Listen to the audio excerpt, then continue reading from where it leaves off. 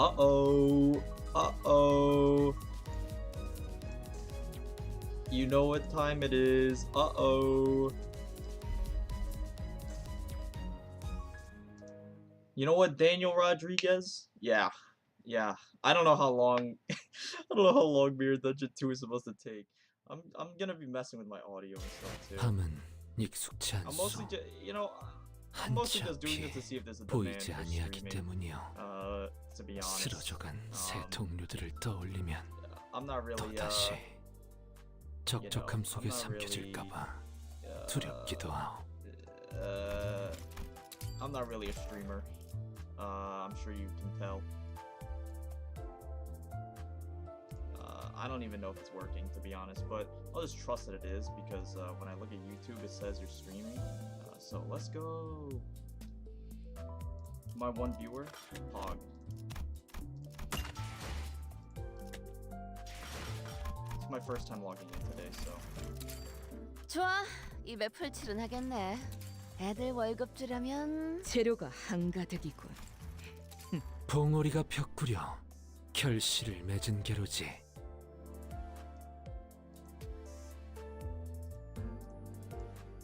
Let's go. Dude, so true.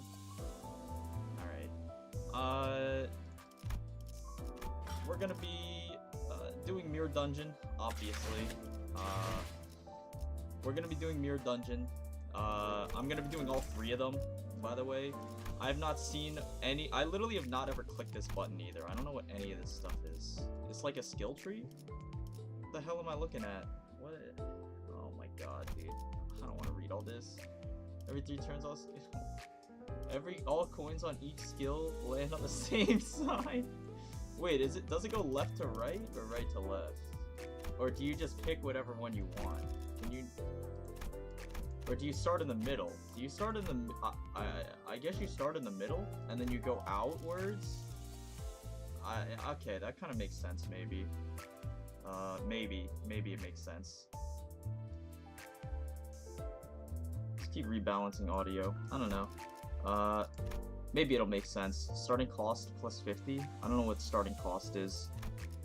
And then this looks like just health, insanity, regeneration. This is like attack boost, I guess. Looks like. Okay. And then what is this? Ego resource for all affinities. Starting cost. Gain 10 cost. Ego resource. Okay. Sure. So this is like utility, I guess. Center to sides. Bet. And then what is this? This just looks like speed and defense. And then these are like the capstones, I guess. The first stagger thresholds of allies are nullified. That's funny. And then every 3 coins, all coins on each skill used by allies land on the same side. I mean, this is just hilarious. I mean like, bro, I don't know if that's ever good. I mean, I don't know. Oh, the first stagger thresholds of all allies are nullified. That seems turbo crazy though. Audio sounds good. Maybe game a little more than voice. Sure, I'll turn the game down a little. And then, you know, when gain 10 more cost after winning a combat encounter. So I guess cost is like the currency. I'm like starting to remember. But we're gonna be first off, I have to like uptie a bunch of stuff because I haven't uptied anything either. Because there's just not been a need to uptie anything recently because the content has been not hard. So I've not uptied anything recently. So we're gonna have to uptie some stuff too. Here I'm gonna be using the Kong Lu for sure because he looks interesting. And I don't even think you have to level him. I think when you start Mirror Dungeon 2, doesn't it like level your stuff to 35? So I don't even have to level him, which is neat. I'll skip the story. I'll read it later. I'll read it later.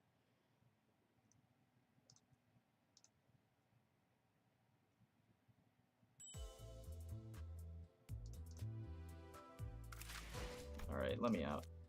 Okay. Sure. We'll keep him on the Copium art. I like that one more. Anything else? I mean, yeah, probably uptie a bunch of egos too. that I haven't ever done.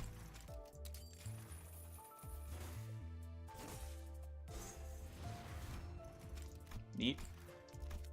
This too, because it's obviously super good. Why is this at 1? Oh, you have to just swap it off. Okay.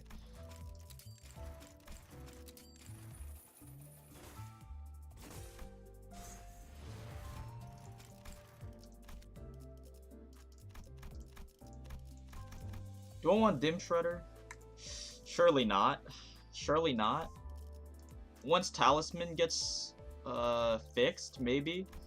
Once Talisman get fixed, I'll use Dim Shredder, and I'll try like I'll try a Rupture Team. But until then, I mean, there's not really a point, I don't think.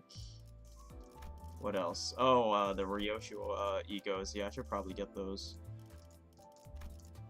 I don't really need to up-tie any of these either. I mean, AEDD could be funny, but that's mostly like a gimmick, I think.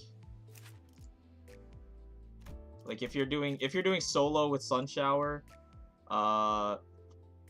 if you're doing solo with Sun Shower Heathcliff,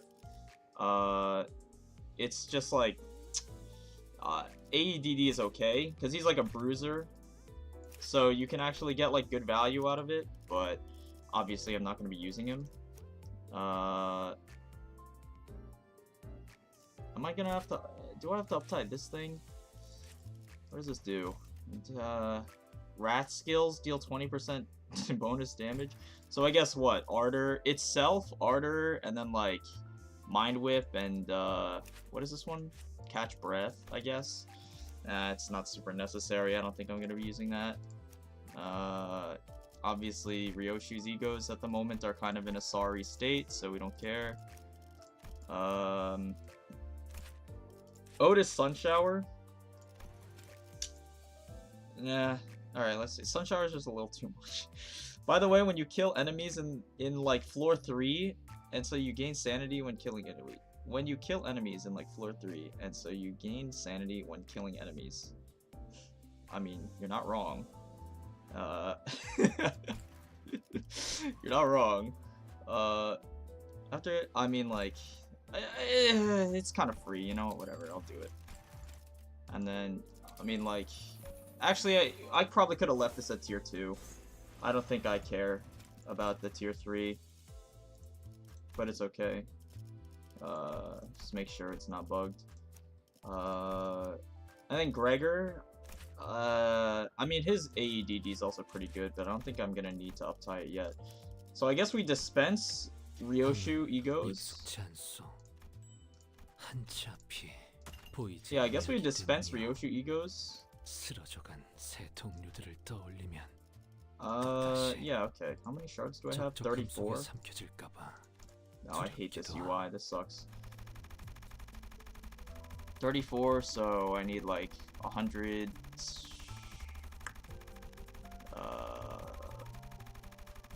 Once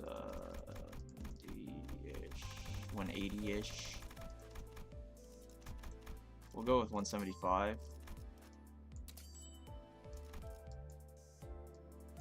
Alright.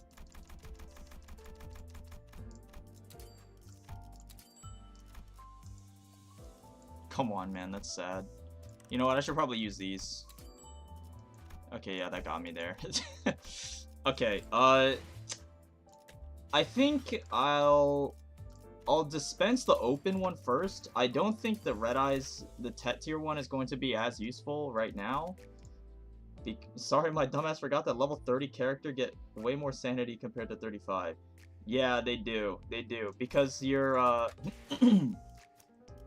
your level difference means that when you kill someone, yeah, the base value is raised by 10 per level difference, basically. So, yeah, when you kill someone, you gain a ton of sanity. If you're under-leveled, which is kind of annoying, for sure.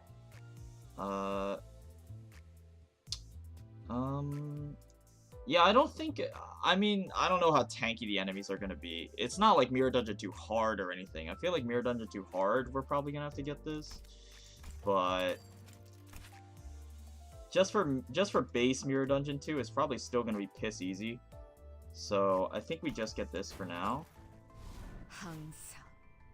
지켜보고 있었지. Because this one is more generic. The other one is very niche. Like in Railway, I'm definitely gonna get it by Railway, because again, it's like one of the only good sources of slash fragility. Unless you're using 7 section skill 3, it gives 5 slash fragility, which is really super good. But until then, I don't think I need it. So we're just gonna do this instead.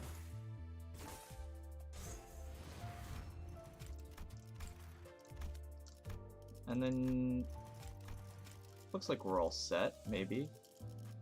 The blank opened. The eyes opened. Holy dudes, PM is a genius for that. Make sure I've got the right egos on here. I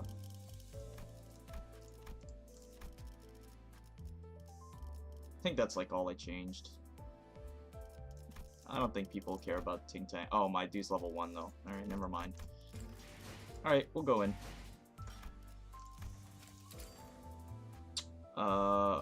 New ego gifts. After winning combat encounter, gain 3 cost for each enemy. Start of the combat phase, gain a random ally gains 3 poise. Prioritize allies with gloom skills. Multi-target skill, increase damage by 20%. Oh, this is an old one. Lin, yo, what's good, Lin? So exciting to have viewers. Yeah, you know, this is just to see if there's a demand, like if people actually care if I stream or not. Because I wasn't, again, like I said in my videos, I was not intending to record Mirror Dungeon 2 because I just don't care about Mirror Dungeon 2.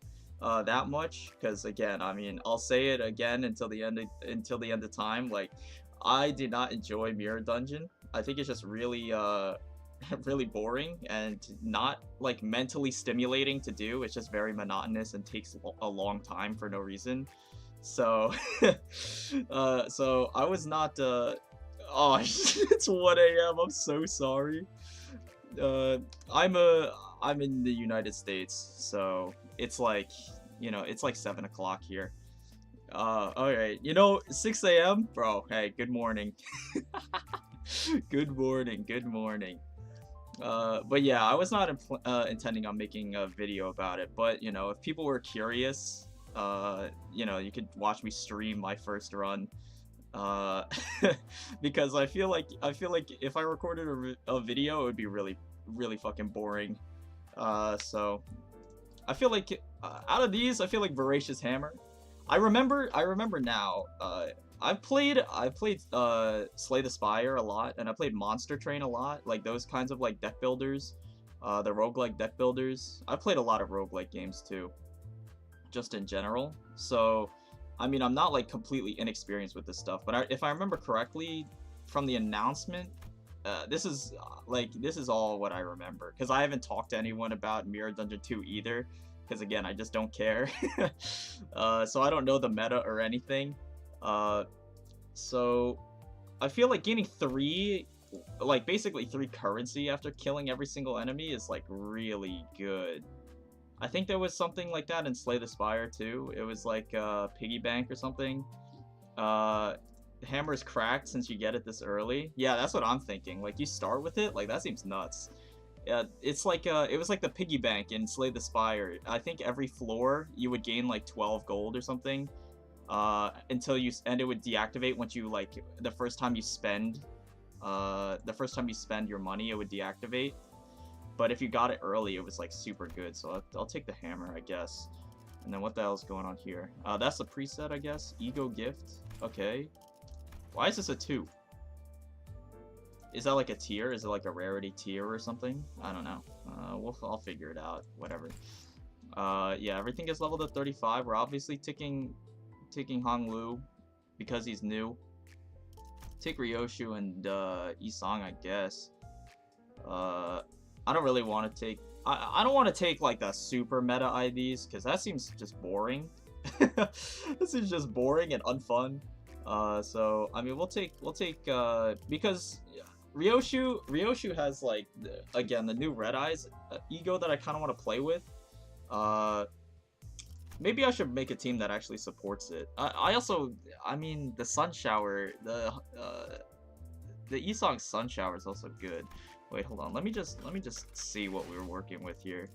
This is 4 resources. Pride.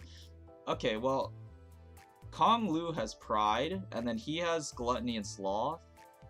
And I don't think anyone has Gloom. If I take these 3, I don't think any of them have Gloom. Yeah, they don't. I mean, we could also do like Ebony Stem Turbo, Old Reliable. Gonna have to dip, be back in a bit. Oh, 4 tiers, yeah, rarity tier. Yeah, okay, that's what I figured. Bring Slosh Ishmael. I mean, like, I could Uptie Slosh Ishmael. You know what? Okay, if the first run goes good, I'll do, because I'm doing all of my weekly in one go here. So if this first run goes good, and it's not like problematic, I'll bring Slosh Ishmael. Basically a dead weight though. There's like no, it's like no reason to. I feel like, okay. I mean, change of plans. Maybe we turbo. I feel like AoE ego spamming is probably gonna be the move no matter what. I feel like we either turbo Red Eyes open, we turbo Spider Bud, or we turbo Sun Shower, which got bug fixed, so it doesn't do like 3,000 damage anymore. Unfortunately, it only does a couple hundred. Like, it only does like 400. What a shame. Or we turbo Ebony Stem. I feel like Sun Shower is easier to turbo than Ebony Stem is, though. And maybe we want to Uptie, like, I don't know. Maybe, you know what? I'll Uptie. I'll thread spin this to level 2 so that we can get the passive. I'll do it to level 2 so we can get the passive. Okay, sure. Come on. Okay, there we go. Just making sure. I'll get it to level 2 so we can get the passive. I don't know how it fucking works with the ampule. It's so strange, the interaction. Like, I keep seeing different videos of like, okay, well, he revives like normal, or he revives with 1 HP, or he just fucking dies and he just ignores the passive, and I'm like, dude, which one is it? Dude, which one is it, man? Yeah, we'll see. Normal diff is really easy until floor 4, but after that it's just ego spamming because the enemies just get mega cracked buff. Yeah, that seems about the same as like Darkest Dungeon 2. I feel like I haven't played Darkest Dungeon 2 since like their open beta like years ago. I think it was like 2 years ago, 2 or 3 years ago, I think. I have like 600-700 hours on Darkest Dungeon 1. And then I played like a fair bit of Darkest Dungeon 2, but like the runs in those games, like the runs in Darkest Dungeon 2 take like fucking forever, bro. It's like 4 hours like average or something for each run in that game. So I'm like, dude, oh my god, I don't got the time for this. Even though it's just a fantastic game, but I haven't touched it in a while. So I don't know if they changed it. But the way it used to work was like the enemies in that game start out like super weak, obviously, but instead of introducing like harder enemies as you get further into the game, like further into your run, instead of introducing harder enemies, they just had the same enemies, but they had but those same enemies had like just buff modifiers on them when you got to later floors. It was like, you know, mine like plus 20% like debuff resistance or something, and like, you know, plus 20% like damage resistance and stuff like that, which like wasn't like super bad. I understand why they had to do it, because it was, again, this was the open beta. Yeah, I did talk about it. I think it was in the Mirror Dungeon like patch note video. I did mention it, but like I understand why they had to do it, but it was kind of lame, objectively. Again, it was like open beta, so, you know, whatever. And the game was really fun. Like, I still played this like the fuck out of it. But it was kind of tiresome seeing the same enemies over and over. But I imagine it's kind of the same thing like that, where it's the same enemies as usual, but they get like health and damage increase, maybe like health and offense level increase. and then, you know, like some sort of buff modifier, like, you know, maybe they start with like sanity or something, I don't know. But I guess we'll do an AoE spam strategy. We're bringing Konglu, obviously, and then maybe we spam Spider Bud, so we don't bring Isang. What is what? It's Envy, Wrath, and Lust, which she can support on her own. We kind of I mean, like, I don't think Konglu has even any remotely relevant. Actually, I mean, not really. You know, maybe we'll get D Shredder to tier 3 actually, because I feel like it's gonna get used. We'll just get it to tier 3. Fuck it. I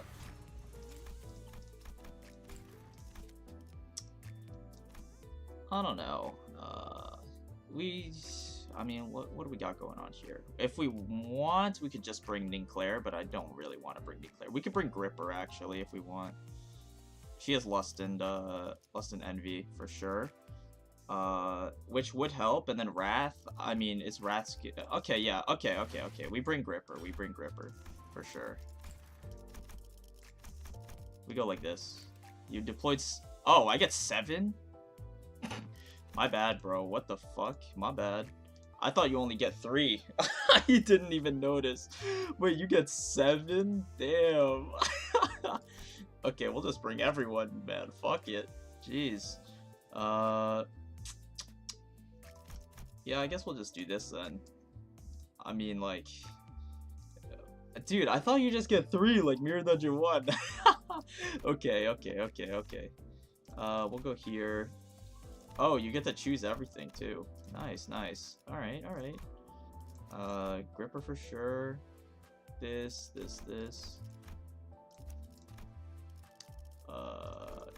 Here. We go here. Yeah, it does get boosted to 35, which is neat. That's cool. Man, they gotta like fix this, they gotta fix this damn bug, like, where the art keeps getting reset. It's so annoying, bro. Like, why does my Uptie art keep getting reset? It's so annoying.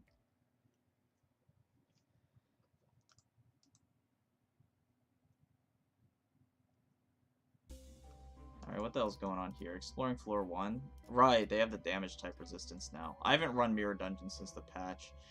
I guess we want Slash here. You get 5 people? Oh my god. Okay, jeez. We go... Probably... I mean, Chef doesn't benefit from more actions, mostly. Only MD2 hard is when you actually don't get a lot of starting out, since you have to use cost to actually make this squad. Okay, I see. So, like, they're gonna give you, like, a starting total of currency, and then you have to buy the IDs. That makes sense. Yeah, okay. Slash, I mean, I don't know how long these battles are gonna go either. We go something like this. What is our I mean, okay. If anything, we want Don to have the first slot. Here. Here. Sure.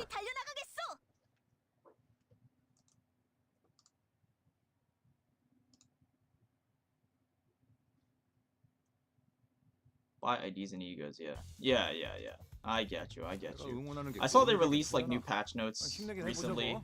I haven't read them yet. They also, I did see like the teaser for the new Ishmael. Looks pretty good, honestly. Obviously I'm a huge fan of the Liu IDs. I think they're kind of neat. They feel good to use.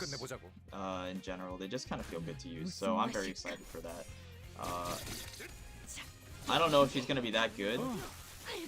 It mostly depends on if Burn's gonna be meta. I feel like yeah, they're relatively the same. It's just that it's 5 floors now, so procrastinating is gonna bite my butt. Yeah, see, that's what I'm thinking. That's why I'm playing it now, because usually I put off all of my Mirror Dungeon until like the last day in the week. Usually I put off my mirror dungeons until the last day in the week and then do them all at the same time, but I figure like, you know, one, you gotta get in early. You gotta ride that wave early. And then two, you gotta 적출할게요. you gotta get it out of the way. Like 5 floors seems like it's so long. Thankfully it looks pretty damn autoable though, so I mean, you know, maybe I overthought it a little bit going in. I feel like it's just way piss easy. 우리가 우세. 서둘러 내 끝내보자. 앞을 막을 자는 없어. 이제 쓸만해졌군.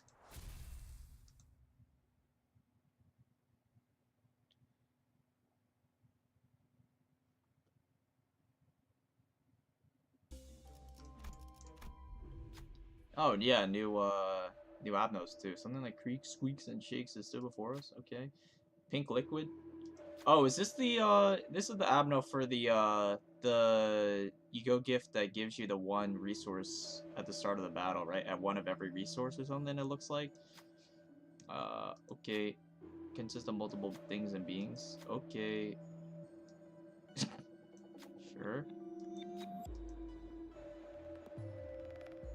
Put the pink droplet back into its pink body.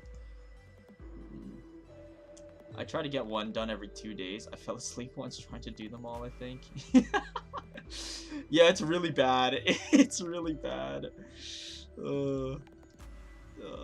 I mean, you know, okay. The way that the ego gift looks, I feel like putting the droplet back is probably better, you know? Gloom Envy advantage. Okay, we're leaping. I'm just so good. It's only right to put it back where it belongs. Yep, yep.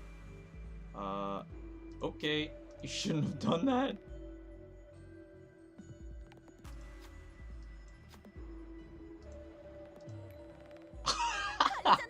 Okay, you know what? Maybe I fucked up. It's okay. 투입합니다. My bad.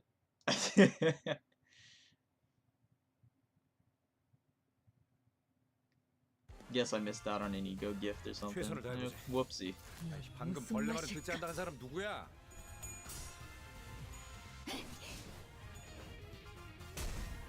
깨어라.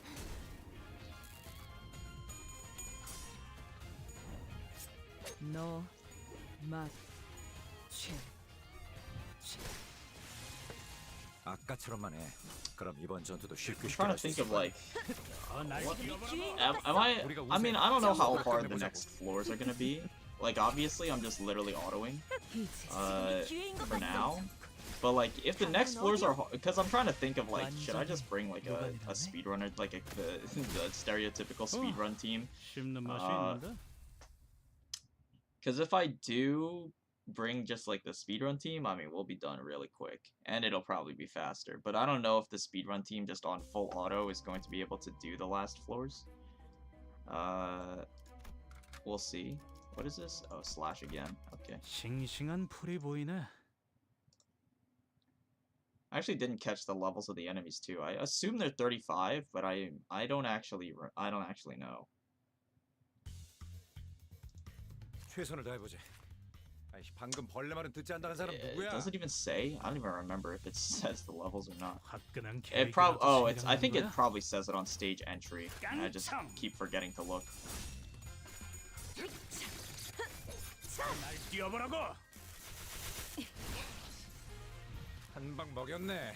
내 이 기세를 앞을 I 막을 mean, 자는 없어. these guys just have they have no health, so I'm just assuming that they're like super low level. It's just Kanto 4 enemies and some new Abnos. Sometimes it's really anticlimactic though. I mean, yeah, that does tend to be how it is. That does tend to be how it is. I did look at the new like the announcement again. I looked at the announcement for Mirror Dungeon 2 hard mode. 서둘러 끝내보자. Yeah, use rip space here. 정화. I looked at the announcement for it. I didn't read through all of it, but I did see like the bull with 600 HP shows up at the floor 5 boss. Yeah, bro, that guy definitely dies in like 2 turns max. That guy definitely fucking just insta dies. Jeez. 씹는 맛이 있는데. But yeah, I looked at I took a peek at the Mirror Dungeon 2 hard.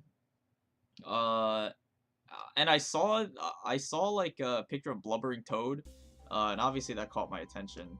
Hold on. At the start of the turn, activate the following if allies 15 plus charge at the start of the combat phase. Ally loses 3 charge and gains 5 offense level. Oh my goodness. If you're dealing blunt, oh, this is the same, so terrible. And then this is just like okay. I mean, we'll take night vision goggles because it's new and it's cool. I mean, if we're doing Turbo Dawn, combat participant to limit +1. Neat. Okay. Oh, there's Sin Affinity too now. Sure. What the hell is this? Hold on, is there a key? Shop, rest stop. Okay, sure. I think we just go for skips. I feel like the skip meta.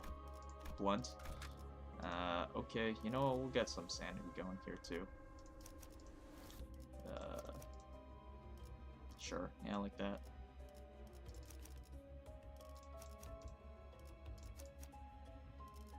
Yeah, okay. 가보지.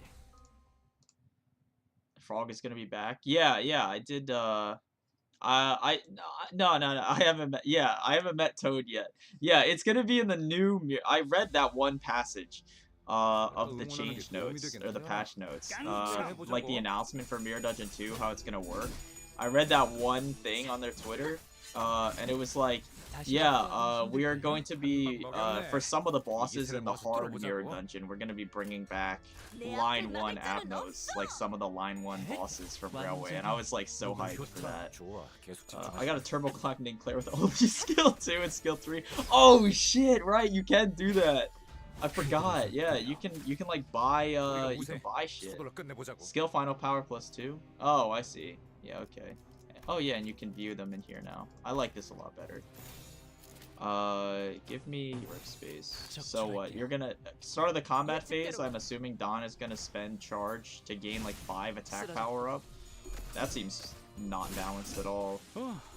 씹는 맛이 있는데. But yeah, for the hard Mirror Dungeon, I'm pretty excited to see some old friends.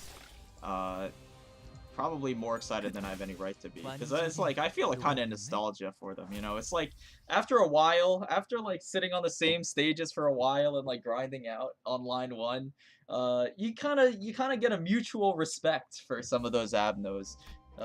Even the Snake, like even the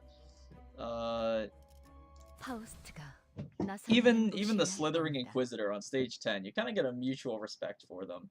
After playing against them for so long, you know? So that's gonna be fun. Snake guy is back. Yeah, I mean I figured he's in Mirror Dungeon 1. So you know, it's not like I'm not getting my fair share of him.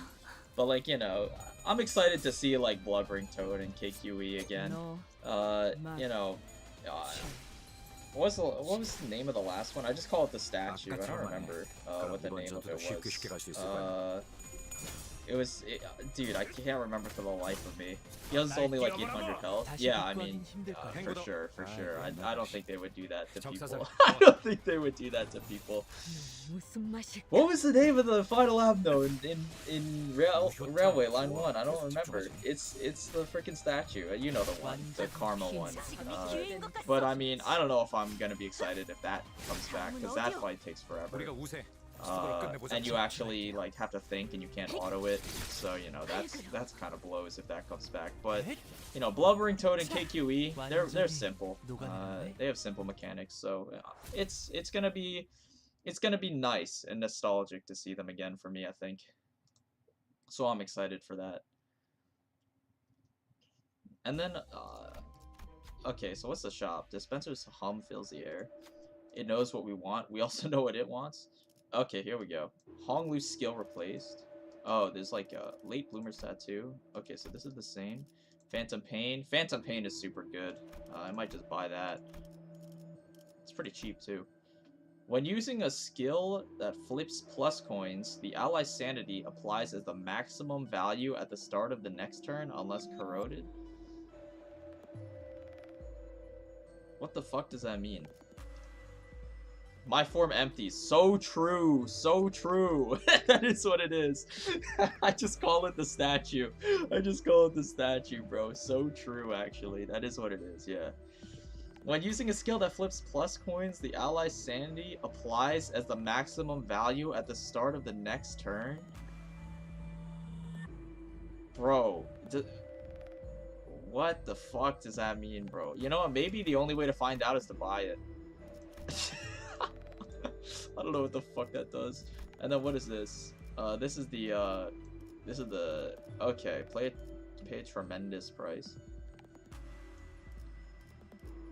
What even are Honglu's skills? Can I even check them in here? I don't remember exactly what they do. I mean, I kind of know. Decay Blade is the lifesteal one. Turn Decay Blade into excise target. Change one of the identity skills, impede the intruder to skill 2 Decay Blade. I mean, you know, yeah, that's pretty cheap. I guess I'll just buy Faith.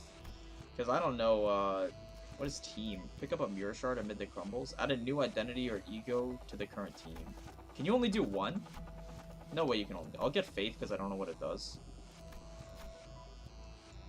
Oh, you can. Okay, okay.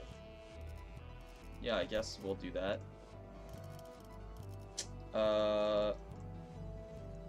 Let's get some healing. Oh, it costs 20.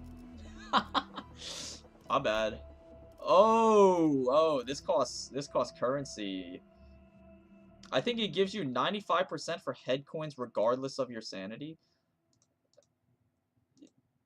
That is like a terrible way. If that's how it works, that is like it's a terrible way for them to word it. Dude, I did not know this costed money. Alright, whatever. Yeah, let's get out of here. And then Rest Stop, I imagine, is just like the Well Cheers machine. I kind of want to see these new checks. Oh, this is a new guy too. A tall ass motherfucker. It looks like damp and slippery. Okay. Seeming quite sticky. See someone next to you holding a large piece of grass.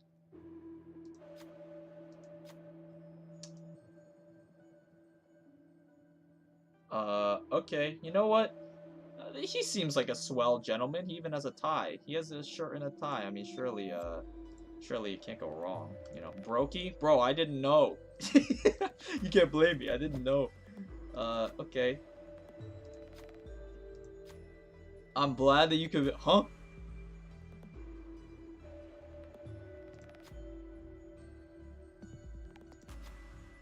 You know, he was bloody. I mean, I'd have to go through the extra trouble of peeling this. Oh my god. Combat encounter? Bro, go fuck yourself. Fuck you, man. Fuck you. Oh, I can bring everyone? That's neat. Dude, fuck you.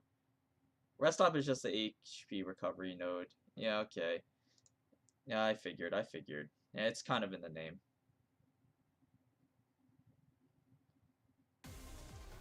Oh, it's just a bunch of you fucking stupid idiots. 160 health, bro.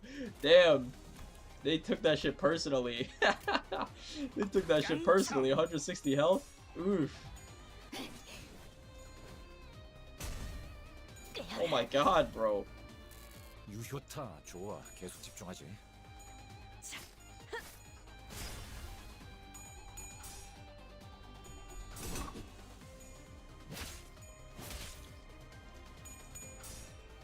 Trusting umbrella guy, bro. He looked pretty swell, all right. He looked like a charming fellow, all right. I don't know what to tell you. Not all, you know, not all of the fairies are bad. That's just racist to assume that they're all bad instantly based on the color of their skin. I mean, come on now. I'm not like that. Not all of the green people are bad, okay? Like the what is it? The fat ass, like the fairy the fairy with the drink, you know? He's not bad. He offers you a little drink. No, he wasn't, man.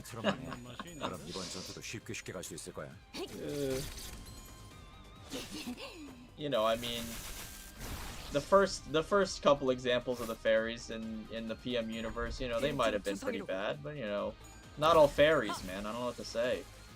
우리가 우세. 서둘러 끝내보자고. Seems awfully insensitive to just assume that they're all bloodthirsty carnivores, you know, carnivores. Only had blood dripping from his arm. I mean, true, but I don't know. You know, maybe his arm got caught in the rain and it melted. I don't know. I don't know that. I'll give him the benefit of the 우리가 doubt. 우세. 직접 서둘러 나서지. 끝내보자고.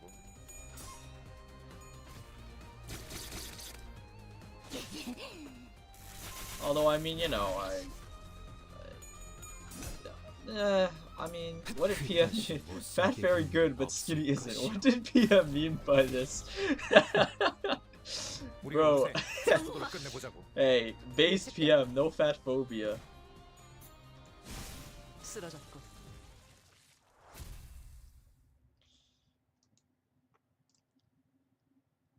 I think it's just like, you know, fucking coward-ass lanky fairy didn't even have the balls to fight me himself. He just sent a bunch of filler enemies after me. That's not cool. Take out. 기차와 Yeah, 같이 sure. 달려나가겠어.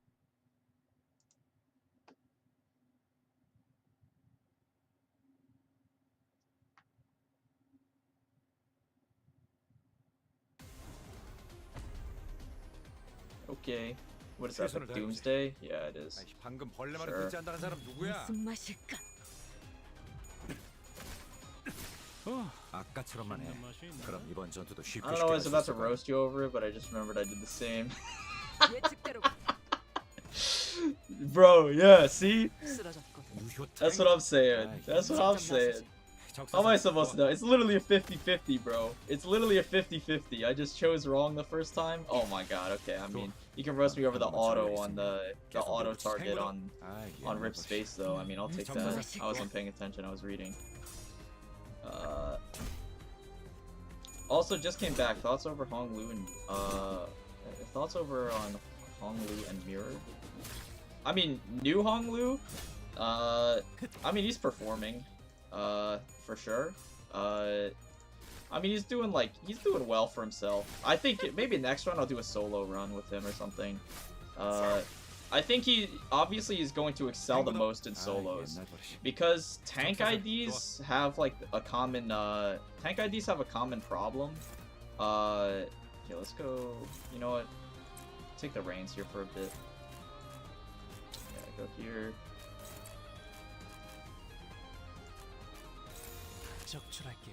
Tank IDs have a couple problems that kind of hold them back in this game.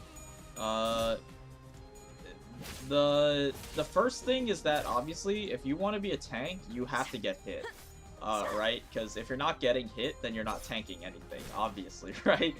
But like the only way to guarantee you getting hit is either if you have good speed, right? So you can redirect clashes onto yourself.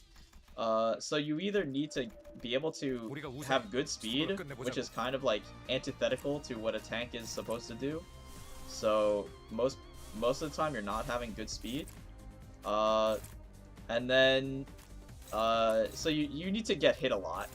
And you also kind of need to have like a lot of actions in order to make your kit like do anything. So most of that is pretty much conducive to just like soloing. That's where like tanks in this game kind of excel the most, is soloing because of that reason. Because when you're solo, the enemies are forced to target you, so you actually make use of your tank stats, right? Oh my god, dude, what the fuck? He just exploded. Whoops. But yeah, the enemies are forced to target you if you're soloing, so you actually do get value out of having like high health and good stagger bar and regeneration and stuff. And then you'll get a shit ton of actions, right? So you can actually like, you know, you can actually do stuff with your kit. Anyways, wrist guards. These are all new actually. At the start of the turn, allies with 5+ charge gain 1 damage up.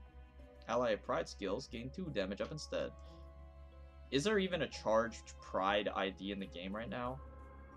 Reindeer is not. Reindeer is not. Rabbit is not. W Don is not. I could not tell you if Mersault and like W Mersault and W Faust have pride skills. I'm gonna be honest, I could not tell you. And I guess technically now anyone could get charge. Like if I overclock Teledon, I could give them charge, but this seems like not good. Whenever an ally deals HP damage to enemies with a skill, inflict 1 tremor next turn. If it was Wrath, inflict 2. Okay, when moving to the next floor, all identities gain a heal by 12% of max HP and gain 100 cost. Dude, give me money. Give me money. And I get paid out here too, right? I don't remember if I got paid out. Hard encounter, but there's a shop. And a rest stop. But I'm forced to take a rest stop, which I kind of don't want to do. I mean, probably, you know what? I mean, yeah, we'll have money. We'll probably have money. Solar, real people always win 50-50s. Man, I don't know what to tell you. Hey, if you've ever rolled tails on Mutilate at 0 sanity, I don't want to hear it. Our action gain order is all screwed up here. We'll go 1, 2, 3, 4, 5, 6. When you're soloing Mirror Dungeon 2 with him is very fun. Yeah, I'm probably gonna do a solo with him after, like maybe not next run, but maybe the run after. I'll try and do a solo with him, just to make him really shine. Because again, that's when he's probably going to be most effective. Oh my god, my ego resources. What the fuck? When your job is to take damage for others, but you excel when there's no one else to cover. Yeah, I mean like. That's kind of the problem. That's why tanks don't really work in team scenarios in this game, right?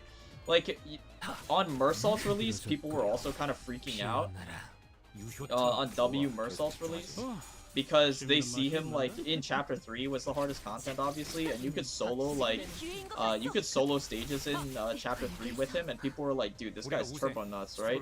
But tanks synergize less, like they get stronger the less teammates they have, right? So like it's kind of antithetical to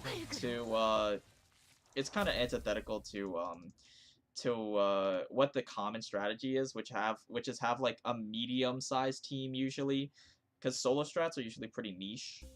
So you generally want to have like a medium-sized team, and tanks soloing is like not that good.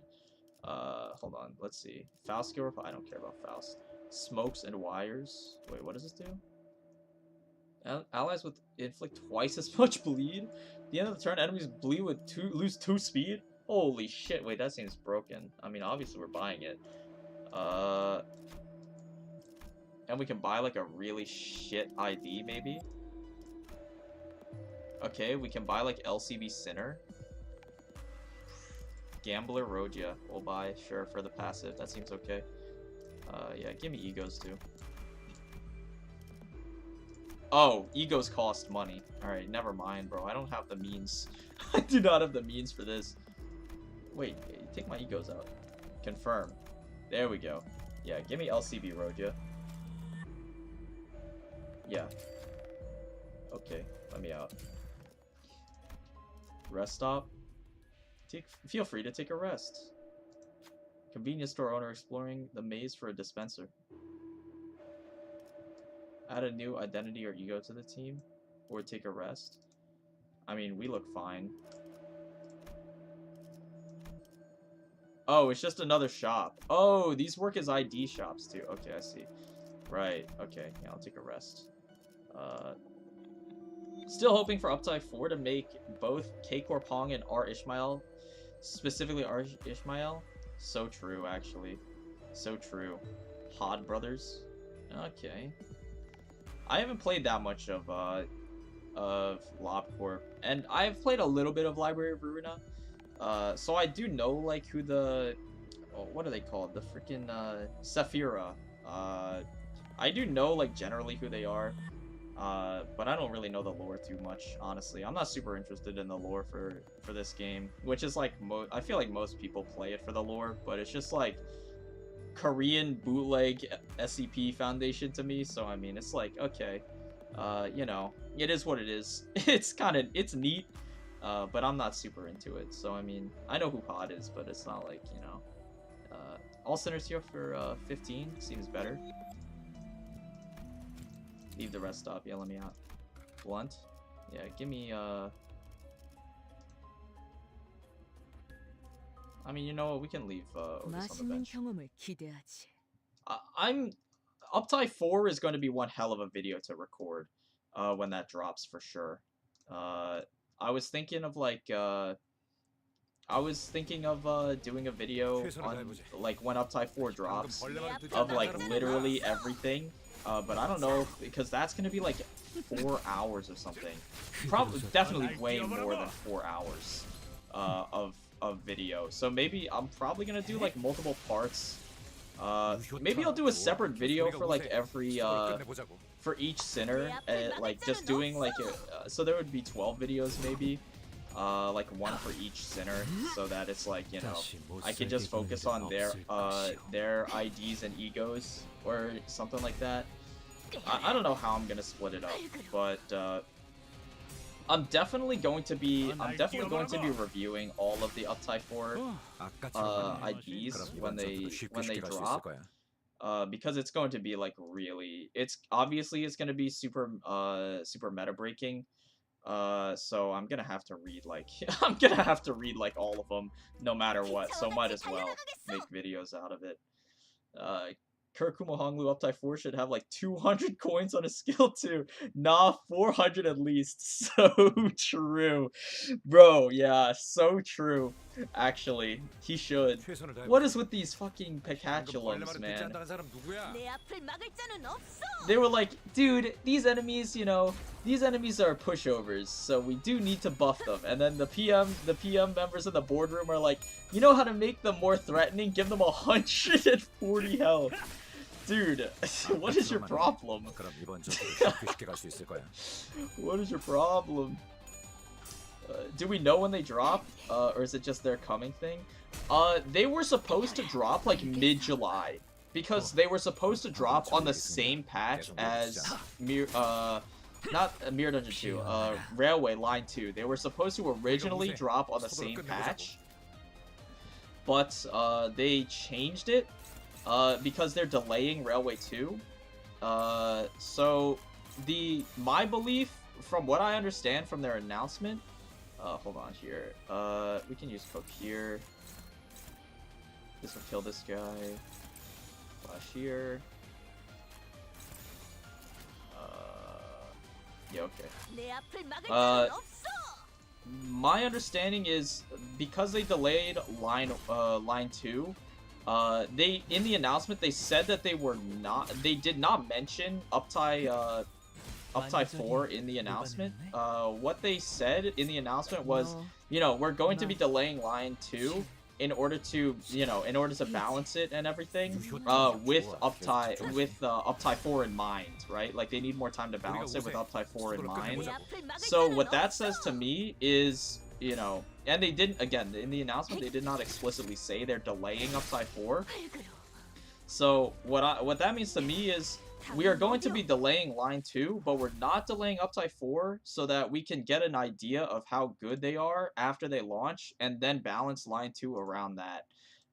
Which means that in theory we should have like a 2-week period to play with Uptie 4 before line 2 drops, is from what I understand. So it should be like mid-July is when it should drop.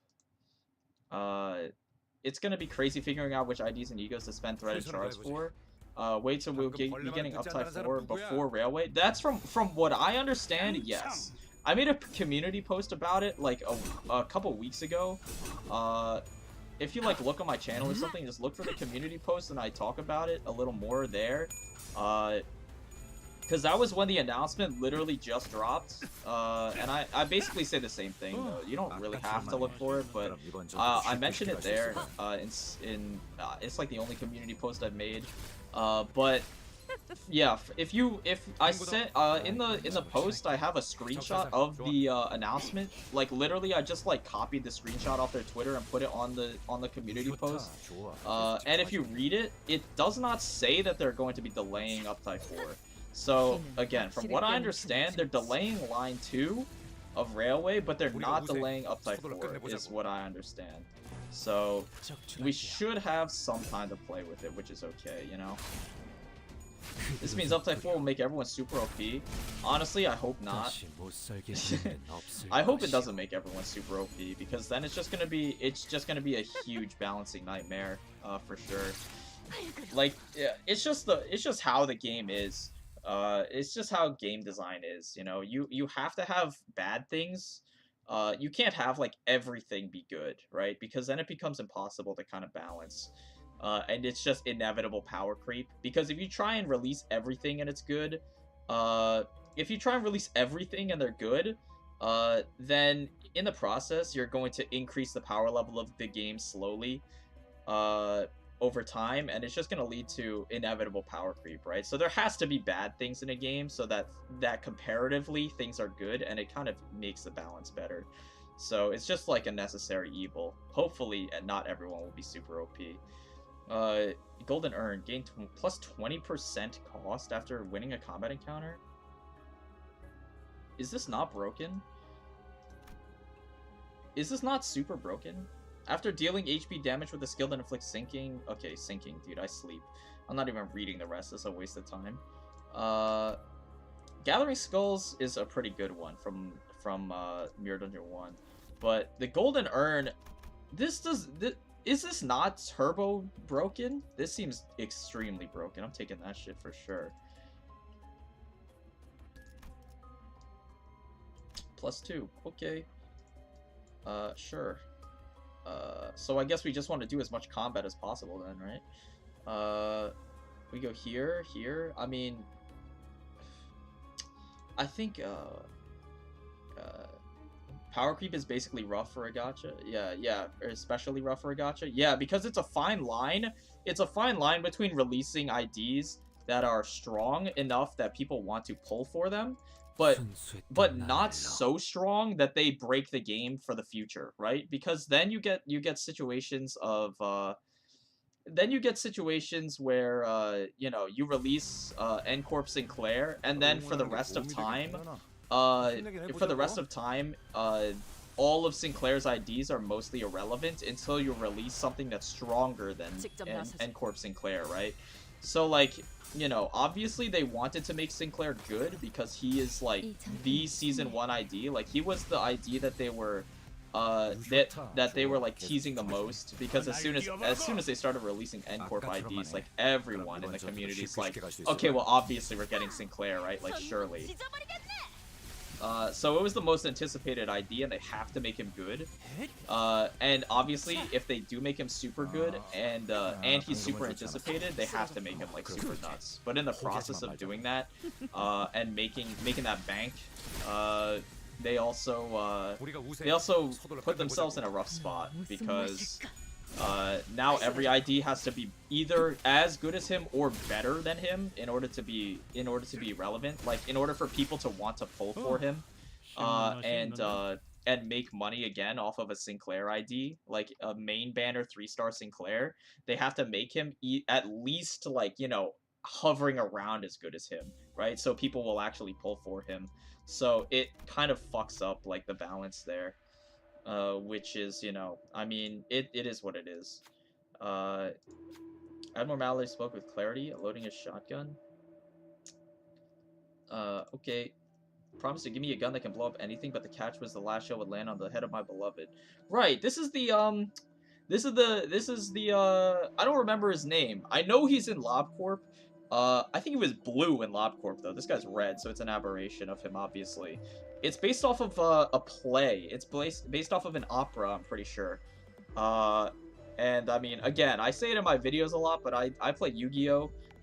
And there's an archetype in Yu-Gi-Oh! That's also based off of that opera, where there's a guy, and he wants to become, like, an insane hunter or something, so he asks a devil, he makes a deal with a devil, and he gets a gun with, like, 6 shots or something, but And the 6 shots are like magic, so they'll always land where he wants them to. But the last bullet will always like is like destined to kill his wife or something. And it's like screwed up, right? There's an ego gift called Lunar Memory, which changes the resistance of every enemy to fatal. It's really rare and it costs 400. Wait, what? There's an ego gift called Lunar Memory, which changes the resistance of every single enemy to fatal? Dude, no fucking way. That's hilarious. Oh my god, bro. Help me, welcome to the stream. But yeah, this is a reference to that opera or stage play. I don't remember. I think it's a German stage play. I don't remember exactly, and I don't remember the name. But there's an archetype in Yu-Gi-Oh that's based off of it. It's called Magical Musket. It's pretty neat. I accepted the gun and am my beloved, huh? Yeah. Okay. Sure. Thanks to that, I'm free to point the barrel at anyone I want, no matter where oh, so, okay. The shotgun can blast anyone with fireworks like it hit them point blank. Yeah. Might have remembered what I don't. Okay. Killing people who remember their loved ones, I mean. Okay. Jeez.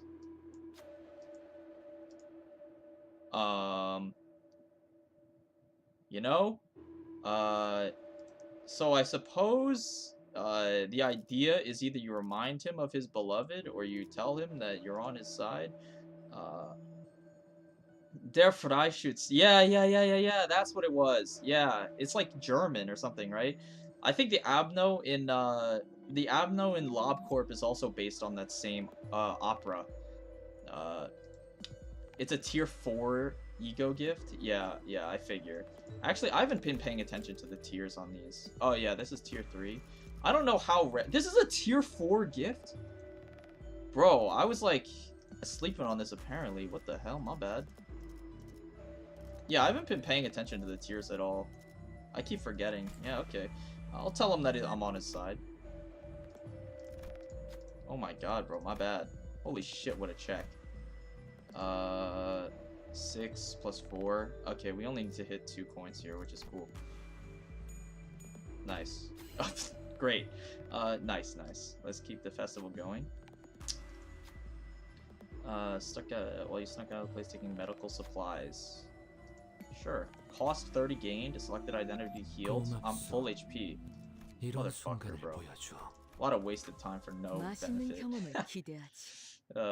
Instant win. Yeah, I mean, if all the enemies' resistances are changed to fragile or fatal, dude, that seems like the most broken, batshit insane ego gift in the game. For sure. It's like not even close. That literally doubles your damage against every enemy. Like, that's crazy. Holy shit, dude. 7 section Otis almost losing in Flash, imagine. That would have been a world first. For sure.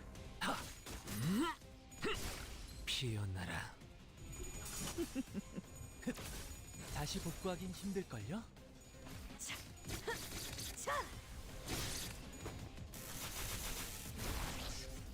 You win some, you lose some. Yeah, I guess. I mean, technically I did win. Technically I did win.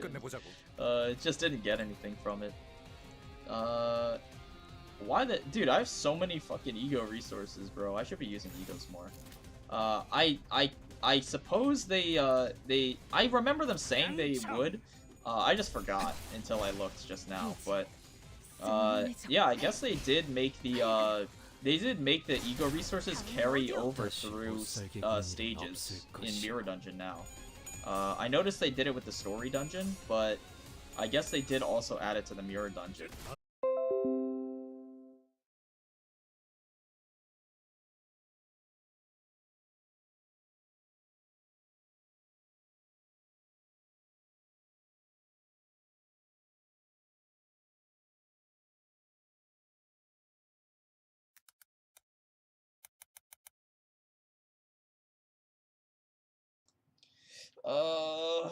Okay, dude, we should be okay, but it's so annoying. I'm gonna restart my game, obviously. We're restarting the game first. Because game is frozen. But I mean, Hold on. Did it crash again? It should not have crashed again. 한치 Hopefully 앞이 not. 보이지 아니하기 Dude, that's 때문에요. pissing me off though. What the hell? 쓰러져간 Because I have not had 새통들을 Wi-Fi 떠올리며 issues yet. Froze again? Damn, hope this 또다시 isn't too frustrating. 적적한 Okay, I 속에 mean, like, 삼켜질까 it is 봐 what it is. 두렵기도 My 하고. PC is, like, freaking out because they're reconnecting everything. Hold on. Like, yeah, drink water in the meantime. Dude, yeah, please do. Stay hydrated. Stay well hydrated.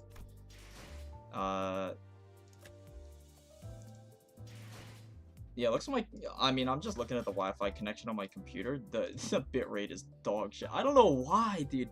Why am I dropping so many frames, man? I'm dropping 65% of frames. Oh my god.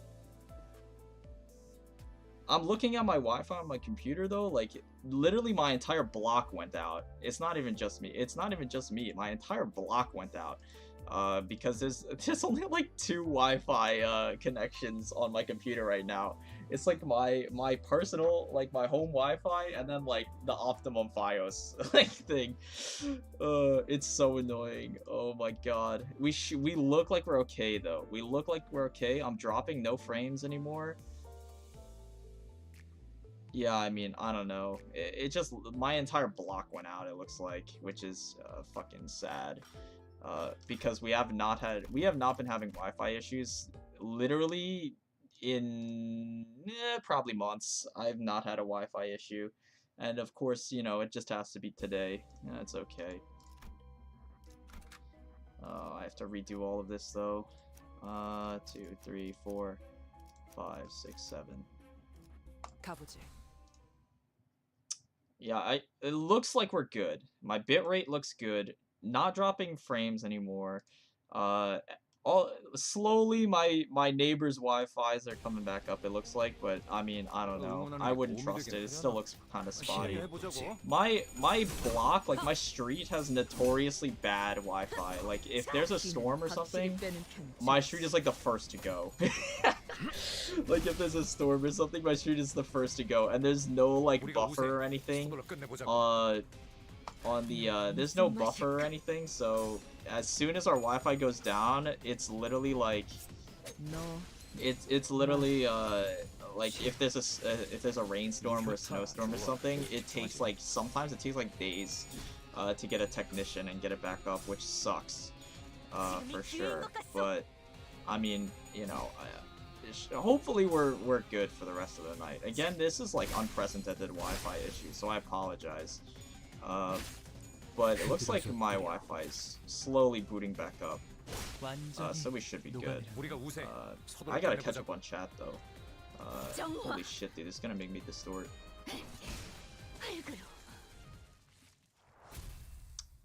Yeah, hopefully he good. Yeah, I'm good. I'm good. What's the strat?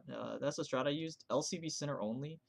Run of Mirror Dungeon 2 on the day it released. The Grand Welcome Ego Gift was amazing for that run. I don't know which one the Grand Welcome Ego Gift is, to be honest. Oh, there's new gifts here. Rusty Coin, my beloved. Headless Portrait. In case of Abnos, 1 random part for each envy skills. Okay, dude, sinking, I sleep. Activate the following Wrath, Absres, or if any allies use a skill, who gives charge. Holy shit, this seems great. Wait, this seems great. You just go leap into rip space. Leap gives 8, this gives 3. Start a turn, you lose 1, so you're at 10. Wait, this seems OP as fuck. And then Rusty Coin, my beloved. Yeah, I'll fucking purchase. Hell yeah. That seems OP as fuck. And then, yeah, give me this too. And then, you know what? Change Concentrated Fire to a Quick Suppression. You know what? Quick Suppress me. And, I believe any support passes I care about? Probably not. Probably not here yet, because I'm poor again. You know what? I want to see Abnos. Yeah. Once again, you win, you lose some. Yeah. I mean, you guys have problems browsing Twitter? I'm actually, surprisingly, I'm not a Twitter user. Even though half of my videos take place on Twitter, I'm not a Twitter user. I only use Twitter for Limbus, basically. And I only check Limbus Twitter if I get pung on Discord for it. So, Oh yeah, just give me paper. And there we go. So I'm not a Twitter user. You know, blessed. Basically, if you bring a sinner that's bad at clashing, get ready to rely on egos and save them from dying in later floors. That's kind of scary. I mean, we have infinite resources. Hey, it's my boy. He's so tiny though. 700 health, but he's so tiny. He's such a little guy. Okay. Sure. Hold on. Let me just waste this guy real quick. We go here. We got good speed roll here too, which is nice. We don't have rip space in rotation, you know. Maybe I reset. Lol. Bad RNG. Maybe I reset. Yeah, get me here. Dim Shredder's not gonna do much of a difference here. And get me here too. Got a lot of chat to catch up on. I haven't been on Twitter recently, so true.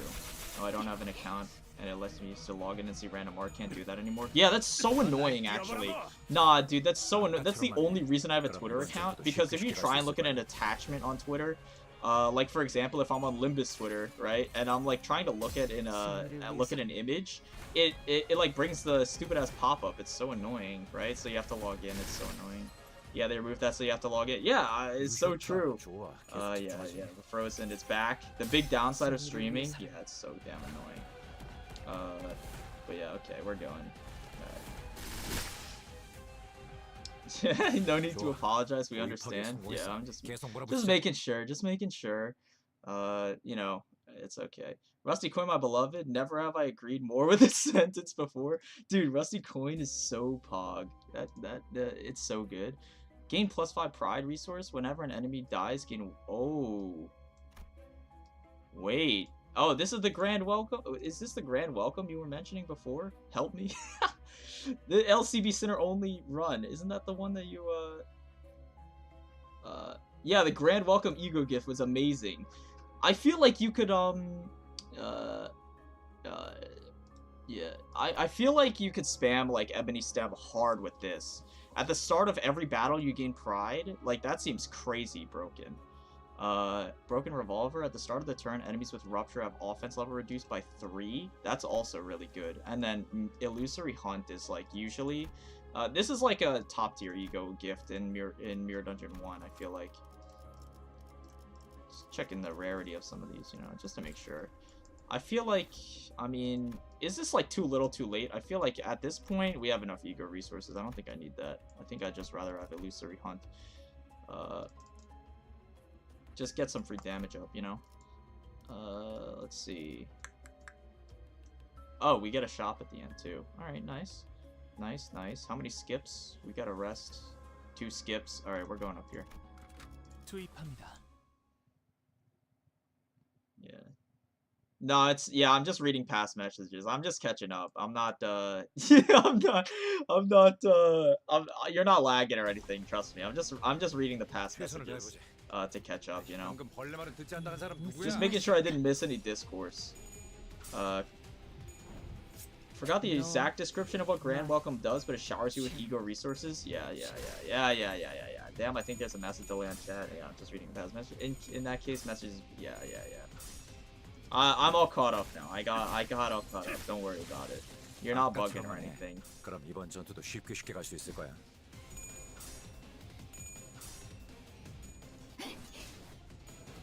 And it looks like I'm just checking the internet connection again, just making sure.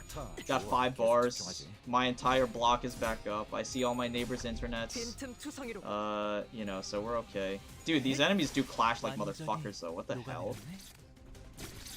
Wait, I've not been reading like the buff that they have for the like the floor 5 buff. How much clash power? Oh my god! Skill final power +1, skill offense level +5, skill base power +1, skill plus coin power +2, skill minus coin power -2. Dude, oh my god! Wait, they actually do clash like absolute demons. What the hell? Jesus, my bad, fellas. My bad. It's not that deep. It's not that deep. I apologize. Oh my god.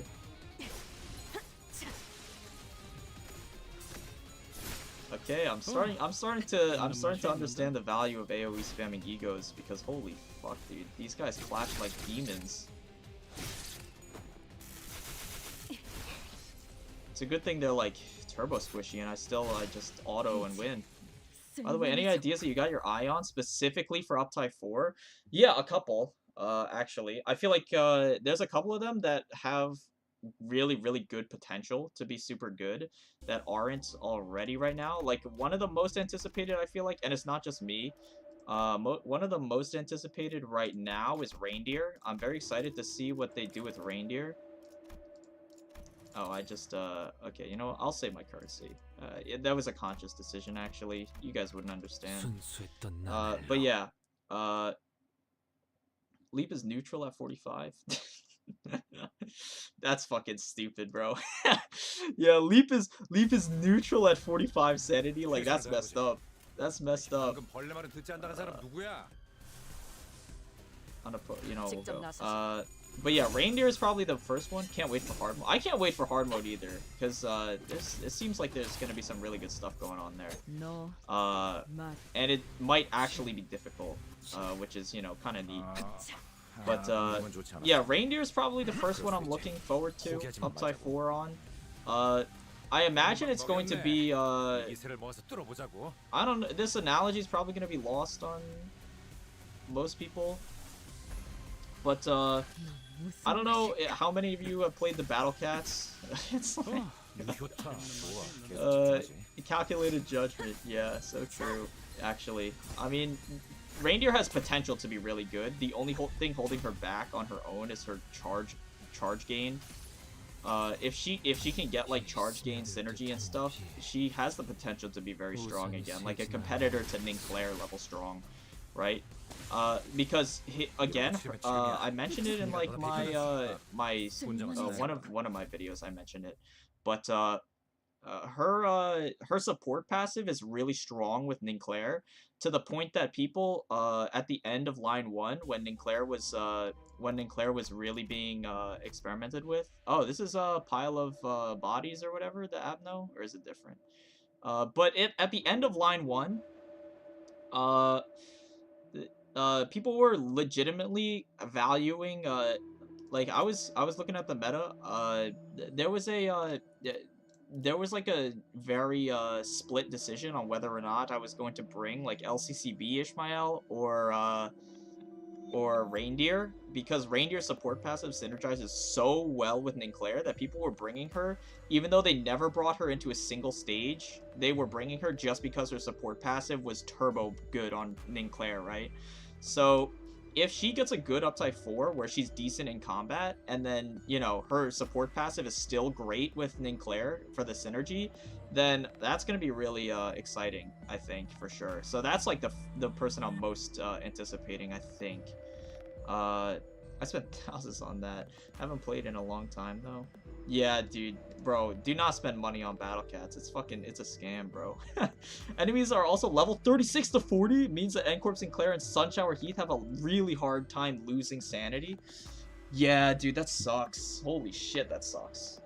I guess that is one way to do it, though. Like, every time Ninclair gets a kill, he gains literally, like, 40 sanity. That blows. But, yeah, I'll talk about Battle Cats after this, but a few clanks and rumbles of life. This is not Mountain of Smiling Bodies, is it? I think that one has, like, mouths and stuff. A patience here. Right. Okay. My bad, guys. I feel like running away is definitely the worst option. There's no fucking way that's correct, surely. You know, these guys seem pretty well educated, you know? They have medical caps and stuff on. Okay, we need 1 coin here. Yeah, alright, you know what? We got this. There we go. Newest patient. This is a small garden and haven. They will be good, on good terms with the others. It won't hurt. Aesthetics are plenty. Okay. Oh. Painkiller. Oh, ego gift. 금방이죠. At the start of the turn, staggered allies heal by 12.5 and gain 3 prot. It's not too bad. I mean, I'm not intending to take the... Oh, let's go. Dude, yes. Eclipse top tier ego gift, this one. I'm sure you already know. I wonder what rarity they assigned it. Is there a way to check? No, I guess you have to check in battle. But like, yeah, Butterflies is so good. I was hyped for making Sunshower work and they put level 40 enemies. Tate Tots, yo, is that the top 10 Limbus Company player? Bro, you fucking know it. You fucking know it, bro. Welcome to the stream. What rarity is Eclipse? Only 2? Dude, this seems nuts. For 2 rarity? I love Eclipse of, oh my god, struggling? Bro! Oh my, +7 coin power, bro, my bad. My bad, boys. Oh my god. Dude, I did not mean it. It's not that deep. Bro, his 1 coin rolls for 7, and then his offense level is so high that it rolls for 12 on 1 coin. Bro, my bad. I did not mean it. Oh, jeez. Yeah, dude. Rusty coin, my beloved. Here we fucking go. Casual, like 500 AoE damage. Yeah, that's great. Yep. Alright, fucking see ya, boys. But yeah, if you've ever played the Battle Cats, I played the Battle Cats for a very long time. I still kind of dabble in it, but mostly I'm like in the, I'm like tangentially keeping track of it. I don't really play it regularly or anything, but I have like an account that's like turbo cracked. It's on the JP server, but I stopped playing when they added behemoths because they're boring as fuck. Helterfly's Dream? Oh wait, wasn't this in the first mirror dungeon? I don't remember. We're taking Great Coat though for sure. Heathcliff skill replaced. You know what? Give me a 3rd quick suppression. And then we can even buy a support passive for ourselves. I don't think there's any good support passives. I guess we'll get Mariachi support passive. Yeah, sure. We'll buy. Bye-bye. But yeah, if you, you got so many amazing ego gifts this run. What a pleasant run. Dude, I mean, like, I don't have a perspective on what amazing ego gifts are.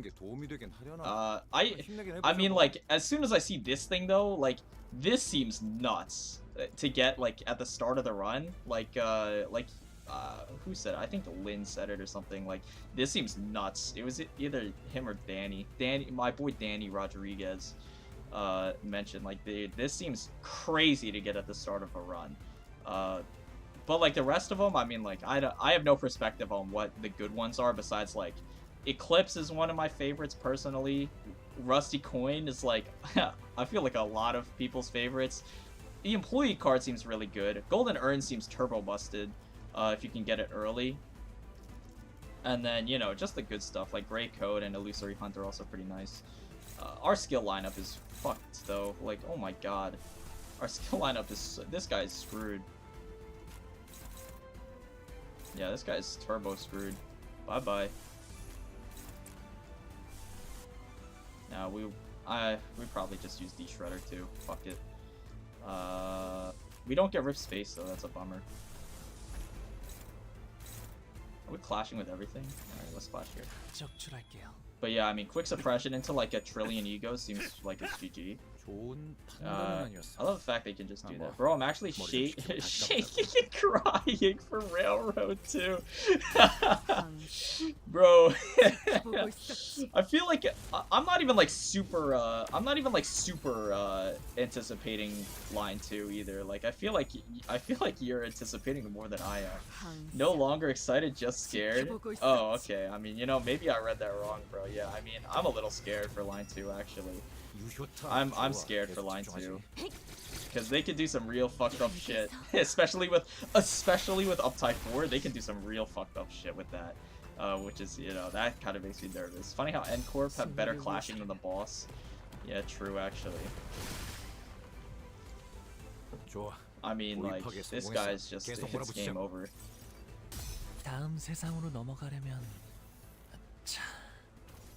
100. that little fucking hit does 100. That's fucked up.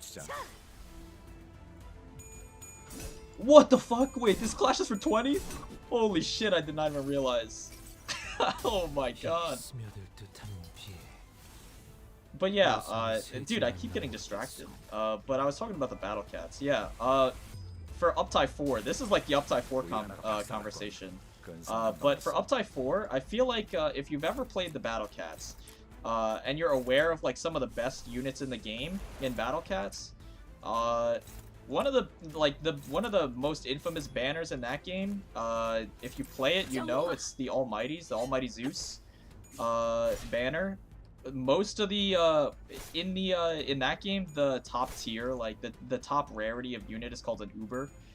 Uber super rare, so it's just an Uber. 이 전투는 승리. The top tier Ubers in that game come from that banner, and they're very infamous for being like super strong.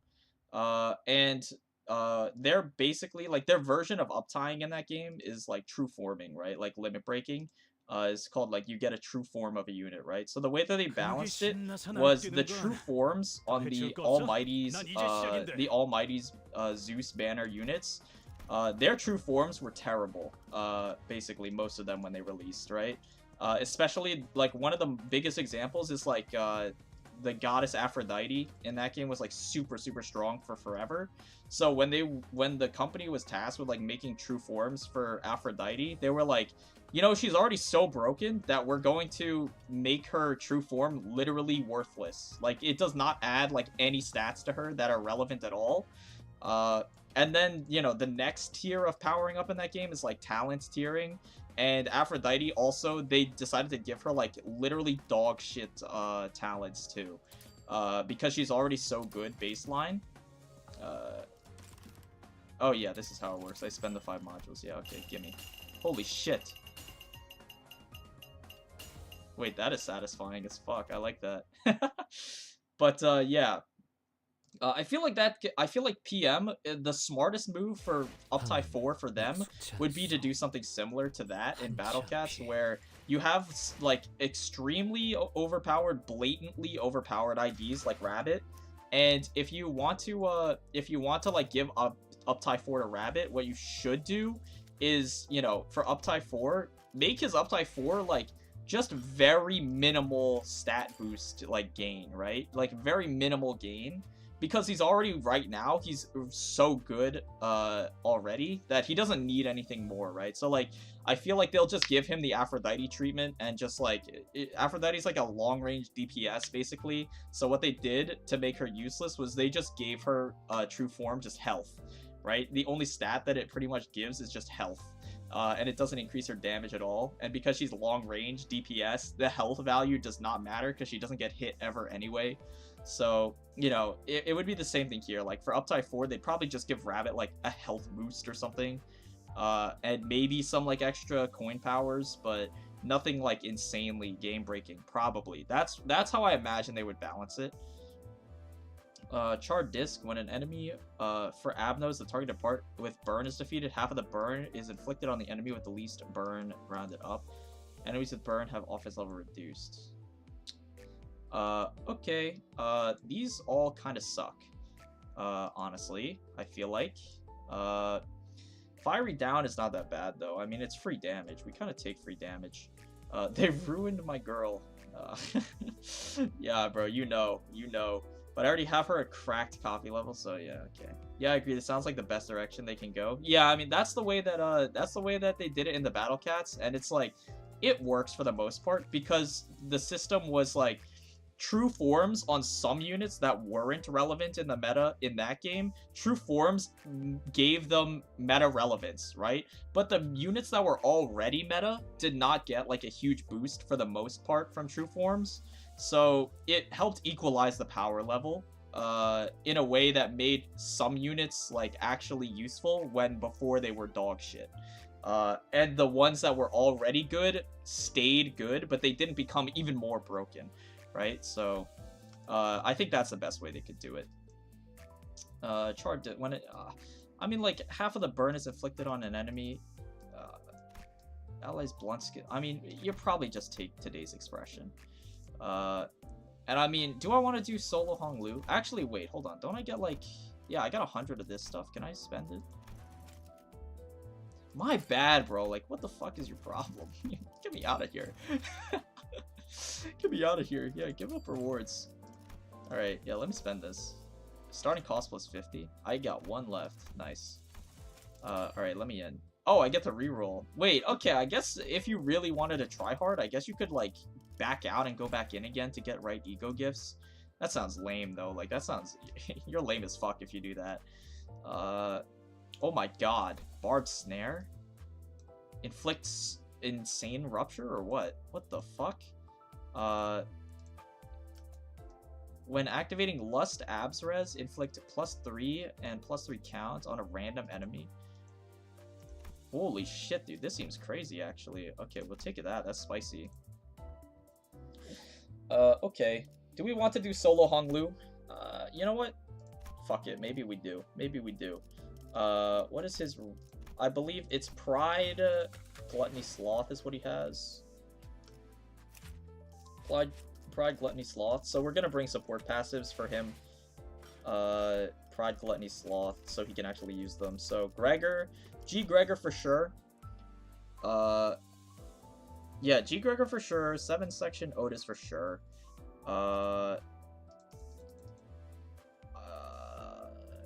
He can't generate Wrath. He has no Pierce.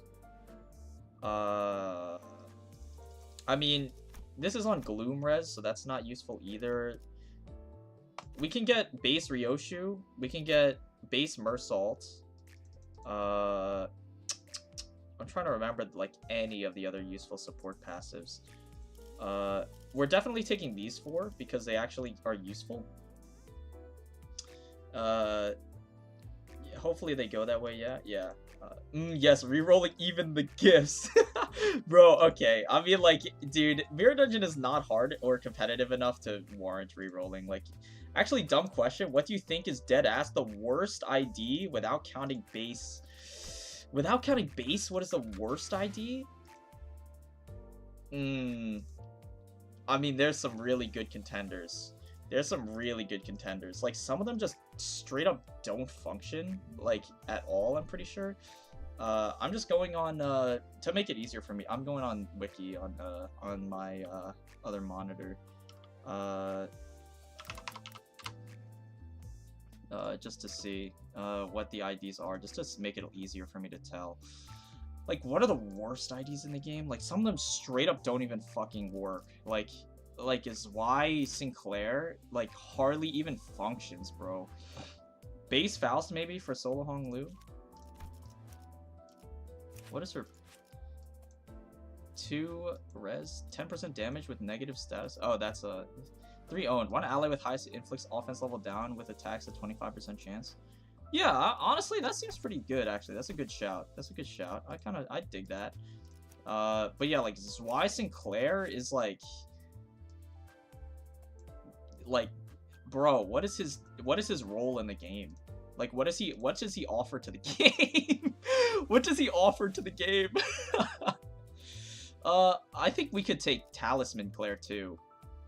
4 Gluttony Res is not hard to get. So we'll uptie him to 2. We'll uptie him to 3. 설령 저주더라도 받아들이겠어요.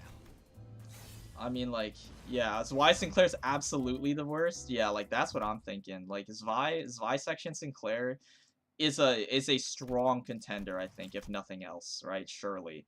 I don't, off the top of my head, like, there's no fucking way. It's between him and, like, there's a few others that people, like, point at as, like, just stereotypically bad IDs. And bro, I forgot that he was the thing. Exactly, bro. Exactly, right? He's so bad, you literally forget he exists.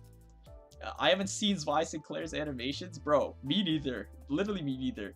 But, like, there's other IDs that people point to as the worst. Like, W. Mersault, people always go, like, stereotypically, like, you know, bad ID, like, W. Mersault. You know, W. Mersault's so bad. But... genuinely, I don't even think he's that bad. Like, hot take, he's not even that bad because his support passive is really good. 4 Lust owned, 1 ally with lowest speed inflicts +1 rupture. That's free damage, bro. It's not even like a bad support passive, right? Like, it's not even a bad support passive. It's actually not awful. So, you know, in battle, if people are talking about in battle, yeah, don't use W Mersault in battle. But, you know, he actually does have a niche in the game that exists, right? He has a use in the game, and it's not even like, well, technically you could use him and he could be good, right? It's like, yeah, you genuinely could use him, and you would notice, like, you would notice this passive is actually not awful, right? But, I mean, I feel like it's just also people just getting cucked by pulling him as a 3-star. That also kind of contributes to people thinking he's worse than he actually is, because he's not completely unusable. Like, Zvi Sinclair is literally, like, he's just not useful at all. Like, I don't know. Heathcliff at least gets talked about being bad. Yo, Fabio, welcome to the stream. Yeah, I mean, Section Heath at least gets mentioned, and I feel like people like overhate on him. It's just like a sad situation because every single other Heathcliff ID is just better than him, including the base one. Like, I don't know about you guys, but base Heathcliff carried my ass in Chapter 3 for some of those human stages. He fucking carried my ass because he's an insane, he's an insane blunt ID that you just get for free, right? He was really good in Chapter 3 for me, so I have a soft spot for him. But yeah, I feel like Section is kind of overhated. Don't get me wrong, he is not good. He is not good, right? But at least he's like kind of usable. Like, there's no way you would ever pick Zvi over any of the other Sinclair IDs, including Mariachi, because at least Mariachi has a good support passive. So you would at least use him for that purpose. Like, the Zvi Sinclair support passive is literally, like, just not that good at all. Ever, pretty much. Like, it's just not good. So you would just never bring him, right? Like, there's just no reason to ever bring him. W Corp Mersault, because he's terrible and he's a 3-star. Yeah, see, like, yeah. If we're talking 3 stars, W Corp's probably the worst by, like, a wide margin. I don't think there's any other 3 stars in the game that are literally worse than W Corp Mersault. Because his only use is the support passive, and, like, that's really sad. I can't think of another Kurkumo Roji is also really fucking piss shit, to be honest. But at least she's, like, kind of usable. Like, W Mersault is literally not usable. So yeah, I mean, if we're talking 3 stars, for sure it's W Mersault. I brought Zvi Sinclair to plenty of meme runs. I can confirm he's horrible. I can confirm he's horrible. In Fear Dungeon 2, he'll be struggling at floor 1. Dude, yeah, like, he can't clash for shit. His coin powers are bad. His niche is bad because he's like a defensive support, which is like, already we were talking about earlier, like, the problem with tanks in this game. Like, bro, he has, like, the same problems with tanks, except he can't even, like, tank for himself, right? Like, he's just bad. He's just all bad. Jesus, he even uses Gloom for his passive. Like, it's just unfortunate. It's just an unfortunate situation overall for him. All of the Blade lineages, not gonna lie. Yeah, pretty much, honestly.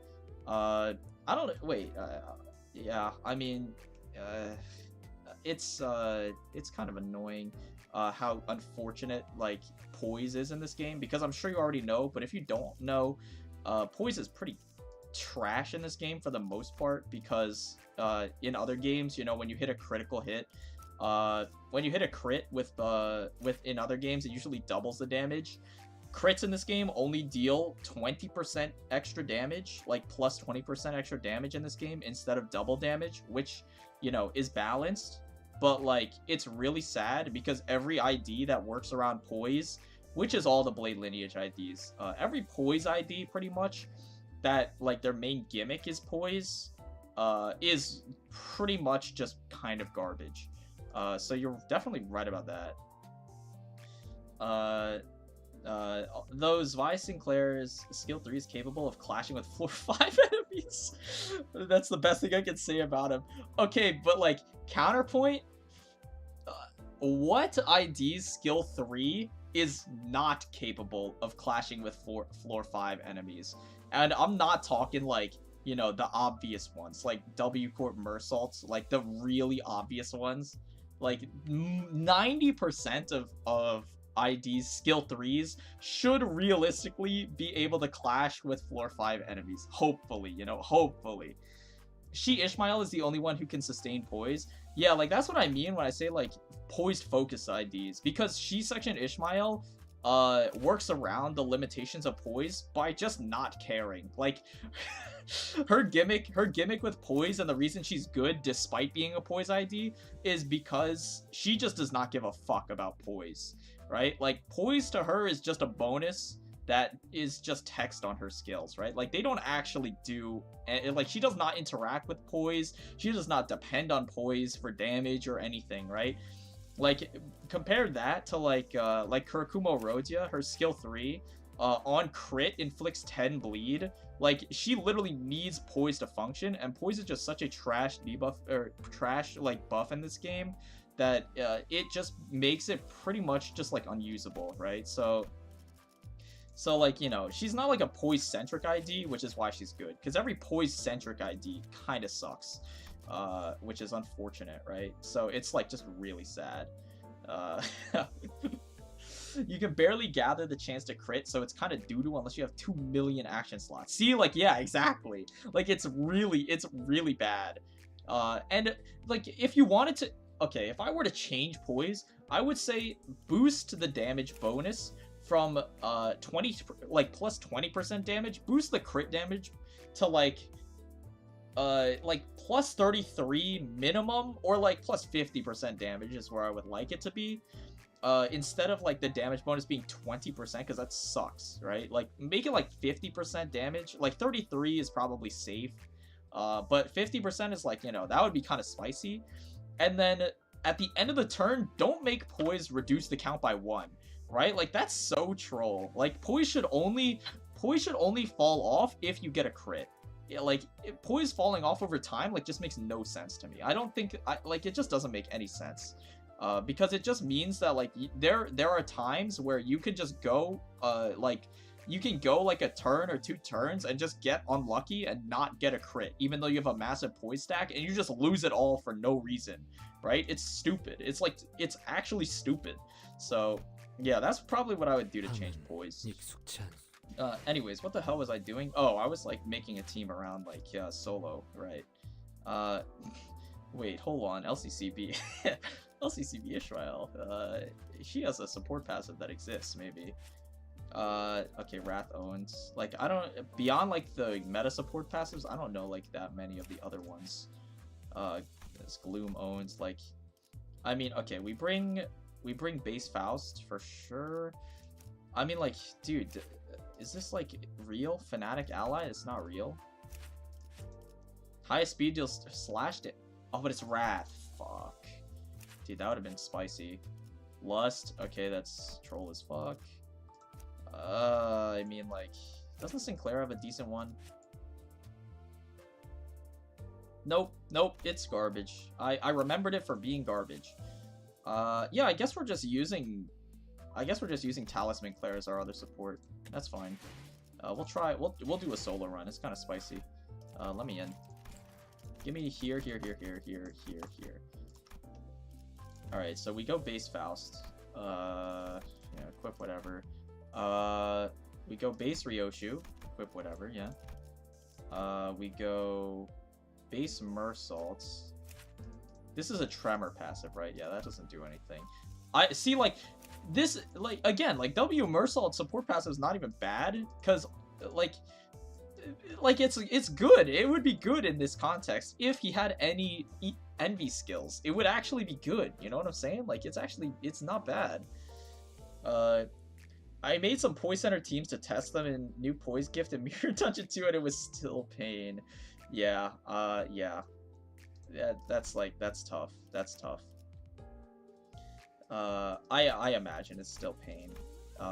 It just sucks that it has to be that way. Obviously. Yeah, we're all set up there. Obviously, we'll go here with, there.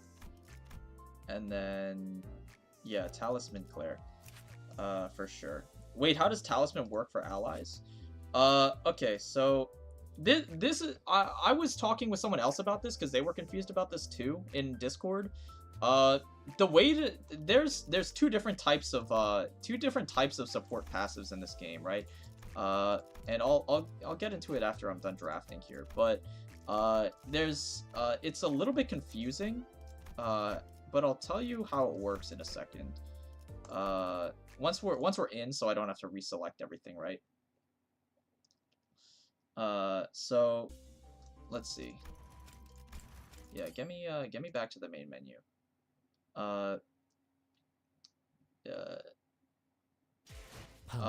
Here, the way that support passives work, there's two different types of support passives, right? And I'll show you the difference here. Let's go with like, let's go with Kleinhammer. I'm pretty sure has this kind of passive. Yeah. So, there's two different types of passives. Kleinhammer has what's called like, I call it a plus passive, where one ally with the highest speed inflicts +1 nails, right? It's very important to note the plus here, because this means that this only applies to skills that already inflict nails, right? Each skill that inflicts nails will inflict 1 extra nails, right? But if your highest speed ally does not inflict nails, then this passive will not do anything, right? So this plus type passive only applies to skills that already have nails on them, right? And same thing with, like, again, W Mersault. Ally with lowest speed speed inflicts +1 rupture, right? So this is another plus passive, which means that, you know, it inflicts +1 rupture, right? But there's other, I can't remember off the top of my head, but there's passives in this game that make people inflict burn. Oh, yeah.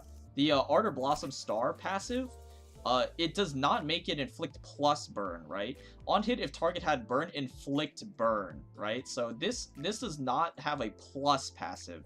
It inflicts burn. So any skill that she uses will inflict burn, even if it was not originally a burn skill, right? So it's kind of the same thing with the Talisman Claire passive, where you don't, it's not like a plus talisman or anything on the ally. It just gives them talisman. And Talisman on its own is just a buff that inflicts rupture, basically. So he'll just gain a bunch of rupture.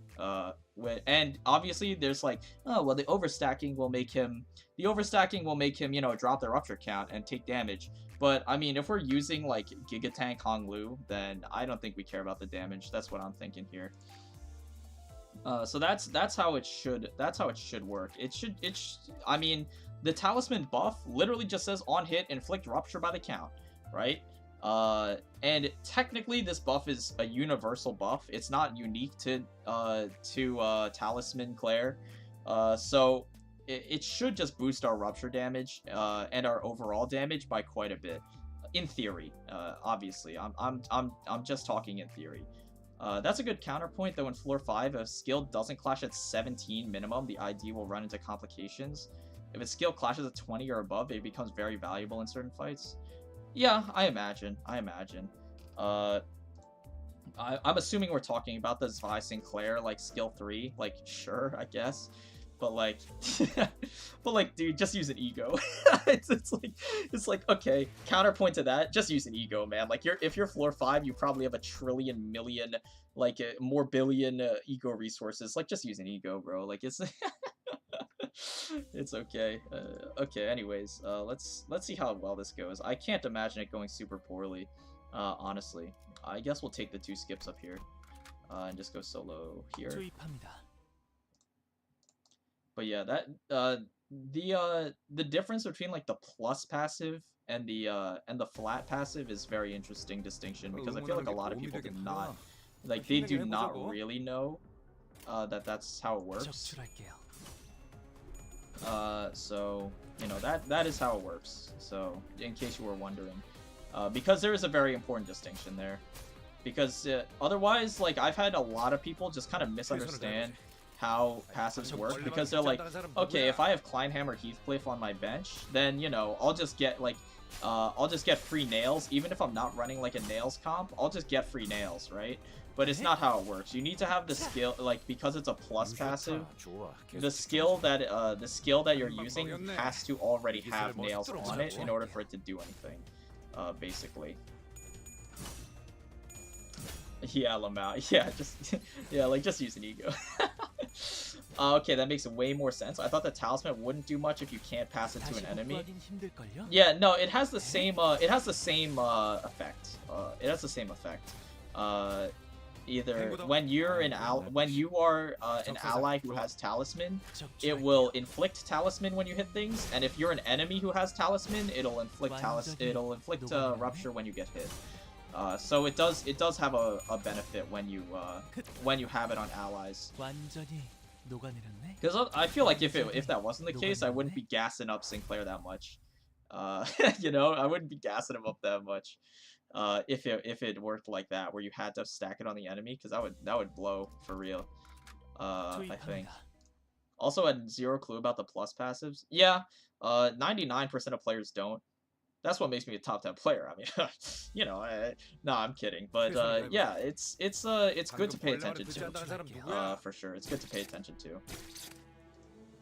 You know, I probably should not have equipped Rosette Desire, actually, because if I end up corroding for whatever reason, I don't want to be corroding into my Uptie 1 Rosette Desire, for sure. I probably want to be corroding into my Dim Shredder.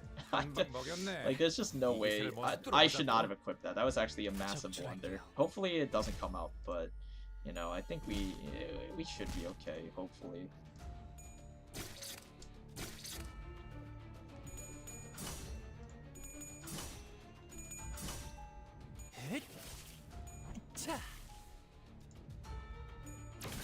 He's trying to gas himself up.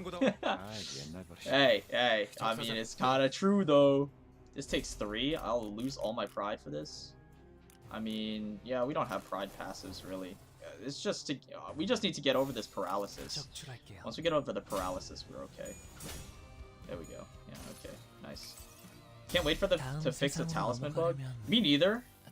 I can't wait either. Because, I mean, effectively, Talisman Claire is just doing nothing for us. There's just not really any relevant support passives that I could think of to replace it with. So we're just gonna use them. Bro, I'm taking 1 damage from these? Hilarious, oh my god. But yeah, the talisman bug, it's so annoying, bro. Like, it's so annoying. I also wish, again, like, I wish they made it more intuitive.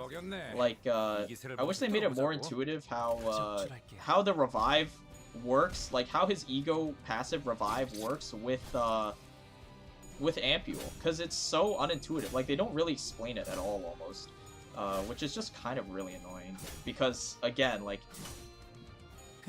I said earlier in the stream, I don't know if you were there when I mentioned it, but it's really annoying how sometimes, like, you get inconsistent results with it. Like, sometimes you go to 1 health.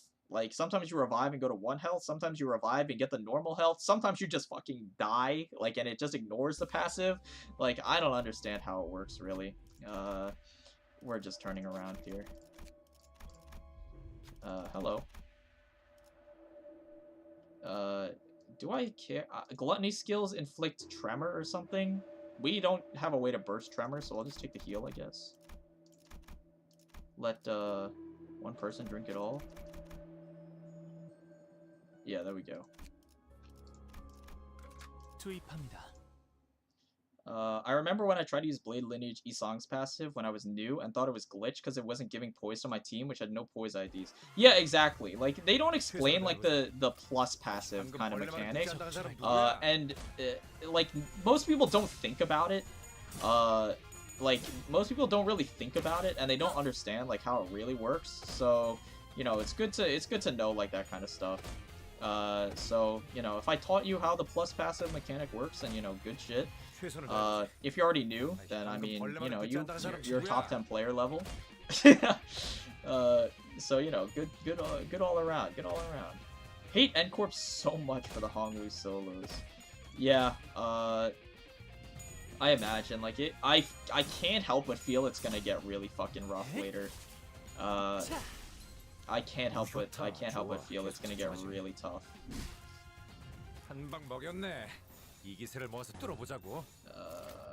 Yeah, okay. I mean, like, I don't really know how I'm supposed to be playing this besides just use skills. Am I supposed to be, like, blocking early on so that I can, like, get Ampule? I feel like that's not, like, if it was an evade, maybe. But I feel like if I'm blocking early on, it's just, like, kind of troll. Like, the G. Gregor lifesteal and then this skill has lifesteal on it, too. Actually, it doesn't have lifesteal because the target needs 10 plus rupture, now that I think about it, which is really fucking sad. So I guess we don't have lifesteal. Oh well. It is what it is, I guess. Yeah, we'll get staggered here.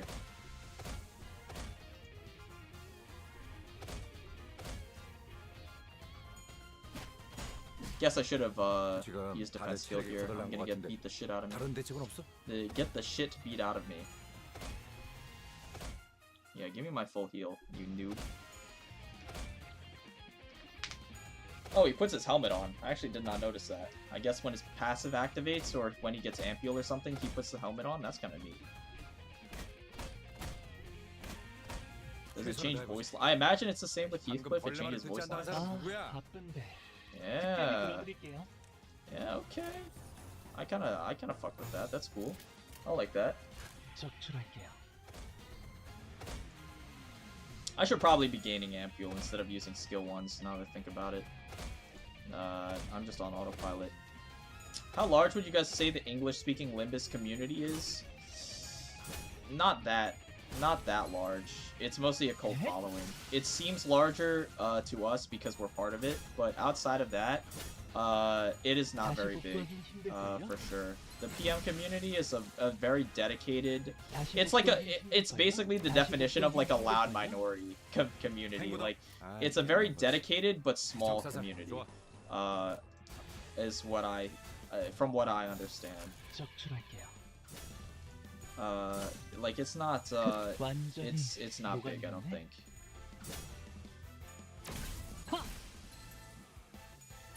Once you have 5 Gluttony, you're set.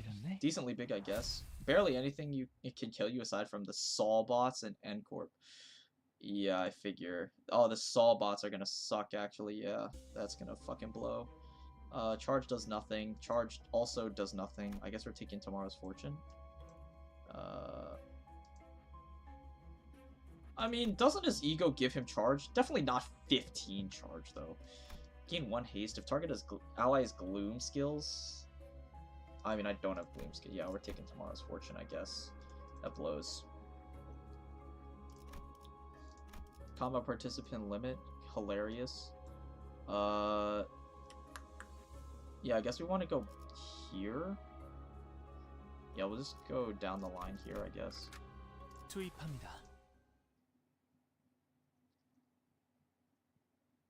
The unofficial Reddit is like 20k cult. Oh, it has 20k members. I mean, that's like fair. That's like a fair amount of people, actually. That's surprising. I'm not usually on Reddit that much. Like sometimes I go on, but I'm not a huge Reddit user. So I wouldn't know. Dude, I'm getting fucking beat the shit. Oh my god, bro. I understand, boy. I made a mistake. I'm sorry. I'm sorry, bro. Am I dead? Bro, please don't tell me I'm dead. I should have fucking... Am I supposed to, like, block there or what? Like, dude, my bad.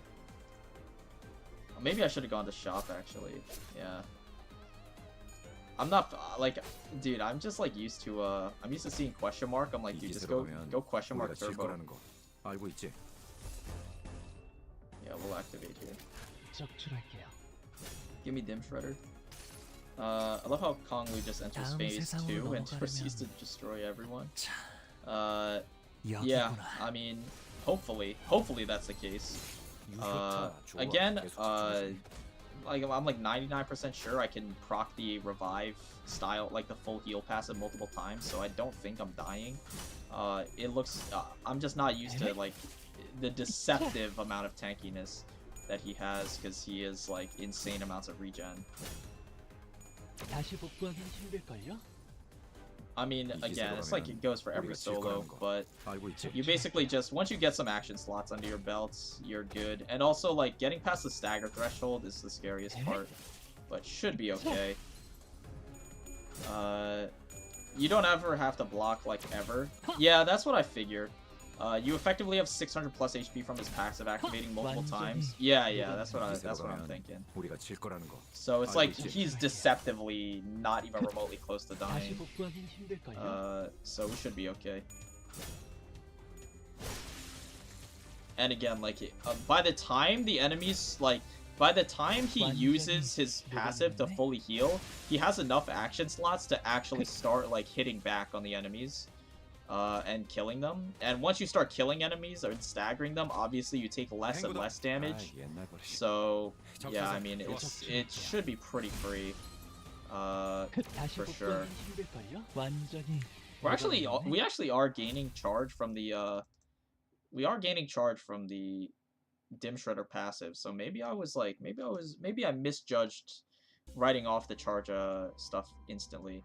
Yeah, there was a shop up there, wasn't it? I literally just like ignored it. Whoopsie. You know, I'm actually saving my cost for later. Actually, it's calculated. Trust me. Wait, his passive activates multiple times, excuse me? Yeah, he can die 3 times before Ampules kill him. Yeah. Again, I say this in my my most recent video. And it was confirmed, pretty much. I haven't seen it for myself, objectively, but like I've heard a lot of people, I've had a lot of people say it to me, so I'll just believe it.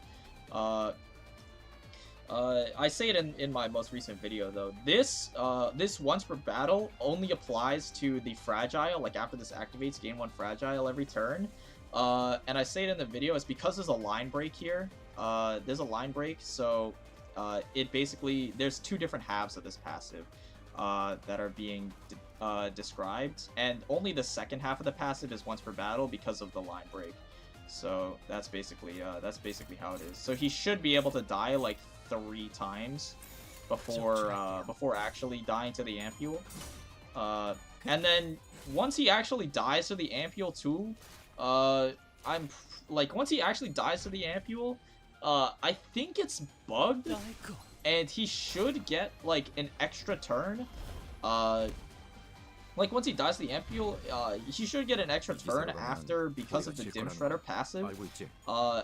It like revives him at like 1 health usually for some reason. So you know, he should get an extra turn, but it doesn't remove the Ampule on him, I don't think, which kind of makes little sense to me, but it is what it is. Because like with other effects like burn, like even if he has burn count left on him, like when he revives with the Dim Shredder passive, even if he has burn count on him left over after the burn kills him, all of the stacks drop off. But for some reason it doesn't work the same with Ampule. I don't really know the design decision why it doesn't, but apparently it doesn't, and you'll just die again the next turn, which is kind of weird. But I don't fucking know. Damn, I'm a Cave Corp defender and didn't even know that was a thing. Yeah, I mean, hey, a little bit easier to defend now that you know that, huh? He's way more invincible than people think at first glance, for sure. Because he has like, he has like 600 to 800 effective health, basically. Which is obviously a treat. It's a real treat. So let's go here and here, I guess, and then just kill these 2.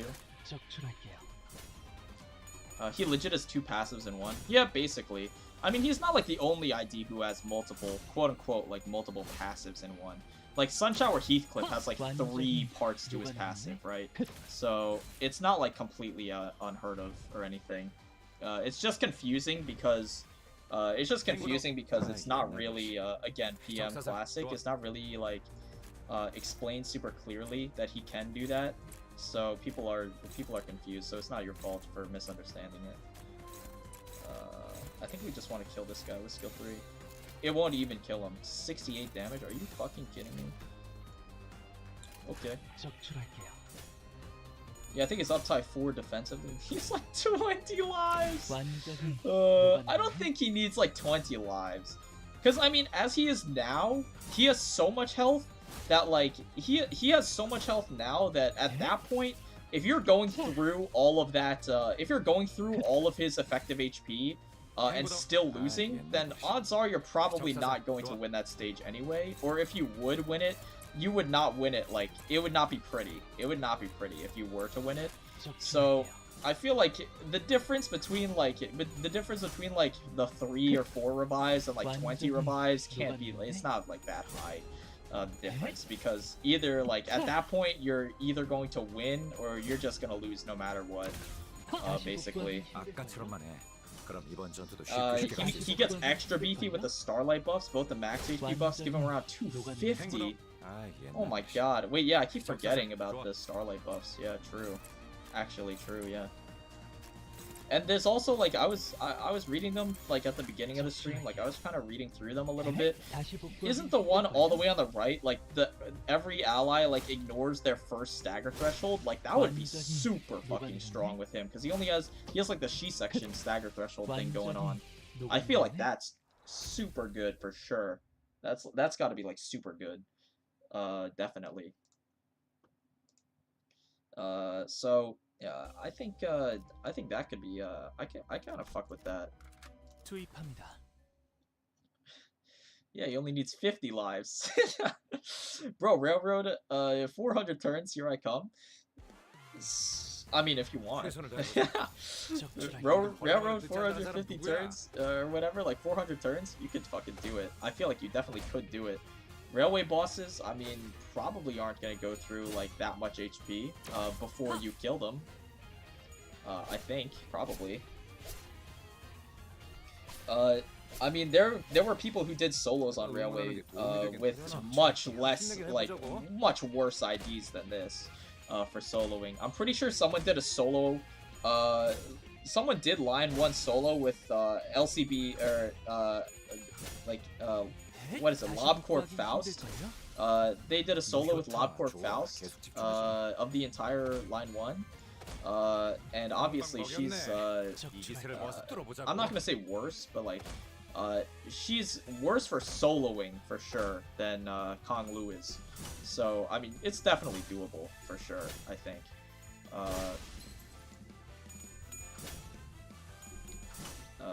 Uptie 4 is near, and a new 3-star Ishmael. I don't have enough thread for this.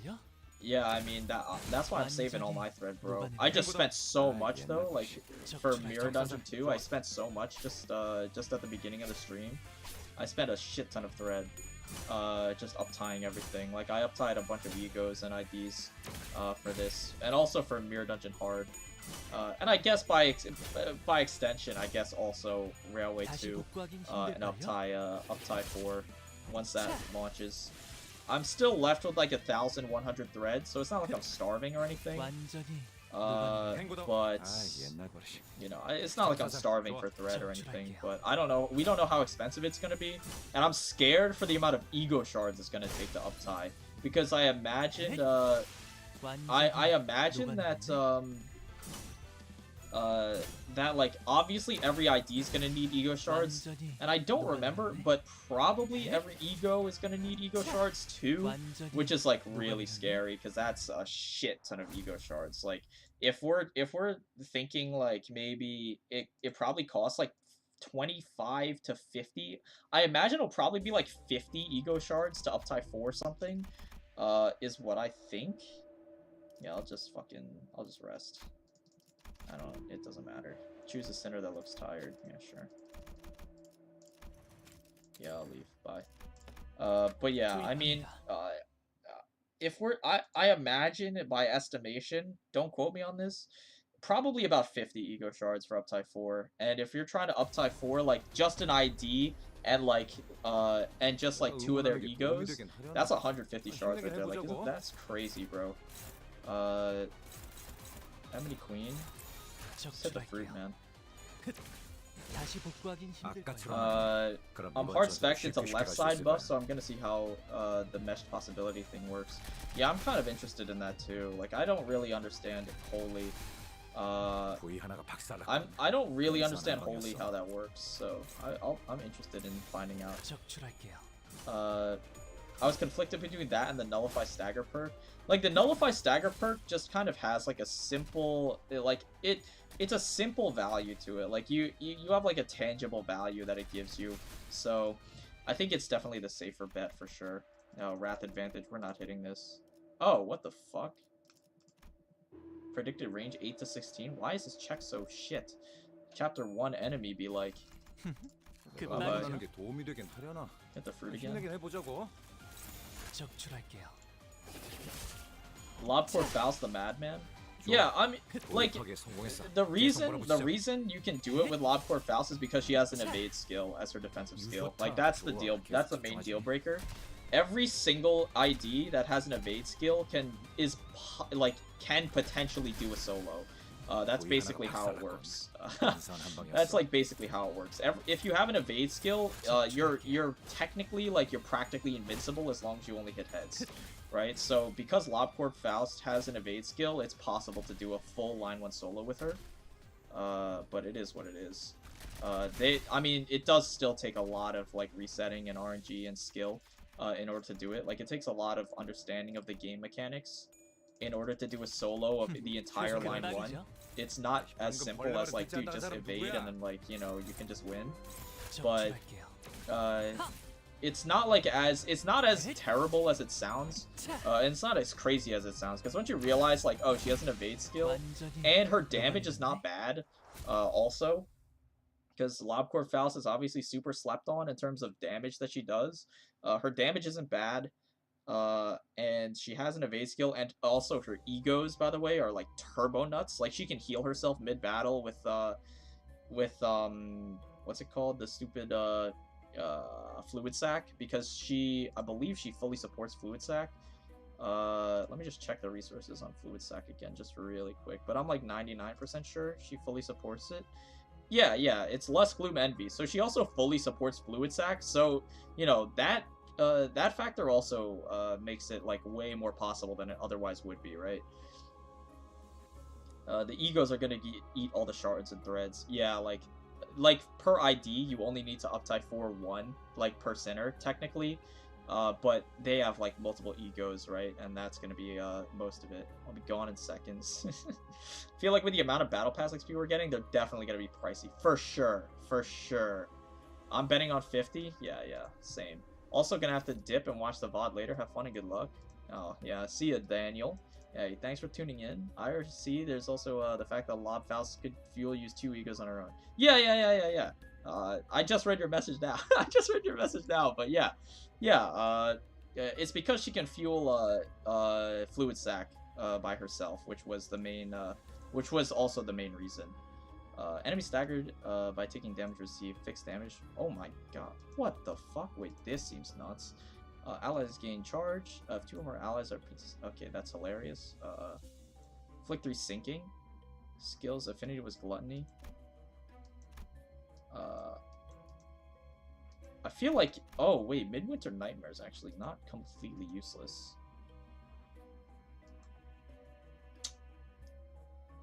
This is actually not completely worthless, but I mean, by 33% of their max HP, like, what the fuck, dude? This seems so strong. Okay, we're definitely taking special contract though.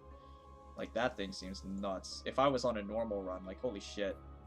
I don't know if special contract is bugged. I didn't notice it activating.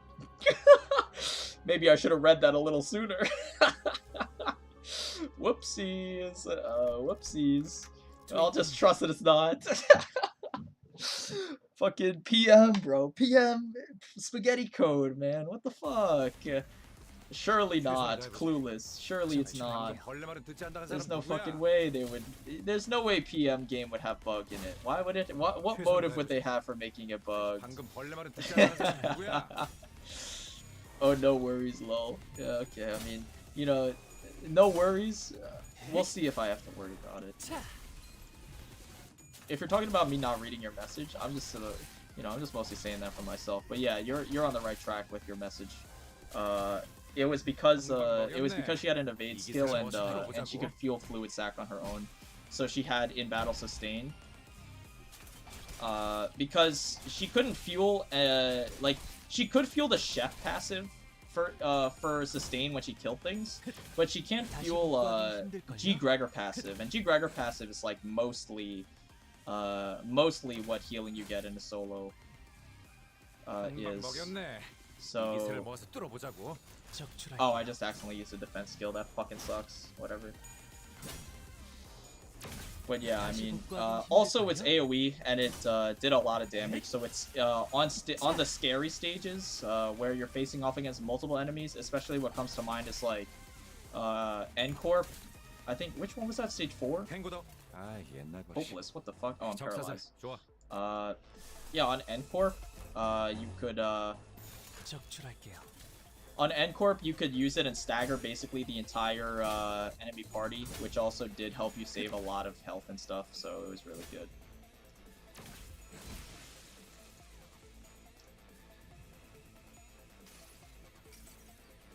다음 세상으로 넘어가려면 자, 여기구나. Why did I de-shredder there? I don't even fucking I don't remember what happened. 포기하지만 말자고. 탱고도. Alright, just you. 옛날 버릇이. Grabby hands. 적사살. 좋아. Yeah, okay. 적출할게요. 다음 세상으로 넘어가려면 자, 여기구나.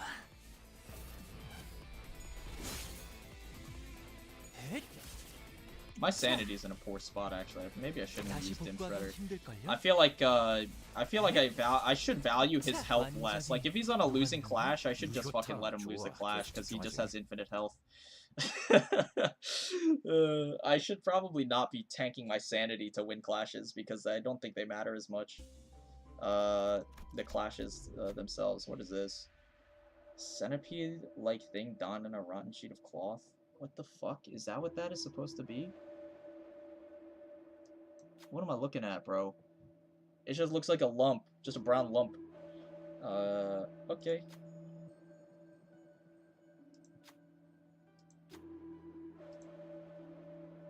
Oh, is this, was this in, like an apparition or something from LobCorp? I don't remember. I mean, take one of the books seems like it's just take an ego gift, I imagine, so probably do that. Oh my god, I'm fucked. Dude, I shouldn't have tanked my sanity, man, this sucks. If I'm a good player, I just win. Come on. Fuck you, fuck you! Okay, nothing happened, okay. Yeah, I mean, punished for that, dude. That was a boneheaded move from me using egos there.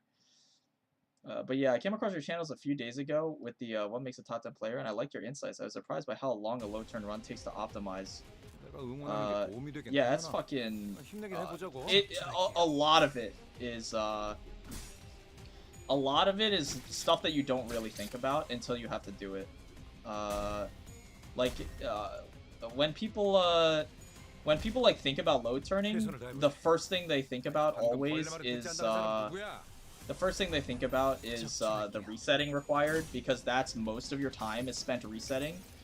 So that's what people worry about the most, because that's like the most daunting part of it, is the resetting. And also, again, like I said in that video, like when you watch gameplay of this game, you don't see, like, it's literally on the screen, you don't see what people are thinking, right?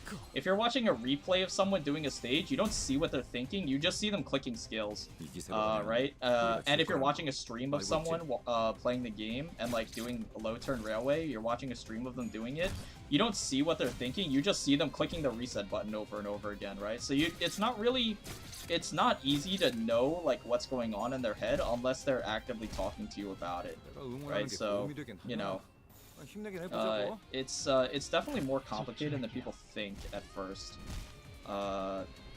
And there's, like, a lot of factors, like, again. Like, there was a dude in the comments of that video, who I had, like, I'm sure you noticed. We basically fucking wrote, like, essays to each other in the comments of that video. About, like, some of the points I made. You know, he disagreed with some of the points I made, and then I disagreed with some of the points he made. Yeah, I mean, there's just a lot of extra stuff you don't see going on in this on the screen. Like there's stuff you don't see on the screen that goes into Railway that most people don't really kind of think about. So I'm glad you enjoyed the video for sure, and I'm glad you stuck around and you're watching now. That's Pog. 다음 세상으로 넘어가려면 자 여기구나. The final name for that one is called Centipede Apostle. Yeah, I don't think that's from LobCorp. Again, I have not played that much LobCorp. I don't find that game very fun, to be honest. Like, management games are not really that fun to me. It's ironic because I'm most known for Railway, which is ironic that I say this, but I find LobCorp to be very tedious. Meanwhile, I'm sitting here, you know, resetting like 4 to 8 hours or something, like on Railway. And I'm like, okay, well, you don't find that tedious, that's fucked up, you know? Yeah, I mean, I don't find it tedious, honestly. What is this? Nebulizer? That's an inhaler. Oh. Wait, this seems pretty good, actually. Disc fragment. At the start of the turn, gain an random affinity of each non-gluttony ego skill used last turn. If a gluttony affinity ego skill was used. Oh, a non-gluttony ego skill. If a gluttony affinity ego skill was used, gain 3 ego resources of a random affinity for each gluttony ego skill used. That seems kind of okay, maybe. And then this is the Pride Turbo. Yeah. I mean, these are interesting for sure, because you can get ego resources for. You can get ego resources for things that for sin resources that that you can't generate in a solo with these, because it generates random other resources. So that's interesting, actually. Also, this disc fragment, by the way, I can just tell right here. This is a fragment of the Nebra Sky disc. It's like it's called an Upart, an out of place artifact. Kind of similar to kind of similar to other things that people say like are ahead of their time, right? Out of place artifact is like, you know, how is it possible that, you know, X existed at this time in history, right? The Tuspa rocket is like an ancient artifact of the Tuspa rocket is like an ancient artifact that looks like an astronaut in a rocket, but it was made in like, you know, 4000 BC or something. And when people dug it up, they were like, dude, how the fuck did were the Neanderthals in like 4000 BC like onto something when they made this or whatever? Like, were they like astronauts or something? Is it a sign of alien life, you know, that came down? And they made like this artifact about it, because there's no way that they could have made an astronaut in a rocket. Like, they couldn't have known at that time. So this is like one of those. It's a fragment of the Nebra disc, the Nebra Sky disc. If you want to look it up, you can literally see it. This is the sun, this is the moon, and then there's a little like smiley face looking thing on the bottom. So, you know, I'm kind of a smart guy. I'm kind of a smart guy. So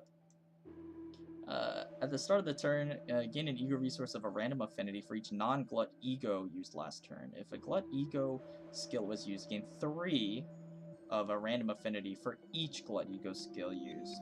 So this is pretty useless. I feel like the Nebulizer is pretty good, and I feel like the Grand Welcome is decent but not great in this challenge. So I'll take Nebulizer because it's free.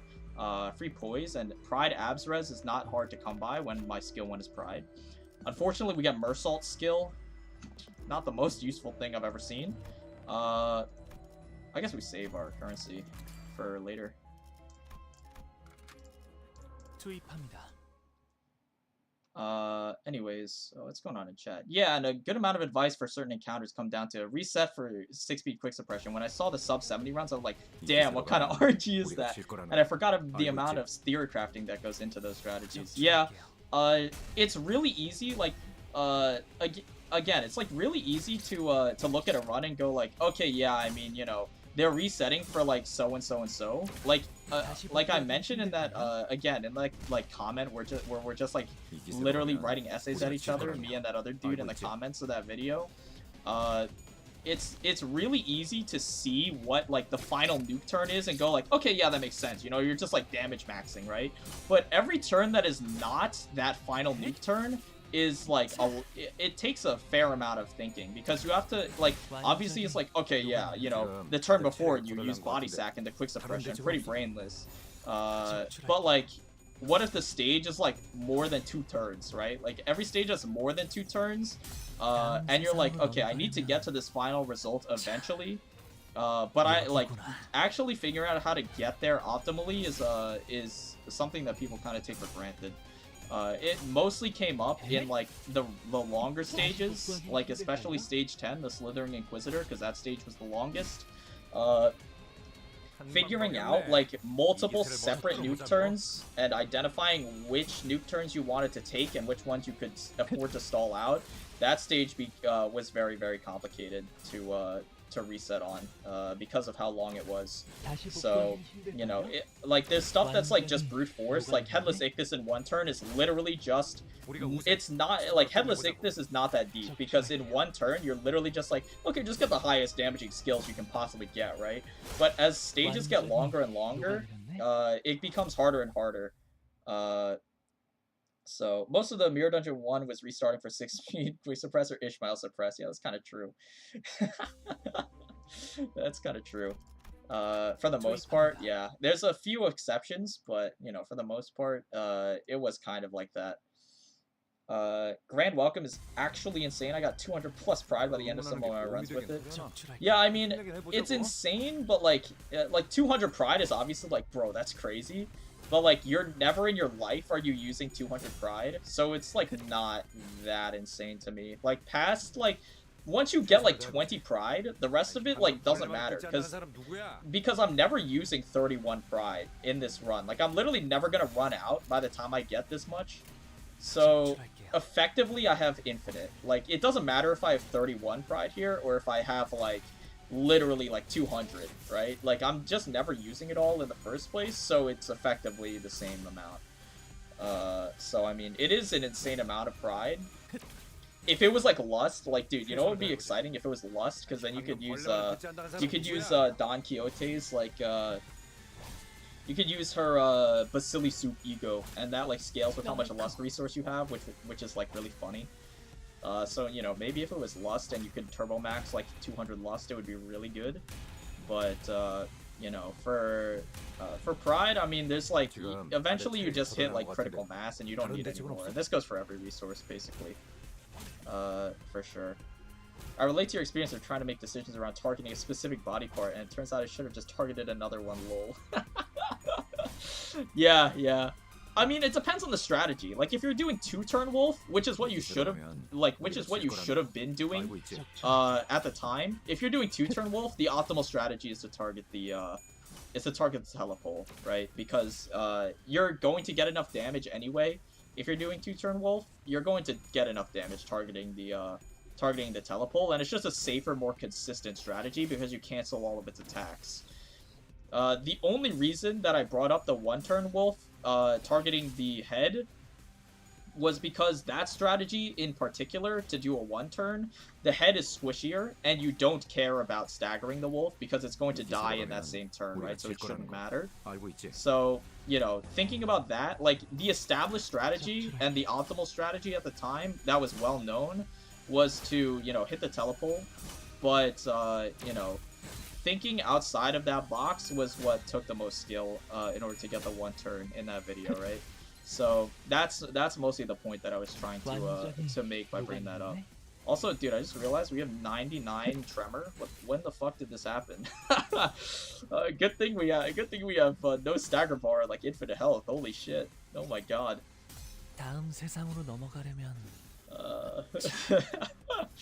Oh my god, dude, 99. What the fuck?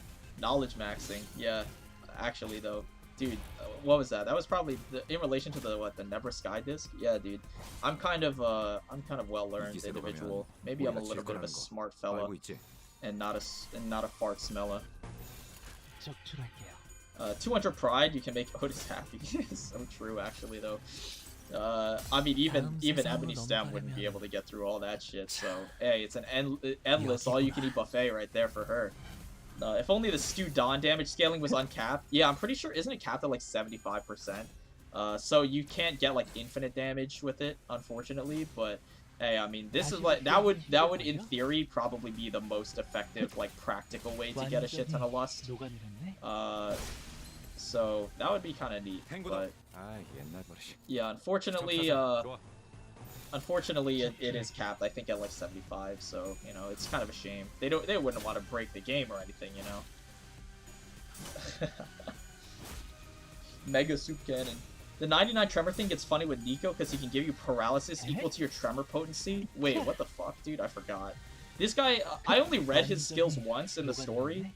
So, you know, I obviously forgot because he insta-died. And I don't remember, like, anything that he does. So, I mean, yeah, he's gonna survive this turn so I can read it. Because he has a turbo cringe amount of health. 우리가 우세. 서둘러 끝내보자고. This will be wobbly. Coin 3. Hey. Targets inflict paralyzed on target's tremor. Oh, it's over here too. Yikes, dude. Holy, that's hilarious. Again, I don't think it would really matter because you just win the war of attrition, but like that is actually kind of scary. Oh, that is actually goofy. What the hell? 유효타 좋아. 계속 집중하지. It's good to know, actually. I did forget that, I did forget that that existed. So, you know, if he's in Railway 2, which he probably will be, you know, thanks for reminding me on that. We don't need Lithograph. Slaughter Blunt, Ally's Blunt skill is boosted by 2 until the end of the next turn. So whenever I defeat an enemy using a, skill 3 or skill 2, I get Blunt skill, I get skill 2 power boost. I don't think that's worth. I think it's just golden urn. Honestly, today's expression is actually not awful, but the thing is, the only blunt skill power I would be benefiting off of is skill 2, so I don't know if it's that worth, honestly. After, yeah, I think I just take a more money. I think I just want more money. Shop, yeah, we're shop turbo here for sure. 투입합니다. Thank God paralysis lasts for 1 turn. Yeah, I mean, that's fucking goofy as shit. I don't want to get perma-stunned, like, jeez. That would actually be scary. You get oh my god, wait, these guys are dude, the G-Corp guys are fucking killing me, bro. What the hell? Holy fuck, my bad. That guy actually hit me for a double-digit number. Oh my god. 힘내긴 해보자고. 나이코.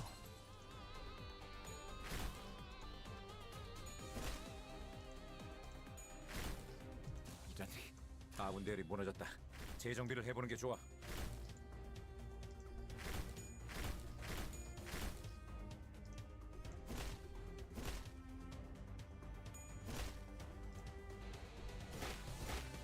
이 기세로 가면 우리가 질 거라는 거 알고 있지?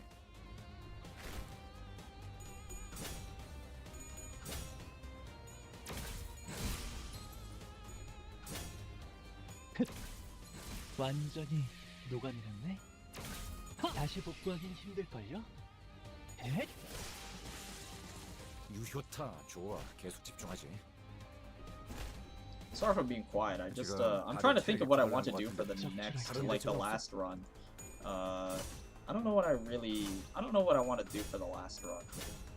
I was thinking of doing some like goofy shit. Again, like maybe just some goofy shit, but I don't know what what goofy shit I would do. I don't know if I want to do another solo, because solos are like they're like gimmicky, but they're kind of boring to play because you just end up like choosing their strongest skill for the most part, like every single turn. But it is kind of entertaining to see one unkillable raid boss take on everyone. But it's something that I would only really do once, right? Because once you've seen him do it, you've seen it all, right? Like once you see it once, you've seen it all. I don't know what I would do next time. I'm thinking if anyone in chat has any ideas, I'll consider it. I'll take it, you know.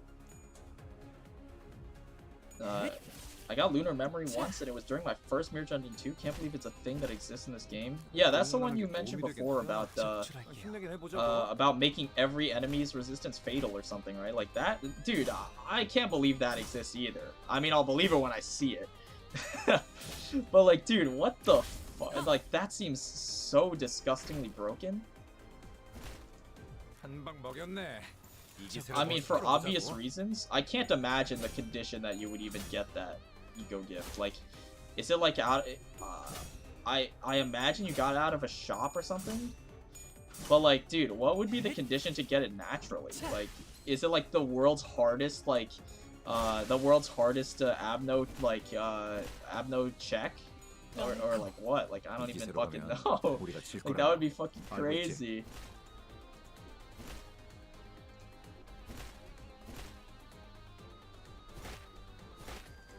최선을 다해보지. 방금 벌레 말은 듣지 않다는 사람 누구야?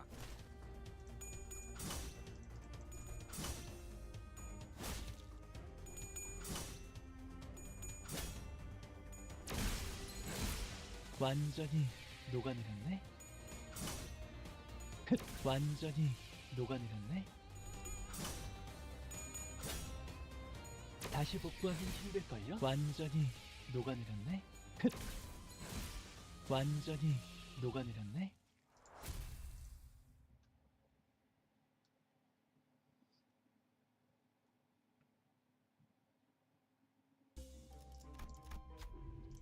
See what we got here. Faust skill, fuck you. Blood, Sweat, and Tears is a really good one. Probably buy that for sure. Carmelia is pretty good too. Envy skill. Okay, we'll buy Blood, Sweat, and Tears for sure. We could buy Carmelia too. I don't see why not. Any other support passives I care about? I don't think so. I don't think there's any other support passives I can get. I think LCB Keith is on Wrath? No, it's on Envy. Doesn't matter either way. This is Pierce damage, so I don't think this matters either. Yeah. And then, what is this? On Envy as well. Yeah. Yeah, so that's not... I mean, none of this is relevant. What is your fucking thing? Wrath Res. Oh, my bad.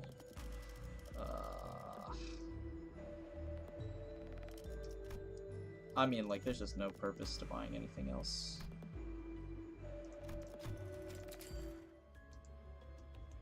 We'll go... Yeah, we'll go up here and then take the Abno. The only thing that balances it is how rare it is, plus the fact that it's 400 in the shop. Yeah. You can also get it randomly from a floor reward, like how the child in a flask previously didn't have an event. Yeah. I imagine, but I just assume that it's like obviously extremely rare, like you said. And I don't know how the rarity works. Like, is it just a random like?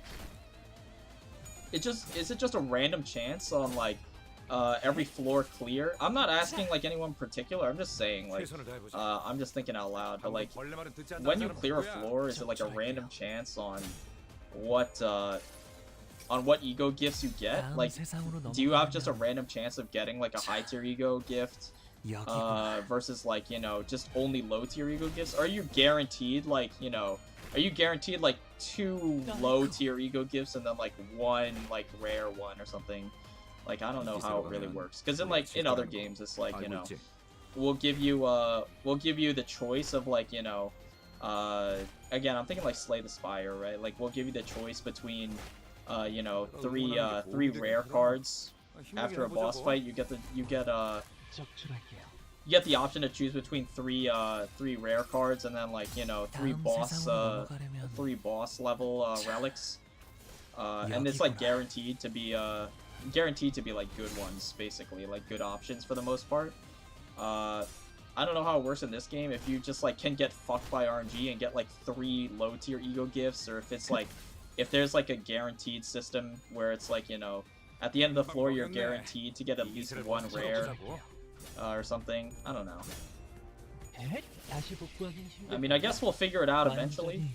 녹아내렸네. But I mean, 좋아. 계속 집중. the one to figure it out probably not going to be me, because again, I don't really care that much about Mirror Dungeon. 녹아내렸네. For sure, it's definitely not on my priorities. 녹아내렸네. Very high on my 다시 priorities. 복구하긴 힘들걸요? 완전히 녹아내렸네.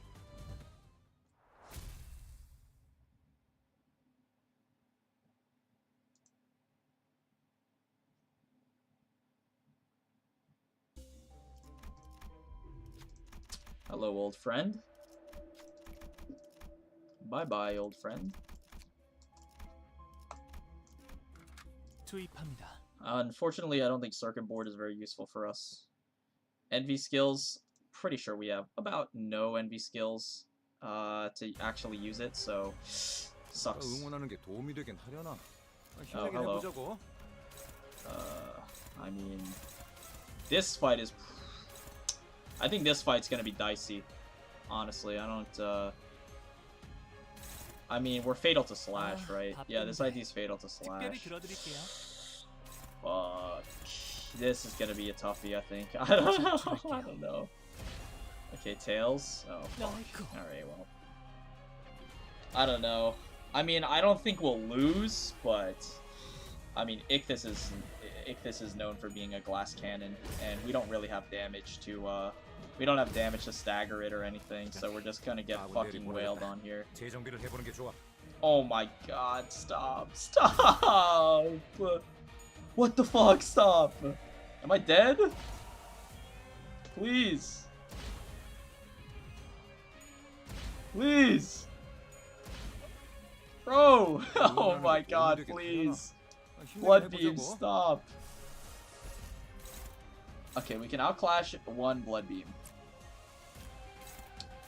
Dude, this is fucked. This is fucked. No, bro. Is it lost? Do we just fucking lose? Do we just lose? Oh no. Bro, what the fuck? I don't know, dude, this sucks. Oh, what does that robot abno do now that level ups don't exist? Oh, that abno can give you level ups? 다음 세상으로 넘어가려면 hold on. I'm not I'll get to you in a sec, Fabio. 여기구나. I'm not exactly sure how rarity works in terms of floor reward distributions, but as far as I know, the ones with a 4 do not have events tied to them. Ooh, okay, noted, for sure. And I imagine it's definitely going to I imagine that Lunar Memory is definitely a 4. Interesting. 지금 다들 체력이 거덜난 것 같은데. How does that robot abno what does it do now that the level ups don't exist? I'm gonna be completely honest, I did not even know that the abno gave you level ups. I've never, like, okay, the way that I do Mirror Dungeon is like I find one combination of like whatever interaction works, right? I find the one combination of whatever interaction works, and then I just only do that. I just literally only do that. So I don't know any of the other interactions. If there was an interaction before that gave you level ups, I don't know how it works because I didn't even know it could. So yeah, I can't answer that. I can't answer that, unfortunately. Dude, Ichthys is beating the shit out of me, bro. I thought we were buds. I thought we were boys.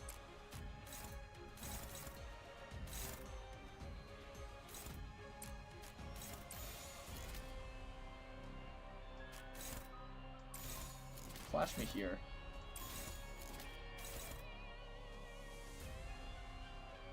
Flash me here. 적출할게요. I know the White Cassibian event now gives you nothing if you pick the level up, so that option might also give you nothing. Okay, interesting. Well, I'll just trust you because I don't know.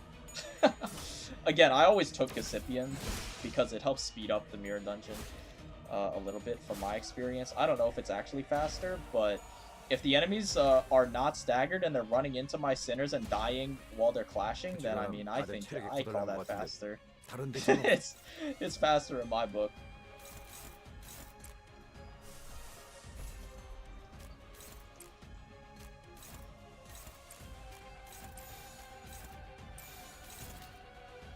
78 from Tail Whip? Holy shit, my bad. It is his only slash skill, actually. Alright, we'll do that instead. 적출할게요.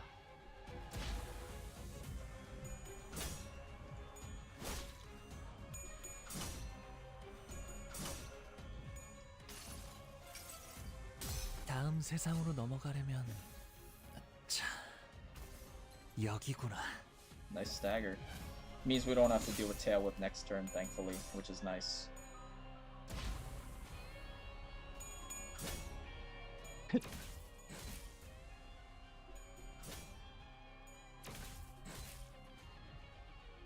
이 기세로 가면 우리가 질 Yeah, 거라는 cool.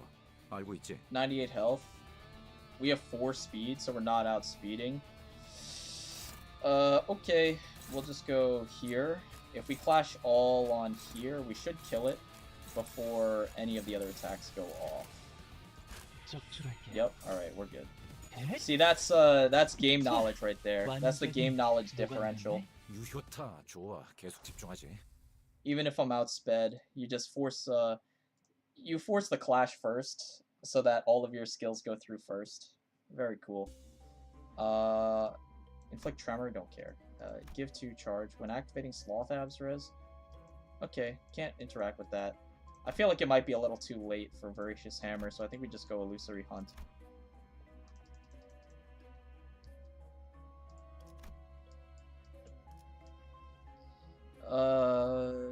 Shop again? Oh, we get shops and a shit ton of skips. Oh, you love to see that. Wow. Okay.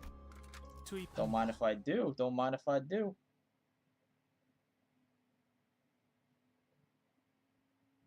There's also a 4 that inflicts 2 tremor count at start of every at the start of every turn, and burst tremor at the end of every turn.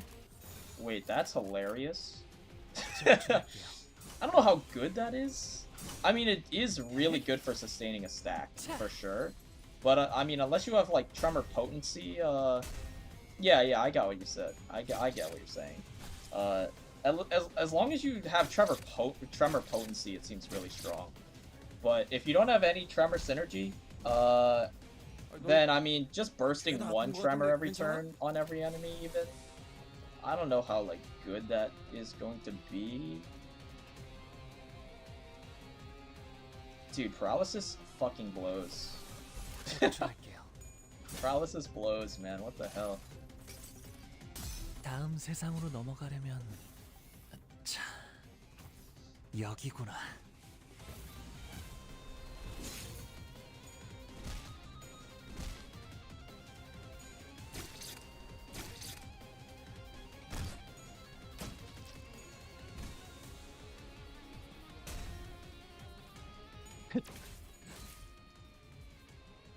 최선을 다해보지. Also, yeah, I'm pretty sure you're right, by the way, on this, what is this? Special contract? Yeah, this thing is fucking bugged for sure. This thing is bugged for sure. There's no fucking way. I'll keep track again, because this guy was staggered, and I just assumed he would die, but he didn't die. And I don't know if that's, like... I don't know if that's because I wasn't paying attention. I'm gonna watch and see if they get fragile at the very least. Bro, please. Bro. What the fuck? What the fuck? Please. Let me out. My bad. It's not that deep. That shit was personal. Oh my god. Okay, he was staggered. I'll see by next turn if it actually works or not. Because he was staggered by damage. That's for sure. We can all agree. He was staggered by damage. Bro is staggered. He does not have fragile. It's confirmed. He does not have fragile next turn. So this shit is bugged. Okay, my bad. That fucking blows, but it's okay. Bro, why? I have 2 attack power down? Bro, these guys suck. What is your problem? Oh my god, dude, what is your problem? There's a, yeah. That gift plus Nixie Divergence is funny. Actually true. Actually true though. Nixie Divergence actually with putting that into consideration too, because I literally like Nixie Divergence was not a very good ego gift. Obviously in Mirror Dungeon 1, like you just never take it because fights don't last long enough for Rupture or Tremor to even matter. So I literally forgot it existed. But yeah, I mean, Nixie is like super good there for sure, right? I like how all poise characters can be replaced by one ego gift, Lamau. Oh yeah, dude. The fucking this thing, right? I mean, I assume there's a ton of poise ego gifts, but the inhaler seems like super good. The inhaler seems super good. All allies. I mean, if I was in a full squad, like you gain upfront poise, like a significant amount of upfront poise, and then all allies gain more poise too. So I mean, and this is a 1 rarity. Like this seems crazy. I don't know. Maybe I'm tripping, but that seems pretty good.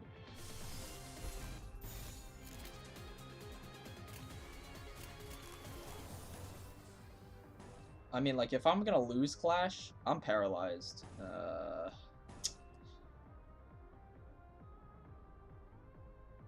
I'll probably win that. Yeah. I'm taking a look at my gift compendium, and I did not get a single tier 4 gift yet. Dude, my apologies, bro. Skill issue. I got one on my first run, so it's just a skill issue. I'm sorry. I just realized spamming ego is making my sanity fucking tank, bro. I probably should stop. Actually, I mean, if the enemies are really out-leveling me by a shit ton, then as soon as I kill one of them, I should get, like, a ton of sanity back, so it's not that big of a deal. The problem is killing them, because I'm hitting only tails. Like, that's the only issue. Forgot to mention that particular gift Downpour inflicts tremor potency every turn equal to 2 times the turn count? 2 times the turn count? Bro, that seems fucking hilarious. that seems hilarious. A lot of stuff seems bugged right now. Yeah, I mean, I think I said in one of my in one of the comments on one of my other videos, where I was talking to someone. Also, welcome to the stream, AZ077. I don't remember if I said or not, but you know, hey, I appreciate you being here. But yeah, I mean, a lot of shit seems bugged, and it's kind of annoying. Wow, I'm hitting a lot of heads for being at -20, huh? Dude, these guys can suck my ass with the amount of debuffs. Like, this sucks. This actually is dog water. I can't clash for shit. Okay, this guy should die. Hopefully I get some sanity at least. And I can, like, dude, this blows. Why do I have -22 speed and 7 paralyze? Like, my bad, man. Like, this is messed up. This is messed up. Are you fucking kidding me? Stop. Fuck. Yeah, but I was saying, like, in one of my other videos, we were typing in the comments. I don't remember who I was commenting, like, replying around. Here, I'll check. Hopefully it doesn't, like, yeah, okay, we're good. Yeah, it was Sneck. If you go on my, like, most recent video, I think. No, it was not. It was, dude, where was it? Oh, it was the one on, Mon General 05. Yeah.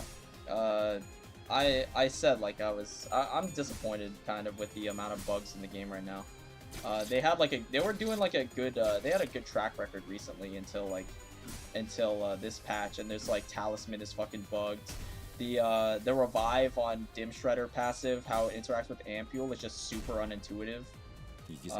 So, like, it's not bugs, per se, but it's, like, really, like, it's like you're just really on it. Why is this hopeless? Why do I have 6 attack power down? And a paralyzed? Are you fucking kidding me? I'm getting outclashed by a fucking basic skill, bro. This sucks. This fucking blows. Bro, what do you mean?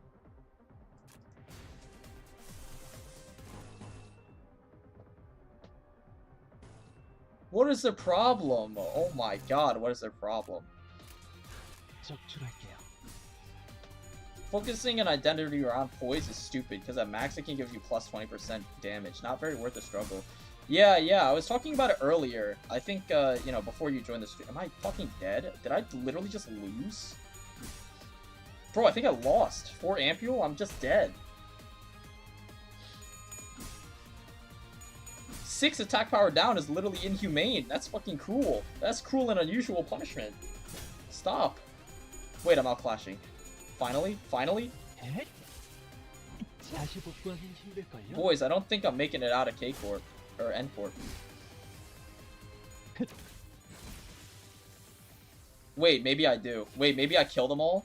Because I have so many skills left over. Maybe I kill them all. 녹아내렸네? No. I'm on 1. I'm on 1 and he's staggered.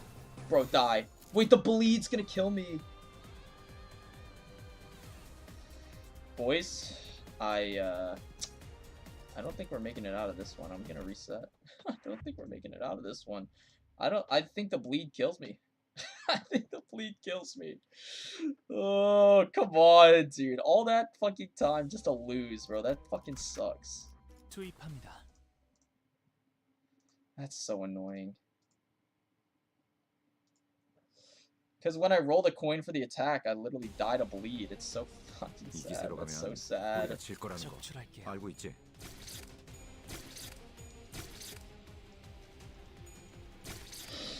Oh, come on, man. That sucks.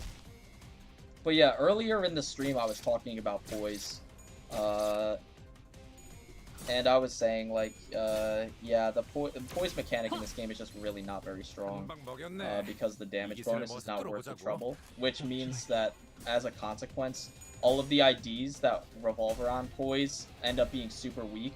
Because the core mechanic of their kit is, like, really underpowered. Which sucks. Dude, hitting tails there, at 45 sanity, by the way, hitting tails means that guy lives, and that's gonna fucking be a problem or something later, I can guarantee you. That guy living is gonna be so goddamn annoying. One bug I'm never gonna get over is the Prejudice third turn heal actually activates at the start of the first turn. Dude, honestly, I don't even notice. I do not even notice the fucking heal on that eco gift. I just take it because it's a free eco gift. I don't actually pay attention to it at all. I only noticed this when I soloed Mirror Dungeon 1 with LCB Faust. Okay, yeah, see, like, I didn't notice it at all. Like, I know that it heals, obviously, but, like, healing... again, this is obviously my first time playing Mirror Dungeon 2. So, you know, my only other experience, like everyone else, is just Mirror Dungeon 1. And in Mirror Dungeon 1, it's not really that pressing. You're not really starved for healing because everything just dies instantly. So it doesn't really matter.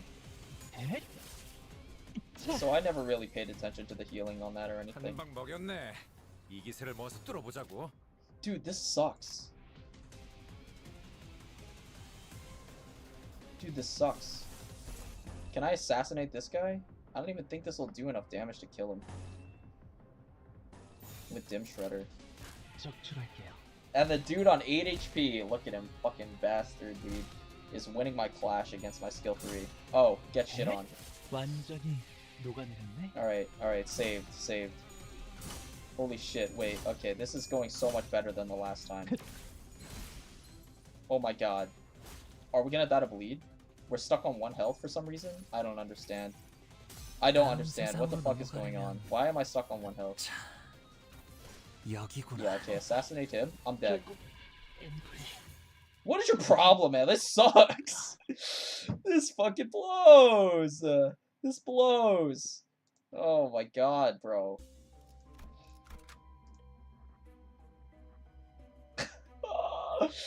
I think it's over, boys. Is it actually fucking over? Man. Okay, we'll go in with the rest of our inthers.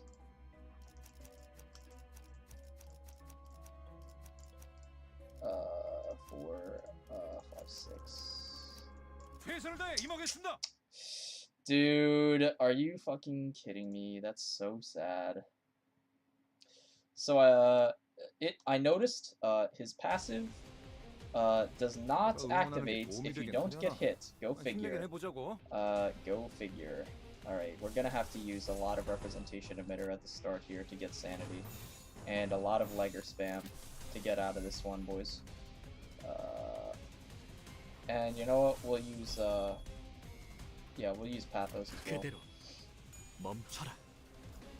Thankfully, we have a fallback plan. It's called Spam Ebony Stem until we can win. I think we need to generate Gloom for that, though, because we have not had Gloom generation at all, and we need to generate Lust, I think. But we should be okay, because Sinclair's flashing is fine. It's pretty good. And then, you know, the rest is just Legger Spam. We should be okay. Representation Emitter and Legger Spam should get us through this, so it's not like we lose Mirror Dungeon, but this is, like, really upsetting. 하우스트가 Yeah, okay, we're just cooking them here. Alright, 좋다. cool. 좋아. 계속 집중하지. 이봐. 버틸 Yep, 자신 here we 있어? go. Crit Legger, nice. 우리가 우세. 서둘러 Alright, 끝내보자고. so what do we need for Ebony Stem? We need Lust and Gloom. We have Lust, we need Gloom. I don't think we have any Gloom generation on our entire team, actually. Which, you know, this is really awkward. Because I guess we just can't use Ebony Stem ever. Thankfully, we have enough resources to use, representation emitter infinitely, essentially, so having base center Faust is not a big problem. 저주 속에 가라앉는군요.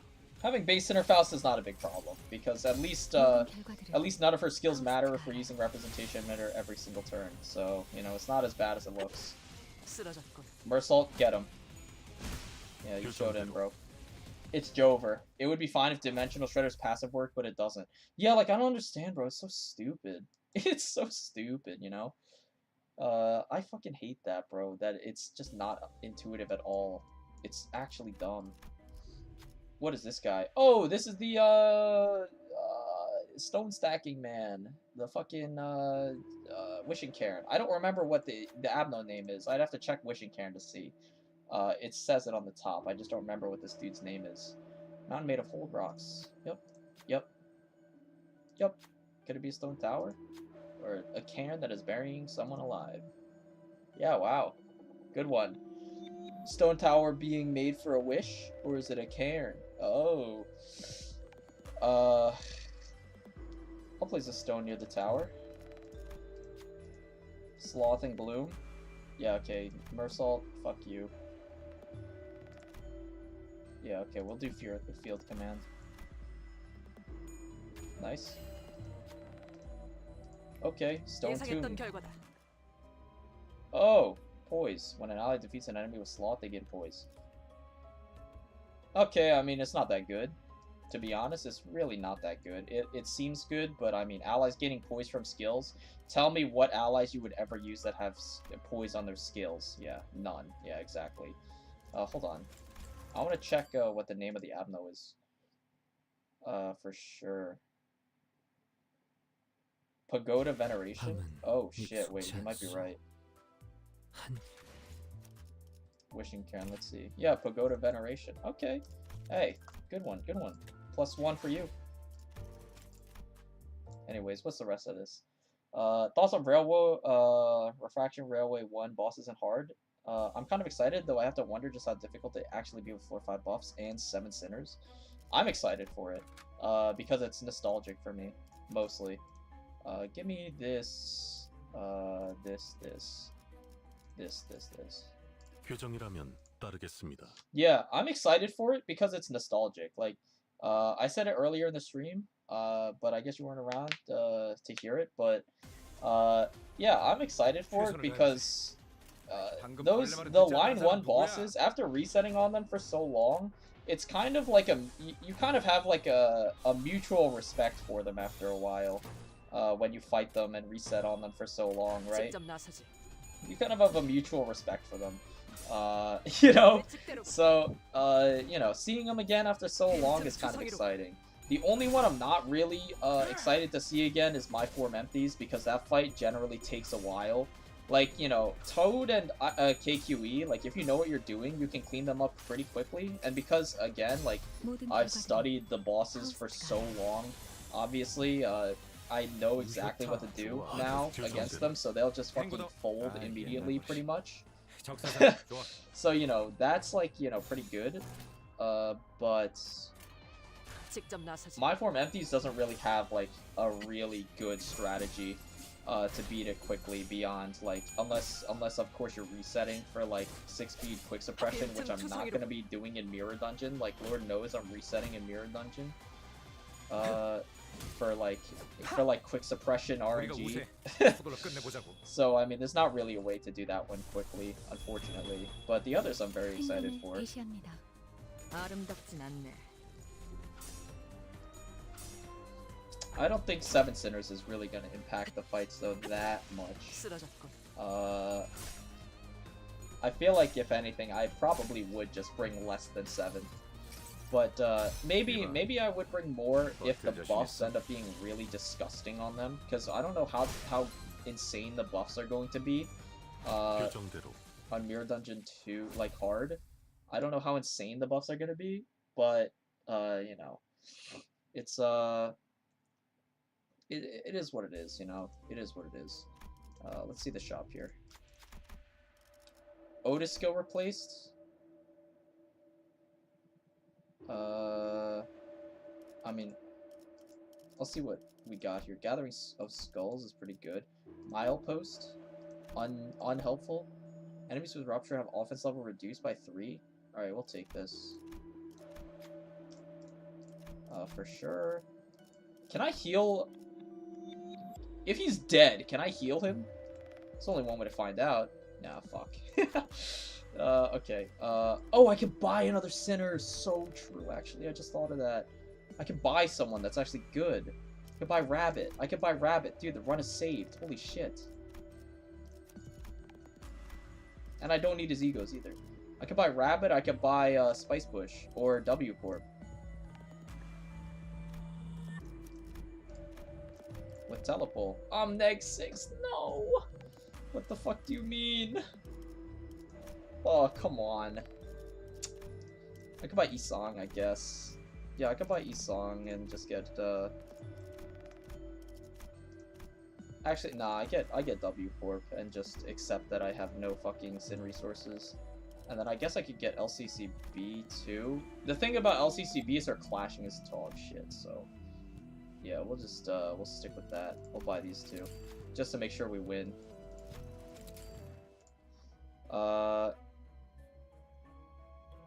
Yeah, I only did Railway 3 times, but I really liked having to play around KQE's mechanics and seeing how people optimized it.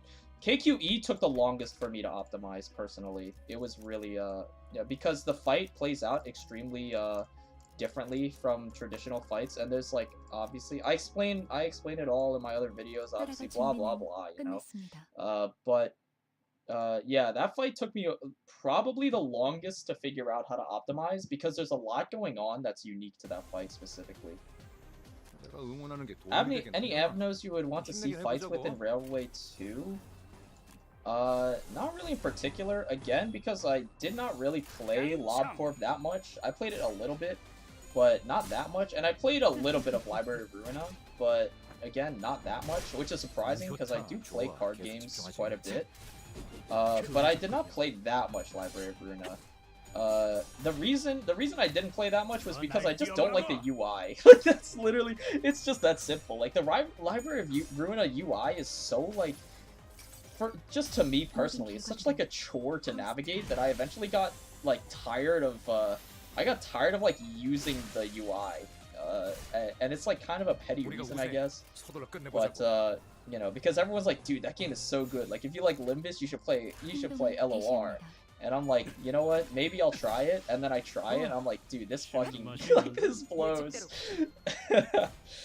So, you know, I don't really know that many Avnos from those games. If I were to guess, one of the ones that I would want to see as a boss is like, what was the name? Like, earlier in the chat, we were talking about like that, Avno based on the German opera about the musketeer who wished he made the deal with the devil for the what's it called, the magic bullets, right? And that Abno shows up in what the fuck? Okay, I'll take this. That Abno shows up in Lobotomy Corporation. So I'd probably want to see him. I'd want to see the Red Riding Mercenary is iconic, so I'll probably see him. I'd like to see him, and also one of the birds, probably not Judgment Bird. I probably Big Bird, because I feel like Judgment Bird would probably play out similarly to My Four Empties, if it's anything like it does in LOR. I feel like Judgment Bird probably would play out similar to My Four Empties, and I don't want to have another one of those types of fights. Not that My Four Empties is a bad fight or anything, but you know, it would be. I want something new, you know. So I feel like I want to see one of the birds for sure, because those are like my top favorites for their lore.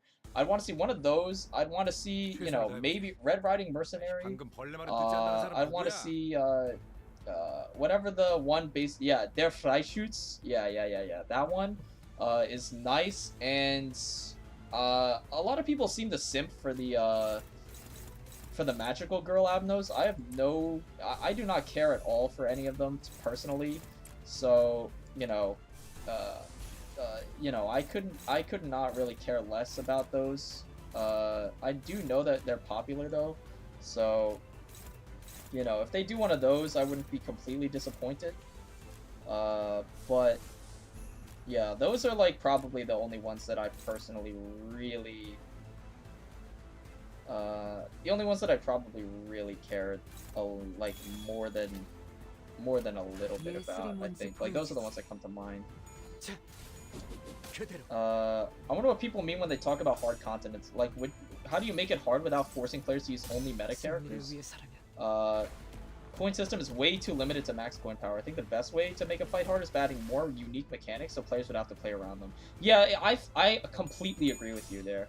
The way to make fights hard in this game is to make you really think, and like, first step, make people read. Make people read, first step, right? Second step, make people actually formulate a unique strategy that, you know, like, let's say a boss is like unique, has a unique like weakness to like burn or something, right? So like, obviously I'm talking in the context of Railway. You know, make players make a choice between, you know, oh, do I want to bring burn IDs for this specific boss? Or, you know, like, how many burn IDs do I want to include in my team composition just for this stage, right? Like, do I want to just bring one burn ID for this stage, or how many burn IDs do I want to bring just to counter this stage, right? Because the hardest part in this game is obviously not the gameplay, it's the decision making that goes into it. That's the hard part. So making those decisions harder and less cut and dry than, okay, just bring like the meta IDs, then I think that's like the best, most elegant way to make the game harder, in my opinion. I think I agree with you there. My only choice, mostly because I like his design, was Holy Executor Scribe, even though I have no clue what its mechanics would be. Yeah, when you start out, the UI is really overwhelming. Yeah, I mean, I played it for like maybe 20 hours, and I was like, dude, like, building a deck in that game, like, just the UI for like deck building and navigating is like just so, like, it's such a chore. Like, I don't know. Like, the UI for like other deck builders, like when you're making a deck and stuff, is like just not, it's not as obtuse as that one is. Like, obviously it's very pretty, but like, the UI is very pretty. I'll give them that. It's very embellished, but like, I feel like it's over embellished to the point that I kind of lose clarity on like a lot of stuff. I'd rather just be simpler. Like, you know, if it's you know, if it's like if you play like Yu-Gi-Oh! Master Duel, like, the UI for building a deck is easy there. Magic Arena has a very nice deck building UI. Hearthstone has a nice deck building UI. Like, it's all very simple, right? It's very simple deck building UI. Everything is just laid out in front of you very cleanly. And there's not much like over embellishment, right? And the UI still look good, but the cards come first, like, right? Like, the cards are first and they're central. And that's like, you know, when I want to deck build, I want to look at cards and I want it to be easy, right? Instead of having to scroll through a trillion different things, click through a million different menus to like read a trillion different character pages. Like, it's just too much, man. It's just too much. It's like, and if the UI was a little simpler, you know, and easier to navigate, I would have been more turned on to the game, because there is obviously a lot of depth with the character pages and building specific decks for literally every single like character page and passive ability. You can like make a deck around the mechanic and stuff, and you know, different enemies are like weak to different things, so you like get like, oh, whip out like the fucking Pierre, like it isn't like the, what is Pierre's like what is Pierre's like slave boy? I don't remember his name. But his like character page early game, I remember, like whatever this guy's name was, I don't remember. But you know, his character page was like super nuts early game. But you know, like maybe I'll whip out like some random bullshit like against these enemies, right? And like that level of depth is like obviously something that's missing in this game, and I can appreciate that. But like the actual playing of the game, is like a chore to me. So I just like I got turned off by it, even though I like on paper I think the gameplay is neat. I just could not like force myself to play it because it's such a chore for me personally. So yeah, the musketeer is there for eye shoots. Yeah. I think we can't fight old abnos, only aberrations. Yeah, I understand that. Yeah. If the abnormalities locked in the library, we can't fight them. Yeah, obviously. But I mean, like, you know, just like in Wonderlab, right? In Wonderlab, there was the aberration of the Red Riding mercenary, right? So I mean, we could have like, you know, we could have him. We could have bootleg Red Riding Mercenary. What was he? He was like blue or something. You know, blue riding mercenary. We could have him, and his little puppy. You know, we could have him, or something similar to that, right? Or like, you know, I mean, I don't know if they would do aberrations of like the really big abnos. So like, I don't know if they would, in this game, I don't know if they would make aberrations of the anime girls, the magical girls, and I don't know if they would make aberrations of the, I don't know if they would make aberrations of the birds. I think they obviously make aberrations of the single, like the singular big abnos. Like in Wonderlab, they made the aberration of Nothing There, which was like, you know, super hype, hog. But like when abnos are intertwined with each other, like the birds and the magical girls, like all of their lore is intertwined with each other and they're all separate abnos. I feel like maybe making aberrations for those would be pretty difficult, because you'd have to make 3, right? So I don't know if they would do that. I don't know if it's been done, because again, I haven't played through all of Library of Ruina. I don't know if there's aberrations in that game. I don't think there are. But as far as I remember, in Wonderlab, they did not have aberrations of abnormalities that kind of intertwined with each other. They introduced new abnos, like for the Homeward Bound or whatever, like the Alice in Wonderland, like Dorothy themed ones, the Wizard of Oz themed ones. Because in LobCorp we only had the Tin Man and the Scarecrow, so they added the Cowardly Lion and Dorothy, and finished out the crew. But those were not aberrations; those were like new abnos, right? So I don't know if they would do like aberrations of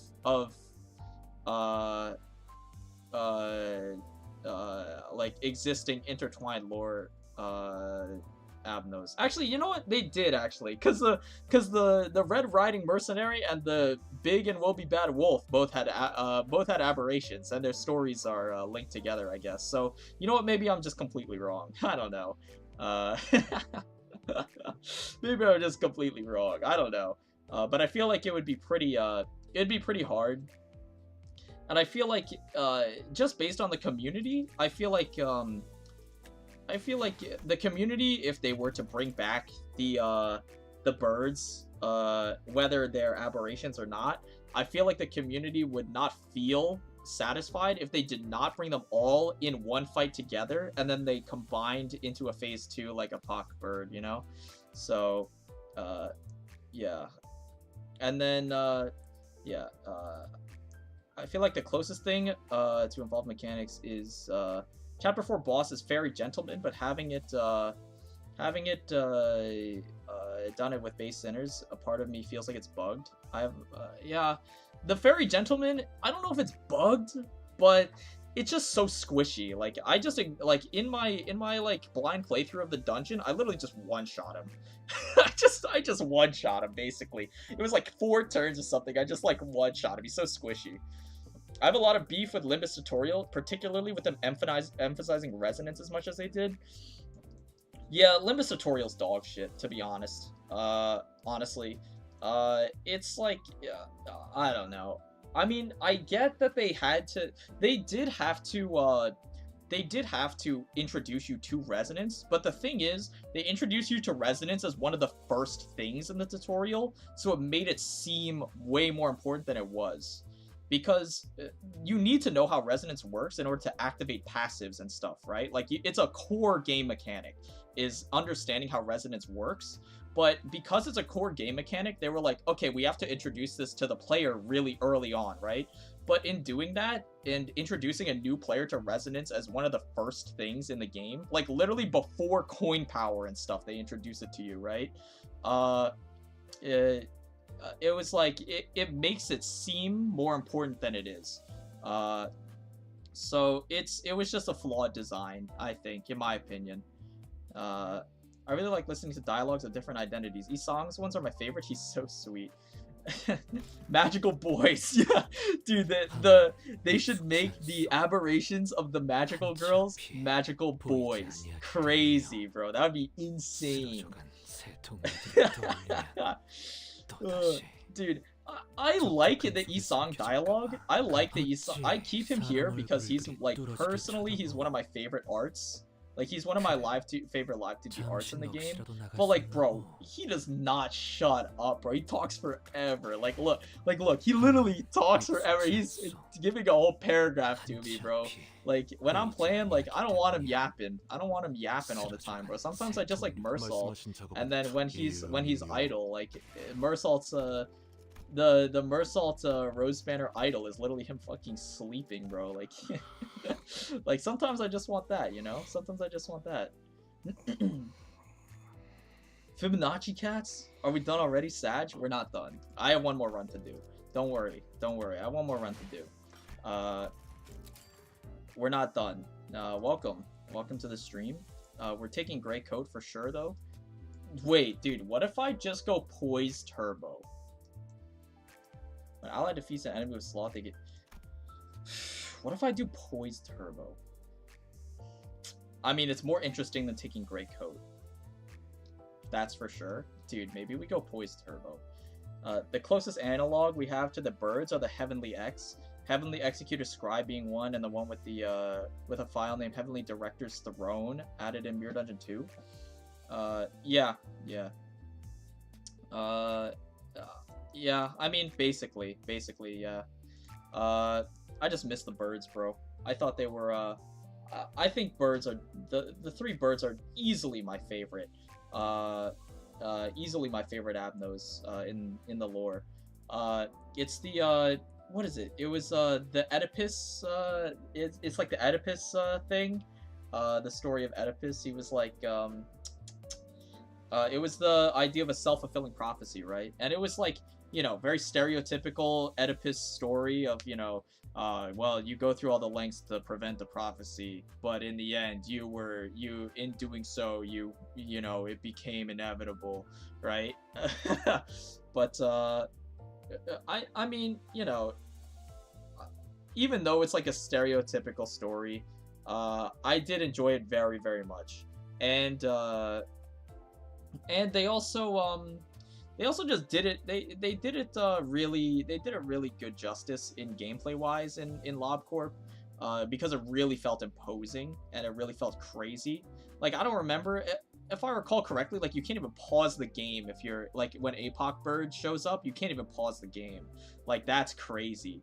So, you know, like, that feeling, even though it's a stereotypical story, it's a tried and true story format, and I think they executed it great. The only thing that I have a gripe with is like Judgment Bird, because his thing was like, you know, well, what if the scale doesn't lead either way, nerd emoji? Oh, well, you know, I'll just tip the scale, I'll make one of the scales bigger than the other. Like, like that was like stupid, bro. Like, I thought that was stupid. So, you know, that's the only gripe I have. But beyond that, I mean, I'm a big fan, you know. A shame that they're in Library of Ruina, so that way they can't show up unless something crazy happens, right? So unfortunate. I find it interesting how 7 Isang's dialogue, he offers Dante to find out something about their past, but Dante refuses. Does he? I've never had 7 Isang as my secretary, so I actually don't know. Give me chatter for 1. Give me chatter for 3. 조금만 주의를 기울인다면 Give me 많은 chatter 정보를 for 알아낼 수 있어. post Uptie 1. 혹여나 그대의 과거가 궁금하다면 내게 의뢰하시오. Oh. 사양한다라. Okay, yeah, that is actually interesting. 그대는 볼수록 참 기이하고 흥미로워. Yeah, that is actually interesting. I kind of that's strange. That's actually very, very interesting. All right, maybe we do a poise team. Maybe I'm feeling spicy, bro. Okay, no, there's no way that could work. I was gonna say, what if we did solo She-section Ishmael, but she would literally die. She would literally just die. So there's just no point. There's just no point in even entertaining that idea of doing poise, of doing She-section only anyway. What even are the other poise IDs? I don't have Blade Lineage Sinclair. Actually, I don't have Blade Lineage Sinclair, and I have no intention of ever dispensing him, because 1, he's not even that good in a vacuum, and 2, obviously Gripper exists, so I would just never use him either. So, you know, maybe poise is just not meant to be. I don't think poise is just meant to, it's just not meant to be.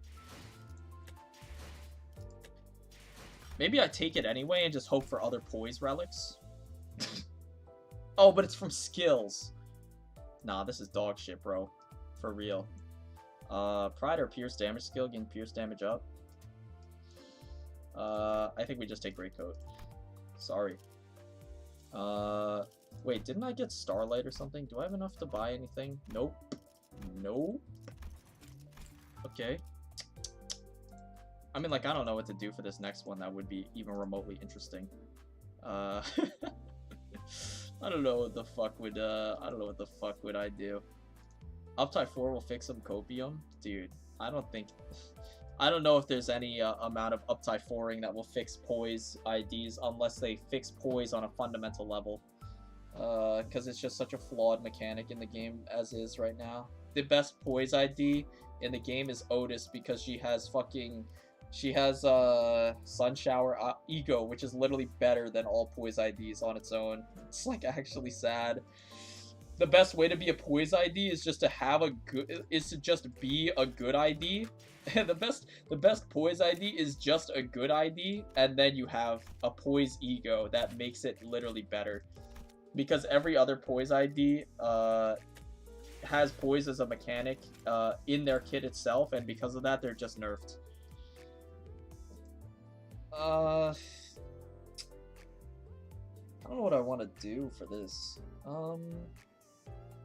I mean, I don't want to do another solo, that's for damn sure.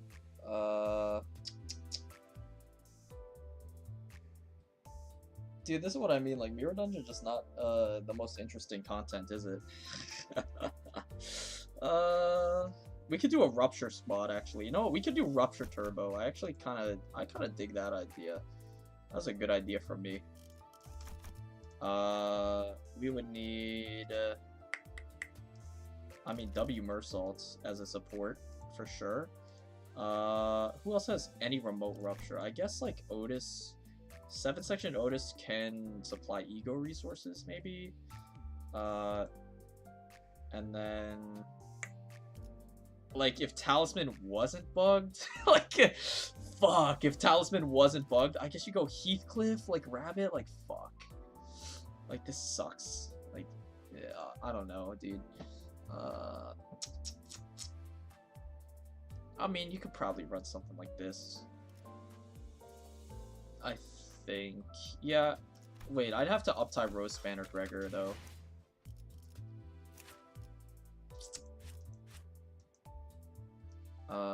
Burst Tremor, then Reduce Tremor. Oh, he has to... Oh, he doesn't have to burst Tremor in order to get Rupture. He just needs to spend Charge. Dude, is it just me, or does this ID, like... Is this not, like, super underwhelming? I don't know. The best poise ID is Solo Hong Lu with Nebulizer. Dude, literally true. Literally true. It's fucking sad. The only way to use poise at a remotely viable level is to have a good ID baseline and then just give them poise on top of it. Right? Because if an ID has poise as a it's like the opportunity cost. The opportunity cost of having poise in your kit is so sad. Because if your skills are giving you poise, that means that is the only thing that your skills do, which means you can't get, like, Rupture, you can't get Bleed or Burn or Tremor or anything else on the skills, right? It's literally just poise. So the opportunity cost of having poise on your skills is literally just detrimental to you, which is sad. It's genuinely, like, really sad. But, you know, it is what it is. You could reset for different ego gifts if you want, since there's no cost. Yeah, but resetting a mirror dungeon is like massive nerd emoji. But I mean, I guess I could. It's like massive. It's massive nerd. Let's see. All allies gain +3 charge count. If 2 of my allies have envy skills, all allies gain +5 charge instead. Holy shit. Okay, you know what? We might do charge turbo. Start of the combat phase. Inflict 2 sinking on all. Oh, we could do sinking turbo too. Actually, there's no, like, sinking support. The only sinking payoff is Sinking Deluge, which is 1 skill on 1 ID, so there's probably no way. Ego gifts single-handedly may poise a god tier if you were to get them. Cracked. Yeah, I agree. It's just because it's coming from outside of the ID's kit itself. Because if you have poise on your kit, it literally is nerfing you. Because it means that the opportunity cost is, like, you can't have any other buffs. If the buff they choose to give you is poise, then it's cringe. We could do a charge-based team, actually. But, like, this is -100 thread if I use W Mersault. And, I mean, his coin values are just shit. So, like, he's just not going to do anything in the late floors. He's not doing anything. We're going to use Pursuance no matter what. So he literally does not do anything in the later floors. Unless I'm ego spamming. In which case, he has no interaction with charge at all. W Faust? Is this a real ID? I don't even think this is a real ID either. Why is your coin why are your coin power so dog water? Okay, you know what? I mean, like, okay, so these would be, you know, these 3, and then that's like the only people who interact with charge. Rose Spanner interacts with charge a little bit. Actually, wait, does Rose Spanner Mersault interact with charge? I don't remember. Holy shit, he does. I think it's time to go charge turbo. I just don't, like... Dude, what does this even do? Burst Tremor, spend up to 4 charge to inflict Rupture count equal to charge. Like, him interacting with charge is like a technicality. Like, that doesn't do anything.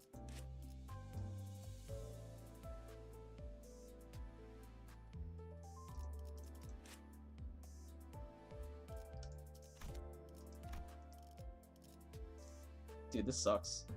Rose Banner Salt could use the charge? Yeah, he can. He literally, his skill 3 is the only thing that interacts with charge, though. And it bursts Tremor, which is just, like, not useful. Like, his charge interaction is, like, not even useful. So the only thing that we'd really be getting use out of is, like, Dim Shredder. Doesn't this interact with charge? Yeah, so it would be Dim Shredder, which I'm completely fine with thread spinning. Am I? Dude, my thread hurts. Guys, I think we're running out of 4th Uptie will fix everything.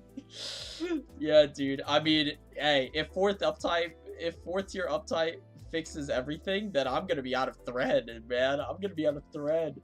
Okay, we'll thread spin this because this is actually a good ego, and I'm fine with thread spinning this. because this is a staple in charge team, and this is a staple in charge team for sure. So we go 1, 2, 3, 4, 5. And then I don't know what the other two would be. Maybe we just bring Otis and Chef for fillers. I think probably that's like the best we can do. Go here, here, here, and then just do this probably. I think because Rose Spanner Gregor and Mersault, I don't think either of them really benefit that much from charge. And I'm not up-tying W Corp Mersault because his coin powers are dog, and I'm not up-tying W Corp Faust because her coin powers are dog. So yeah, I think this is it. I think this is it. Then we go Spice Bush, probably, yeah. Here, here. Here, here, here.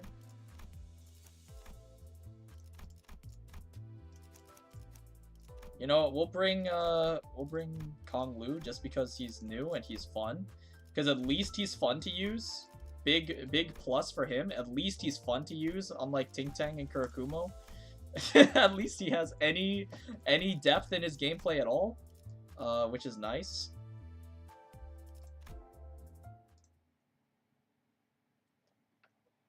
Got any thread to spare? Dude, honestly, I don't even know if I do have thread to spare. I have thread, that's for sure. To spare, debatable. Once we see how expensive Uptie 4 is, it's debatable. Let's go here, here, here, here, here, and then here, here. Oh, you can only bring 5. Okay, sure. Yeah, that's fine. 기차와 같이 달려나가겠소. The only thing giving me hope is PM stating that they have to balance upcoming content around Uptie 4, but that's about it. I mean, I think I kind of trust them to balance it. Well, they seem to be kind of they seem to be mostly in touch with their community in that regard, where they do respond to feedback. They do respond to feedback in a pretty timely manner, and they do seem to have a very attentive level of interaction with the community. Obviously, I wouldn't know because I'm not in Korea, nor am I Korean. So I don't know how much they interact with the Korean community, because obviously they're in Korea. So I don't know, but... Oh, dude, I could've used Rip Space. I'm not used to having so much charge already, instantly. That's crazy. Whoopsies. Misplay, I guess.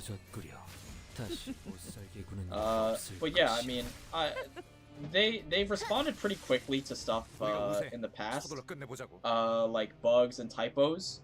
For the most part, they're very transparent about stuff. So I trust that they're going to be able to balance stuff in the railway.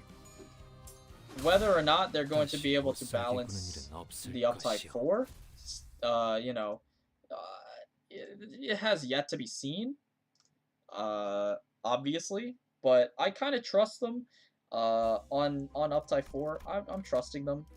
돈 벌러 가자. As long as they as long as they kind of take it the same way, like it's like basic game design concepts, I think. Like as long as they take it the same routes or similar to like how Battle Cats did it with Uptie 4, they just give the meta IDs less because they're already good, but give the sub meta IDs more to make them compete. You know, as long as they can do that, I feel like we should be in a good spot, and hopefully we will have a lot of meta diversity going into Railway 2, is my hope, because that will make it a way more interesting. They should test stuff more. I agree. That's the main sentiment I feel like a lot of people have, especially like because the launch was like a shit show. I'm sure you all remember, unless you didn't play at launch. What is this guy? Hold on. Single street light lighting the path that makes scenery all more hazy. Pip pip pip.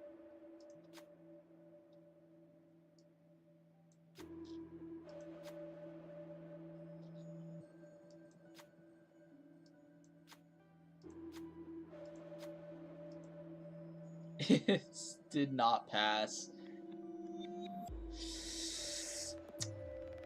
Hold on, what did this guy say? The results of the job interview for the big company I had last month are out. Everyone in the street prepares for exams and interviews. They wait for the results, staking all they have on them, and once they're told they go far away and disappear.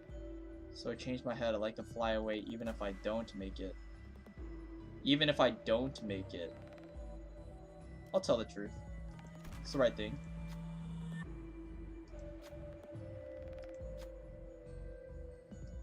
Yeah?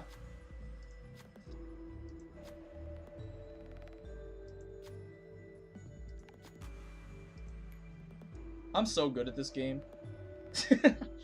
At the end of the turn, allies with 7+ charge count gain 1 haste. Okay. Gloom skills gain 2 haste and 1 final power up. Poggers. That's pretty damn good. That's pretty damn good. We have 2 charge users who have gloom skills. So hey, that's pretty damn good. I like that. I like that.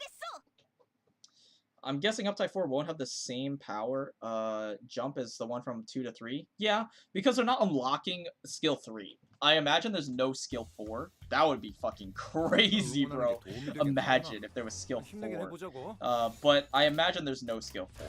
Which means, you know, the power jump will just objectively not be as strong, probably, because they're not unlocking what is usually the keystone, like the cornerstone of their kit.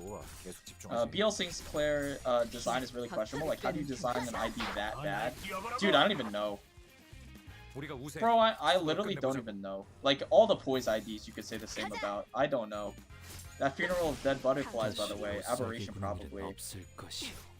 I don't even fucking remember. I only know a few Abnos. I only know the popular ones for the most part, honestly. Because again, I did not play much LobCorp, and I did not play much Library of Ruina. I played, like, enough to get an idea of what's going on, but I never made it to the end of either game. So, you know, it is what it is. But, yeah, like I was saying, PM definitely needs to test things more. Launch was a shit show, for the most part, because of balance, you know, partially because within literally 30 minutes of the game going up, the server crashed. I was a contributing factor, I'm not gonna lie. I was a contributing factor, because I was on literally second one on day one.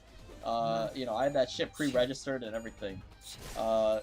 But, you know, one of the main gripes, I guess, that people have is, like, the launch IDs are super imbalanced, and that's because there was no closed beta or no test server, for Limbus Company. So, they literally had no idea, like, what was going to be good and what was going to be bad, because all the testing they did was completely internal testing, right?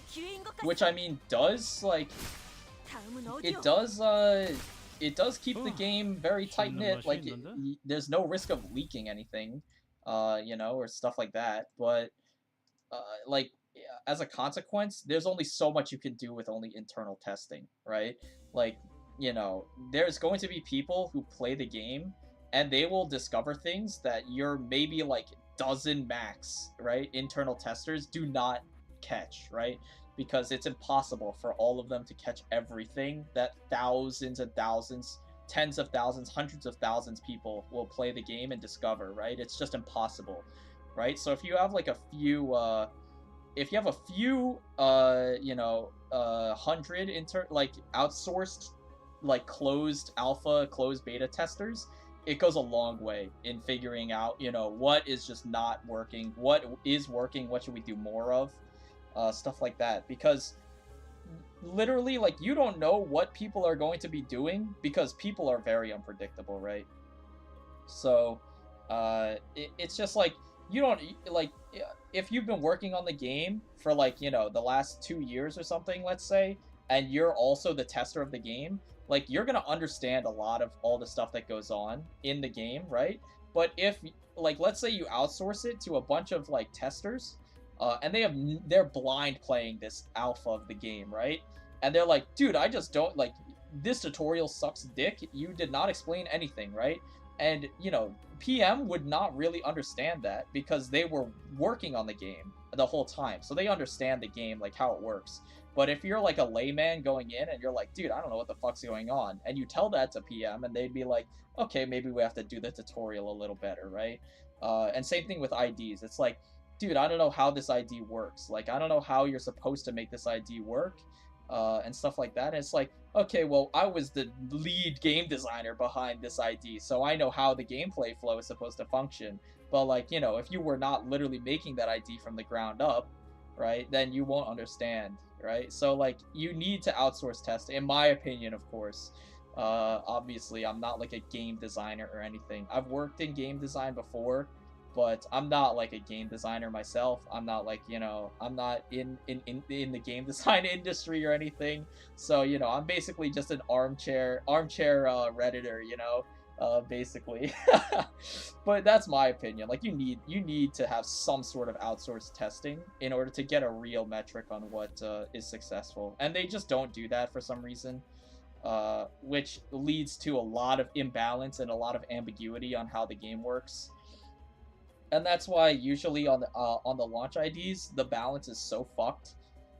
It's either the launch IDs tend to either be either one of two. It's a binary scale. Either they're turbo broken, or they are dog shit, like piss worthless, right? And some of them are in between, but those were like retroactive changes mostly. Like She-Section Ishmael was dog shit on launch, and then, you know, they changed her stagger threshold and stuff.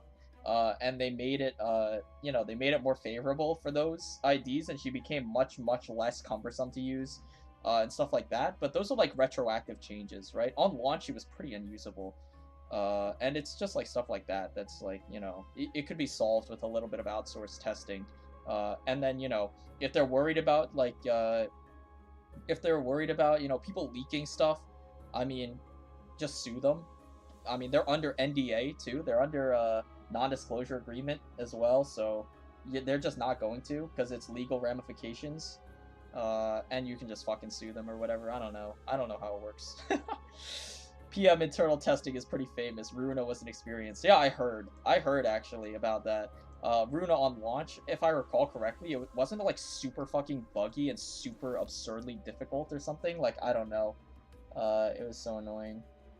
PM was like 30 employees, 10 of whom are working at Ham Ham Pang Pang. Yeah. I heard somewhere, yeah, it was about like 30 to 50 people or something. Very small group. So there's no way that, like, however many testers they designated, like let's say a dozen testers, there's no way a dozen testers are going to catch what hundreds of, like, everything that 100,000 people playing the game are going to catch, right? They cannot catch everything, right? Because of, like I said before, like the internal bias of, you know, knowing how the game works already because you've been working on it the whole time, you know, knowing how things are supposed to work, how things are intended to work, versus, like, you know, what if someone just does something that you didn't think about, because you're only thinking about the intended path, right? When you're working on something, you're only thinking about the intended path. But if someone takes an unintended path, then instantly, like, you know, the entire thing falls apart, and that's how you get bugs and shit, right? So, you know, they just need to outsource that stuff. Blade Lineage Sinclair is interesting on paper, but counter skills in general pretty niche. Him working with Poise doesn't help either. Yeah, I mean, he's just like a sad case. I don't know how they even remotely fix him, to be honest. I don't know. Like, that's, I don't know. Was there any changes besides the She-Section gals? I don't remember, honestly. The stagger threshold changes, I don't think they changed that much. Besides, like, the main thing they changed was She-Section. That patch, I don't remember what happened on that patch, because it was like a couple months ago at this point, right? It's a couple months out now, so I don't remember personally what they changed. But hold on, I forgot to actually play the game. Actually, probably Phantom Pain, right? At the start of the combat phase, inflict 2 sinking on all enemies with less than 0 sanity. Sinking at the start of the Skeletal Crumb seems neat, but like the problem is syncing, which sucks, so I'm taking Phantom Pain. Yeah, we gotta actually play the game, man, my bad.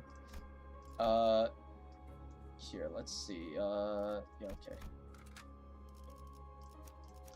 돈 벌러 가자. Yeah, I don't remember if there was any other stagger changes. Those were the, if anything, if there were, they were not really notable. The She section ones were the only ones that were actually really notable because it changed the way that they play the game for the better, obviously. But it changed the way you play the game with them, because they're actually like, you know, you can actually set them up without them dying to stagger, which was really nice. I wonder how people get leaks. Is it like on Discord servers? And how do leakers get them in the first place? The main way that people get leaks is usually they either like, from what I understand, they're either part of the team, like they're part of like a small group of internal testers, and they just breach NDA on a they breach NDA on an anonymous forum. Usually like 4chan is what you hear about like leaking stuff and stuff like that. For like in the West anyway. I'm sure there's you know, anonymous forums similar to like 4chan and 8chan in Korea and stuff. And eventually like that stuff where either you're part of the internal team and you leak it, or you know, for somehow you get hacked, right? Because with many people, when you're outsourcing many people, stuff like that to many people, then there's a greater chance that someone somewhere gets their PC hacked or something, or you know, they're just talking, they're just chatting with one of their friends and they accidentally breach NDA, right? And that friend leaks all the information. Or, you know, there's, you know, a hacker will like hack into their PC and data mine it and leak it onto 4chan or something. And like that's generally how leaks happen from my experience. So, you know, I say from my experience, I've never been like a game developer or anything, and I've never been a game designer. I just know a lot about the theory side of it, because I've played a lot of games, and I've been around the internet, I'm sure, just like everyone else. But yeah, generally that's how it spreads. And then from like those anonymous forums, like let's say 4chan, because it's most well known in most English speaking circles. Again, I don't know if it's used in like Asia.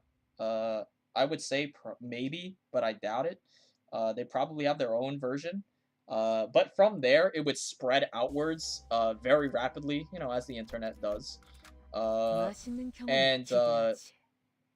And from there it would probably, as soon as it hits 4chan, if it doesn't start on 4chan, then it would hit 4chan, and once shit hits 4chan, it's over, right? Once it hits 4chan, it's literally over. Like there's pretty much nothing you can do, because 4chan is 100% anonymous. And shit travels really fast from there onto everywhere. Like it spreads onto Discord servers mainly. And Discord servers and like Twitter DMs and like stuff like that, and it will spread like wildfire, right? So, I mean, there is like an inherent level of risk, and stuff like that, but usually it's not like, usually it doesn't happen. I could see why they might be concerned about it happening. By them, I mean PM, obviously. I can see why they might be concerned about it happening, because their audience, like, PM fans are literally, like, extremely dedicated. Like, they're psychos, how cult-like the following is for their games. So, I feel like there's going to be a subset of people, a subset of PM fans who are, like, the bad apples, basically. Right, and they would be extremely willing to get any information they possibly could on the game. So there is like an inherent risk just because of the way the community kind of like runs itself for their games in particular. It's just extremely dedicated, cult-like following, which is a blessing and a curse, obviously. But I could see why they wouldn't want to outsource their testing, but for the actual consequences that follow in the game itself because of the lack of testing and the emphasis on privacy. It does have consequences in the game itself. So I mean, it's a give and take. Again, you know, this is just my opinion. I'm just some random dude who plays Limbus Company on YouTube, so you don't have to trust me on any of this. You don't have to trust me on any of this, but you know, I'm just saying stuff that makes sense to me, you know. I'm just saying stuff that makes sense to me. Anyways, we're gonna go to shop, I think. Obviously, I think shops are OP as fuck. Holy shit, Heathcliff spill. Yeah, special contract. Don't make me laugh. Honestly, I think we get 2 quick suppressions. I don't think there's even a question. Bye-bye. Actually, hold on. Can we buy a support passive, maybe? No. I don't. None of these have good support passives. 투입합니다. I remember browsing the Limbus subreddit and coming across Rose, Rogia, and Mersault's skill leaks. I wasn't even trying to seek them out. Yeah, like, that shit spreads like wildfire so fast, right? Or like the, like, one of the major examples was, I don't know if you remember in Season 1. Dude, stop using rip space, man. I don't remember if you remember. I don't know if you remember in Season 1, there was, people were data mining the banners, right? People were data mining the banners that were upcoming, and one of them that they found was the Don Quixote banner, right? The Don Quixote gacha banner. And PM had to put out a statement that said, like, you know, I know you found the banner by data mining because we saw it on the internet, but don't trust, like, don't trust the leaks, basically. Don't trust the leaks because they're not indicative of what our final plan is going to be, right?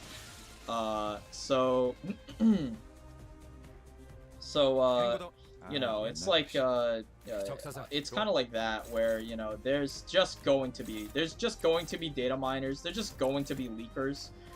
There's not really much you can do about it, besides, you know, I don't want to say, like, just don't put stuff, like, don't push files into the game before they're ready, because it's not that simple. It's really not that simple, because, like, storing assets in the game is just, like, very convenient, obviously. It makes updates less, updates less intensive and stuff, and you can like, the main reason why you would push things into the game before they're, like, ready to release is you can see if those beforehand, before they release, you can see if they're game breaking, right, before they release, is, like, one of the main reasons. You can see how, like, how this mechanic will impact the game before it launches, so you don't have a really fucked up launch. But, like, you know, in doing that, people can data mine it, right, early. And for the banners and stuff like that, like the banner assets, which are pretty harmless to put into the game early, for the most part, you know, for those assets, people data mine those, and they had to put out, like, a public statement. I don't know if you remember, for the Don Quixote, the leaked Don Quixote banner.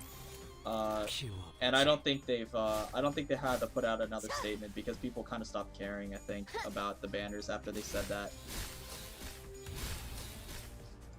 So yeah, that shit spreads for sure. Yeah, I remember, I'm playing Honkai Star Rail 2, and the rate and frequency of leaks for MiHoYo games is staggering. Yeah, I mean, that's like, what, highest grossing gacha game in the world, or is what, Genshin?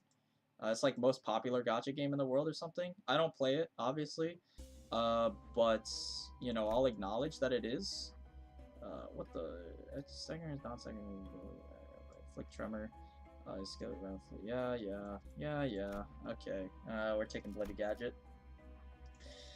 But yeah, I mean, out of the millions and millions of people who play MiHoYo games, there's just inevitably going to be a few, like, quote-unquote bad apples, like bad actors, who are going to data mine. Like, you cannot just, it's naive to assume that literally every single, out of millions, like like tens of millions of people probably who play 방금 벌레만 Genshin Impact and Honkai Star Rail, it's naive to assume that not a single one of them is going to data mine and leak stuff, right? So 이번 전투도 쉽게 that's 쉽게 just 갈수 있을 거야. how it is, right? 다시 복구하긴 That's why there's a staggering amount of leaks for those games. Because the more popular your game is, the higher percentage chance that there's going to be like just the one guy who, you know, sends it all tumbling down, right? So it is what it is. Thankfully, PM doesn't really have to deal with that stuff for the most part. But again, because their specific fan base and audience is so dedicated, and so like and so diehard, 투입합니다. I would not put it past them. Like if there's like small games, there's other small games, like again, like games with small communities, like Dredge, I guess. Like I don't know if you've ever played Dredge. It's an indie game that came out semi recently. But the Dredge community is like really small, even though it's a fantastic game. I 100% recommend playing it if you haven't. It's like an indie game that came out kind of recently. It's a fishing game. But yeah, the Dredge community is really small. But 기억 못하게 하려는 길이 like it's not like it's not small and like turbo cult like dedication. It's just like, yeah, I like this game, so you know, let's talk about it. You know, I like talking about it and whatever, and I like playing it. You know, and I like the developers. They're very nice, right? Like PM community has all of those things. It's like, yo, I like talking about developer. You know, haha, Jihoon. Jihoon at it again with spaghetti code, you know. But then they like they go so fucking ape shit, bro, for literally everything, bro. Like every single time any ID gets released, that shit blows up, bro. And especially if it's like Faust or Ishmael, they're like mommy. It's like very strange activities, and it's like extreme levels of brain rot, which, you know, it is what it is. It is what it is, but I mean, whatever. Dude, Roja's egos are really really upsetting. What the hell? I guess I'm using what is cast. I mean, I could use Rhyme Shank actually. It's not bad.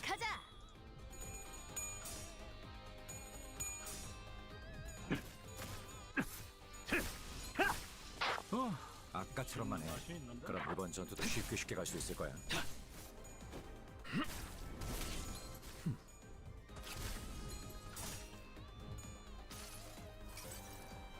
그래도 언제나 추월할 수는 없으니까. 유효타 좋아. 계속 집중하지. 우리가 우세. 서둘러 끝내보자고. 다음은 다시 어디로? 못살게 구는 일은 없을 것이요.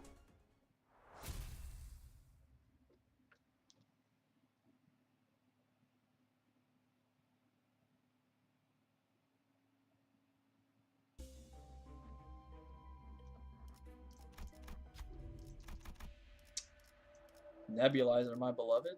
What is this? Using skills. Hilarious.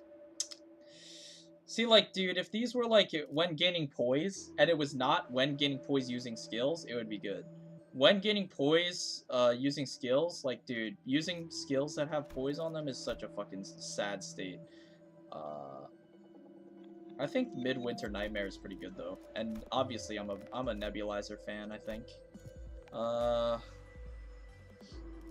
We can also buy another Cloud Cutter. Actually, that's pretty good. I think we'll buy another Cloud Cutter, and then we'll keep it from there. I don't think we need to buy any support passives. I mean, we could buy Mariachi. Actually, we could buy Mariachi support passive. That's fine. Yeah. Okay, let's do that.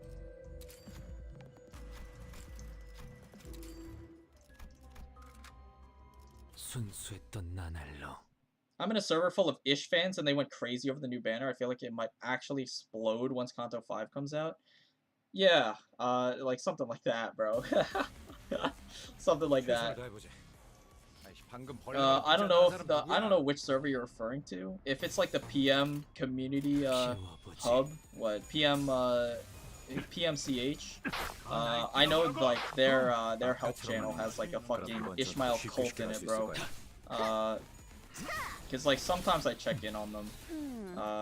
Again, I'm not super active in LIMBUS Discord servers. Again, no real particular reason why. I just don't really care enough to like. I don't really care enough to interact 아, 방금은 in 좋지 않았어. Discord servers for 우리가 this game 우세. usually. 서둘러 끝내보자고. But you know, sometimes I like stop in and just see like what's going on in the PM community hub help channel, and it's literally just like an Ishmael cult. So I don't know if you're referring to that, but if you're not, then that means that there's another server that's also full of Ishmael simps, and that's a very concerning idea. 좋아. 계속 집중하지. 이제 쓸만해졌군. But I mean, the new Ishmael ID seems pretty promising. I like Leo IDs, so I think no matter what, I'll probably use her. It depends on when Uptie 4 comes out, because again, I'm anticipating Uptie 4 Reindeer is going to be pretty good if they kind of know what they're doing, hopefully, which is a tall order, apparently. But, you know, I'm very excited for Ishmael, the Liu. I think she looks very good. 내가 응원하는 게 도움이 되긴 하려나. 힘내긴 해보자고. 가자.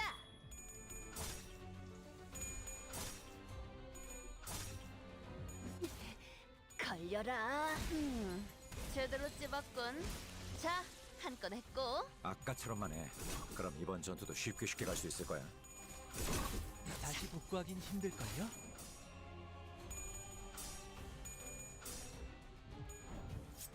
너, 맛, 자.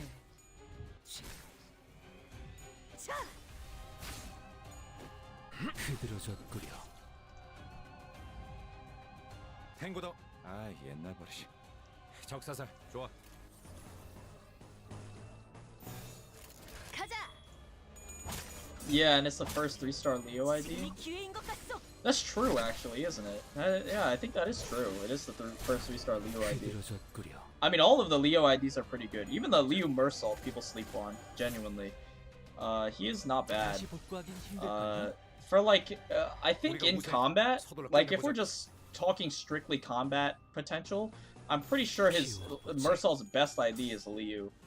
And then Liu Gregor, obviously, you know that's my personal pick for Gregor out of all of his IDs, so you already know my opinion on him. And then Liu Honglu is not bad. He's just overshadowed by literally every other Honglu ID except base, I guess. So, you know, it is what it is. Yeah, I guess we're taking I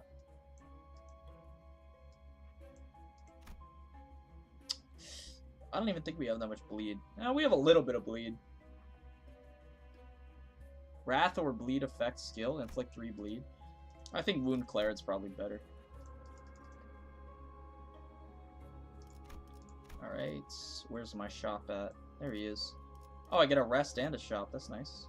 And a question mark. Alright. 맛있는 경험을 기대하지. And she has plenty of burn egos. Yeah, true. Ardor Blossom Star is a turbo disgusting ego. Actually, disgusting ego.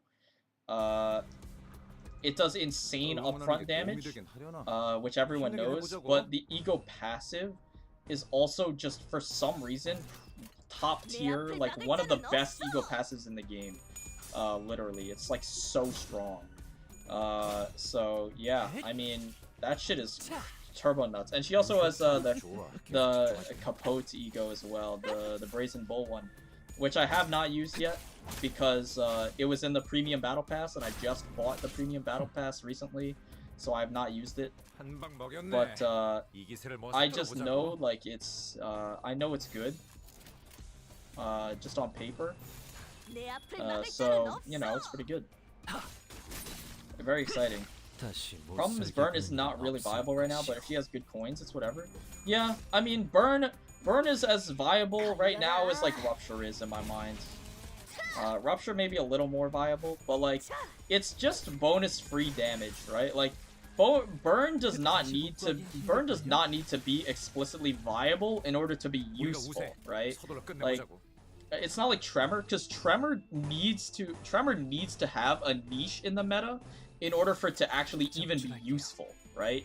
Burn is not the same thing because it literally it's just free damage. At worst case scenario, it's free damage.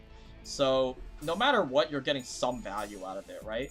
Like Tremor, you have to jump through hoops to stack potency and count and then burst it, right? So there's like a lot of hoops you have to jump through for that to be viable, right? Whereas Burn is literally just free damage, and same thing with Rupture. That's why I kind of put them equivalently viable, because they're just free damage at worst case scenario, which is always appreciated, pretty much. Let's take a rest because it's a skip.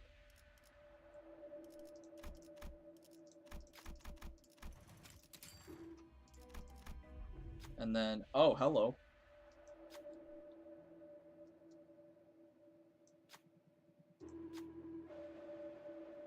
Poor tiny apple.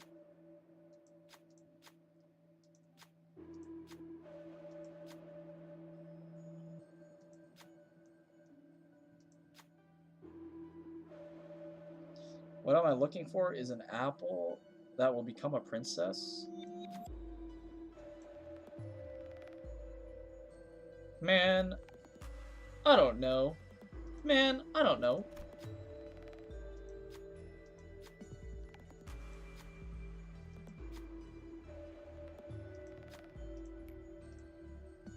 Fuck, I should have turned him in. The fugitive. My bad. Problem is, Burn isn't viable. Yeah, the Liu tree is my favorite team to run in Mirror Dungeon 1 if I didn't want to use OP units. Yeah, I would agree if I owned Liu Mersault. After all this time, I still don't own him. It is what it is, but, you know, kind of a shame. Yeah, I would agree with you. They're very fun to use. And they actually are pretty good. They're not bad. They're genuinely not bad. Again, Liu Gregor is my personal best in slot for Gregor most of the time. Liu Mersault in combat is probably his best ID. You know, probably tied with like Ncorp and Rose Spanner now, actually, now that I think about it. He has Rose Spanner now, so maybe that's better, but I don't know. Obviously, I have no first-hand experience because, again, I don't own him. And then Liu Hong Lu is actually pretty good. He's just overshadowed massively, obviously, so that's a shame.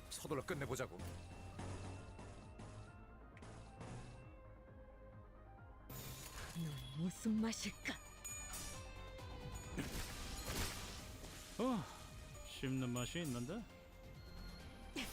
지금이 기회인 것 같소. 다음은 어디요?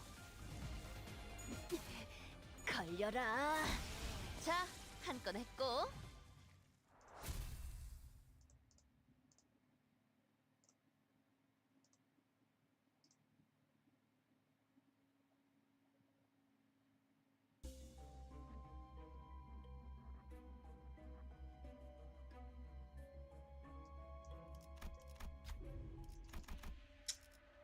Otis skill? Okay, I don't care.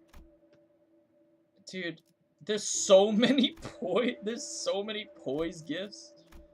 Oh my god.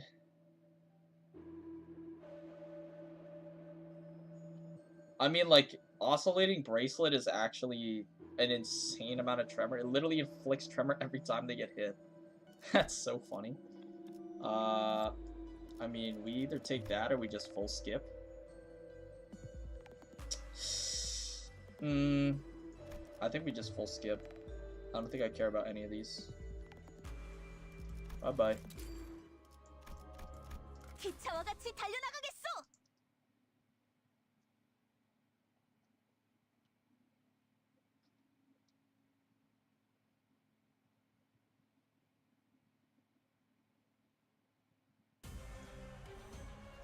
내가 응원하는 게 도움이 되긴 하려나?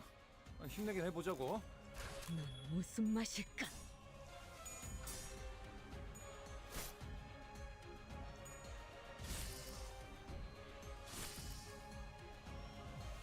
예측대로군.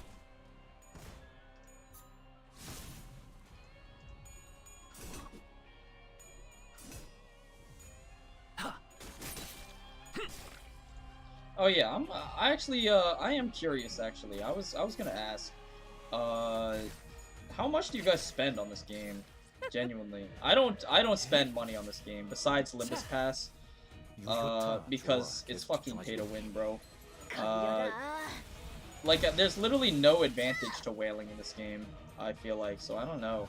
Like, how much money do you guys spend on this 아, game? 옛날 버릇이. Because 적사살 좋아. I'm curious on that for sure. Let's not use rip space, thank you. 깡총. Tomorrow's Fortune isn't a bad choice now because you get forced into picking Gissipian or other ego gifts if you're unlucky. I don't even hate Gissipian, honestly. I feel like people overhate it. Bro, what is going on? Oh, I'm just screwed. My bad.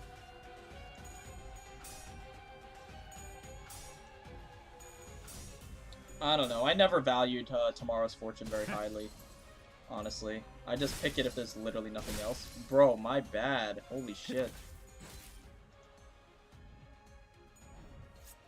너 Yeah, I think maybe Tomorrow's Fortune would have saved me there. Fuck, I should have taken it. No, I'm kidding. Maybe I should have, but if I get a shop next floor and it has a 400 cost relic and I can't buy it, or eco gift and I can't buy it, I'm gonna be fucking upset. That's for sure. Right? What's going on here? Oh, redirect Heathcliff's flash piece. 내 앞을 막을 자는 없어. I only buy Limbus Pass only. I'm broke, so 0. Yo, Zerp, is that a first time chat, bro? Damn. Welcome. If you weren't here before, welcome. If you're lurking, I appreciate it. I bought both passes and 2 of the season packs. Plus I can't really pay for battle pass in my country without some loopholes. Oh, that's a shame. I kind of get that though. 피는 확실히 빼는 편이 좋지. So yeah, I mean, yeah, I feel like we're all kind of in the same boat then. Yeah, we just buy the pass.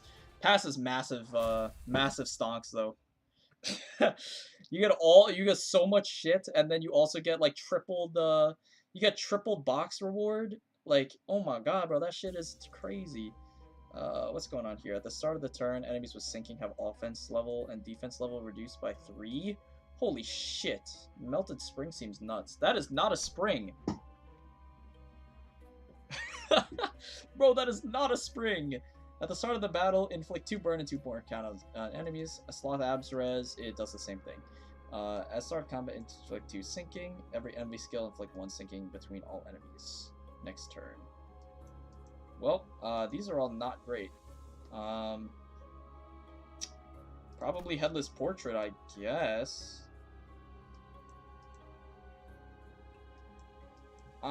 Dude, these all suck, bro. I should have taken Tomorrow's Fortune, bro. You're so right. You're so right, bro. I should have fucking taken it. Oh, these are terrible. Sloth Abs Res? We're not really activating that either. I guess it's Headless Portrait. Whatever. I buy the passes and bought the monthly Lunacy packs once. Dude, that's minus like 20 bucks. Where's my shop? Okay. I see my shop. We're good. You can also pay for Heathcliff to rest. I do be lurking. You know what, Zerp? Good on you, bro. I appreciate it. I appreciate it. Yeah, Tomorrow's Fortune still gets less useful the further you are into a run, but at least it's not complete trash now. Yeah, true. True, actually, it is not complete trash. Oh, this is the first time we're seeing these robots, actually, tonight. I hate these guys, for real. They're so annoying. 내 앞을 막을 자는 없어. Their coin values are so high, and like the thing is you kind of need to have Tremor in order to like kill them quickly. Like, I'm scared of these guys in Railway because their weakness is very niche, right? You need to have Tremor in order to kill them quickly because their stagger is so shit. But the thing is, Tremor is such a niche debuff against everything else. So like I've been thinking like how much Tremor I want to bring in my Railway team. Because am I going to bring, like, how much Tremor am I going to bring in my 12 center lineup at the start? How much do I want to bring in order to counter literally just these guys, essentially? Which is going to be really annoying. I think I might dedicate just like a small Tremor Core. I think like just Rose Spanner, LCCB, and Rose Spanner Mersault. Yeah, like LCCB Ishmael and Rose Spanner Mersault is probably all I would bring, because those are also generically good. But like usually like the Tremor core does not like synergize outside of applying Tremor. So I think just those three is probably what I would bring. I don't know. I'm still thinking about it. And obviously it all changes when Uptie 4 launches, so you know. Okay, you know, maybe tomorrow's fortune was the move, bro. This sucks. 싱싱한 풀이 보이네.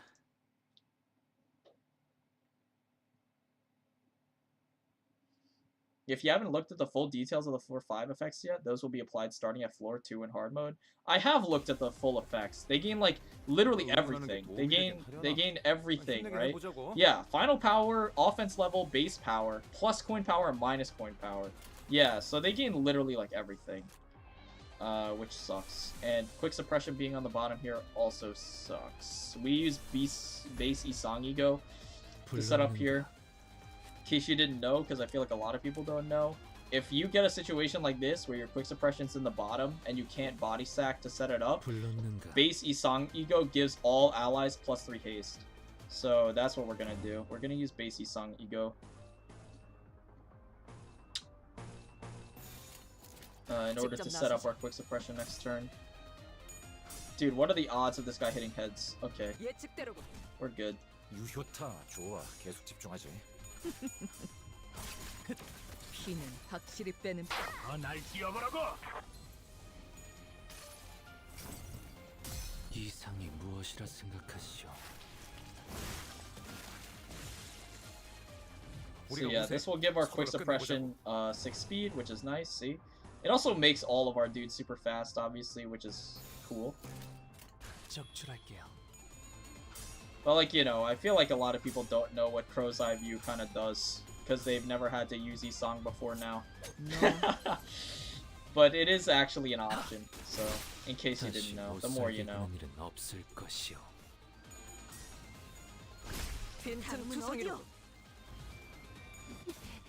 걸려라. 자, 한 건 했고. 씹는 맛이 있는데?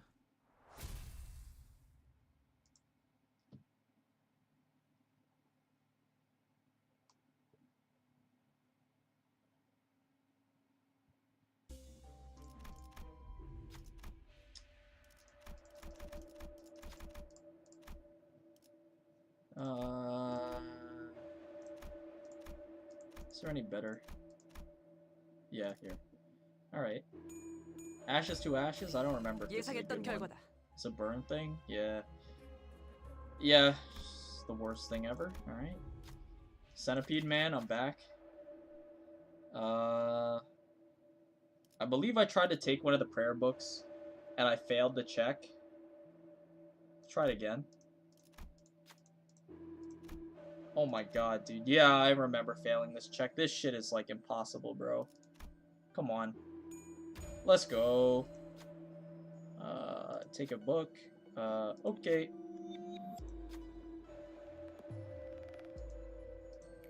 Red Order. 금방이죠. Whenever an ally inflicts sinking, ally gains offense level up next turn. Allies with Wrath skills gain off... Bro, who has Sinking Wrath? Is that just Reindeer? Bro, what the fuck? What is your problem, bro? All that insanely hard check for that piece of shit, bro? Come on. Come on. A little bit unrelated, no problem. But what's your opinion on I imagine that's present things, or do you mean resent things? What's your opinion on present things that... Hold on, we're just gonna play the game a little bit here.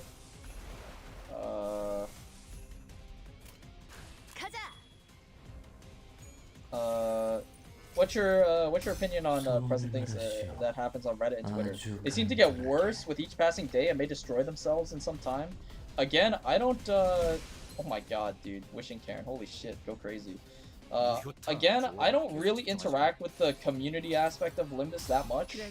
I just mostly play the game by myself. Like, the most interaction I do is on Discord, and the most I get out of the Limbus community on Discord is literally just looking at the patch notes. Like, I'm just in the pre-1 server so that I can get my Discord pung, get a notification whenever Limbus Twitter releases a patch note, right? Because I don't use Twitter because that place sucks, and I don't use Reddit that much. Sometimes I do when I'm bored, like I'm just scrolling on my phone, and I'm just bored, and it helps me with current events and stuff. But I don't use it too much. I kind of want the healing actually more than the grimy steak. Let's heal. So I don't know that much. Let's replace the skill 1 with skill 2. I should have looked at the ego gifts. We're good. Artistic sense. Holy shit. Oh, from sanity loss. Never mind. I was like, dude, plus 35%. What the fuck? Against enemies suffering from negative effects? Holy shit, that's crazy. From sanity loss. Oh, never mind. When Sinking's effect applies to enemies without sanity, affinity of the damage inflicted change to whatever is the most effective. That's interesting if it wasn't for Sinking. I remember this is really good. We'll probably buy Sticky Muck. Twice as much bleed. We don't even have that much bleed on our team, so we'll buy Sticky Muck. We don't have to heal Heathcliff. We could, just for fun. I mean, we could just heal him. I mean, we'll buy Smokes and Wires, I guess. And then we'll heal.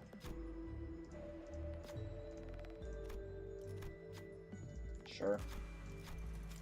But yeah, I don't really engage with like PM community because it's just too much brain rot for me. So I don't really have an opinion, but I feel like the community is kind of toxic, and I don't disagree that they may destroy themselves because one half of the community seems to be like, if the skill is on a slacking shield, yeah, okay, we're just gonna burst head here. AoEs don't really do that much against this guy. What are your resistances? Fatal to blunt. Okay. Sure.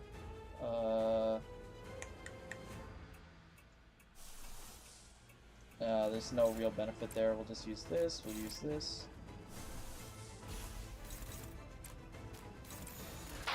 But yeah, I feel like the PM community is kind of very toxic for some reason.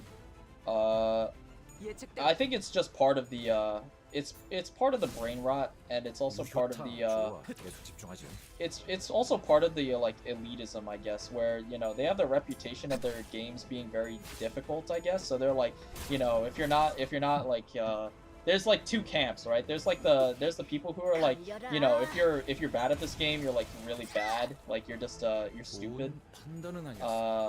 And then there's the other half who are like, nah, you're just a meta slave, blah blah blah blah blah, and it's like, if you're playing by the meta, then you're not a free thinker, and you're stupid, and like stuff like that. And I feel like they just constantly go at it forever, perpetually, and it's not like it's not like the most healthy community interaction I've ever seen. Let's just say that. So, I mean, it's not because of that I don't interact with the community, because it's like, there's always the people who, like, there's inevitably going to be people who watch my videos, and they're gonna go like, okay, well, this guy's, like, obviously a meta slave because he plays by the meta, and stuff like that. In reality, it's, like, not the truth. They're just, like, they just think of it, they oversimplify, how I think about the game, because they're like, okay, well, he plays by meta, so he's a meta slave, which is not exactly true. I don't really care that much about the meta or not.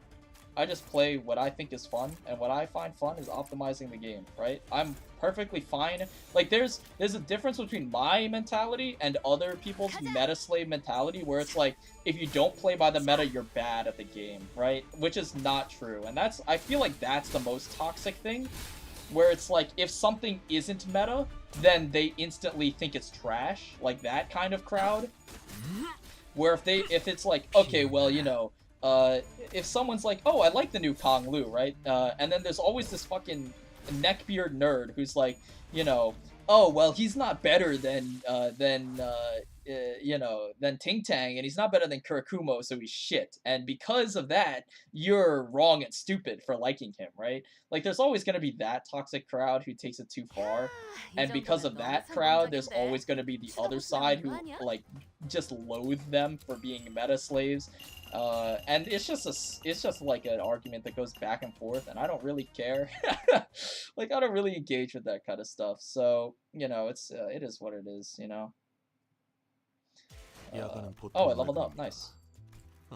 저는 아까 눈을 붙여도 괜찮습니다. Oh, I was talking about the apps, not the community. Should have worded it differently. Oh, my bad. What are your opinion on recent? Oh, recent things that happened with Reddit and Twitter. Oh, okay. Twitter's always been a piece of shit. Like, I don't use Twitter for the most part. Again, I only have a Twitter account so I can view the LIMBUS Twitter, because again, Twitter made it so that you need an account to view images, like attached images, embedded images on Twitter. So that's the only reason I have an account. I don't use it. Reddit, the whole API thing, I mean, it's dog shit. Like, the entire situation just sucks. And I mean, I use like a third-party Reddit app, so I'm probably just not gonna use Reddit anymore because the app is shutting down. And like the whole protest thing and whatever, like there's just nothing we can do about it. Like, he just has too much money. You know, he just like the Reddit CEOs and whatever, like they just have too much money, right? It doesn't matter. You know, it doesn't matter. So, you know. You mean the recent Reddit community's blackout and the Twitter limiting post visibility? Yeah. I mean, the Reddit blackout, like, I respect it, but on one hand, it's like, okay, like, Reddit, like, maybe 20% of the Reddit community going dark, like, all of the subreddits going dark, like, 20% of them or whatever going dark for 2 days, that shit is not going to do anything, right? Like, that shit is not doing anything. Like, that's not gonna do anything. It's like, it's not like, yeah, we sure showed him, right? Because Reddit is an echo chamber, right? So they think that they're a lot more powerful than they are, which, I mean, you know, they're trying, I guess, but it's just kind of like, in my opinion, it's just kind of futile. You're just gonna get fucked in the ass, and the least you can do is like lube yourself up beforehand, you know? Just like, just get ready to not use Reddit anymore. You know what I'm saying? So, I mean, there's just nothing we can do. I haven't, like, my opinion is obviously like, you know, Reddit admin's bad, Reddit owner bad, you know? They're banning Reddit mods who have been in these communities for years because they don't like, you know, them selling out, right? And it's like, okay, yeah, my opinion is obviously all that shit sucks, but my opinion is also like, I literally can't do anything about it. So, you know, I'm just gonna not use Reddit anymore, basically, and I'm just gonna, like, you know, not engage with that, not engage with that anymore, because it's just like not really productive to think about. And same thing with Twitter. It's like, I never used Twitter in the first place, but it's like, you know, all the drama around Twitter and like Elon Musk and how it's getting like super political too. Like, even beyond the limiting post visibility and stuff, it's just like also like getting extremely political. And I'm like, dude, I just don't care. Like, I can't change anything about that. You know, when it, like, I'm in the US, obviously, so it's like, the most I can do is vote. You know, the most I can do in politics is just vote. And once I do that, my job is done, right? So I don't really have a major emotional attachment to any of that stuff. I'm just like, okay, yeah, it's a bad situation, but I can't do anything about it. So there's just no sense in worrying about it beyond, like, you know, damn, that sucks, you know? I'm in the camp of, while there are outliers in terms of power, I'll use what's fun and encourage people to do the same. Yeah. Yeah. That's also what I use the pre-win server for. I'm mostly on Discord anyway, so having quick updates like that is good. Yeah, so we're in the same camp there. And I'm in the same camp where there's outlines in terms of power, but I'll use what's fun and encourage people to do the same. Yeah, so you're one of the goodies. You're one of the goodies. You think like me. I have the mentality that not everyone is going to have the same units for any number of reasons, so it's best to give them the pointers on what they have instead of going, well, this one is better.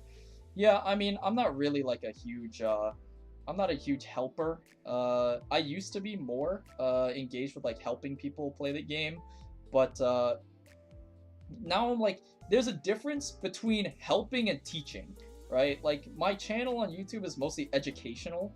That doesn't mean that I'm like helping people play the game, right? I'm trying to teach you like the fundamentals of how to play the game and like how I think about the game so that you can apply it to your own gameplay instead of me going, you know, this is what you have, I would use this, and then I tell you why, right?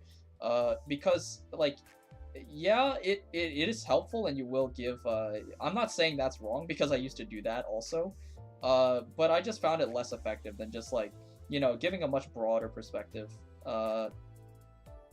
But I mean, you know, when I make videos, I'm not taking into consideration like, you know, well, what if I don't have Gripper Faust? You know, you can't tell me that that LobCorp Faust is bad because I don't have Gripper Faust, and you know, she's the next best option. So you know, you're wrong, and your video sucks, right? Like, I'm not appealing to them, right? I'm not appealing to them. My videos mostly talk about the meta. And why the meta is what it is. Again, I try not to push the meta onto other people because I think that's pretty toxic, and people who do that are pretty toxic, and they drive people away from the game, and they make the community seem more elitist than it actually is. I feel like for the most part, the community is fine. It's just like this small subset of people, the loud minority, that make that toxic argument, right?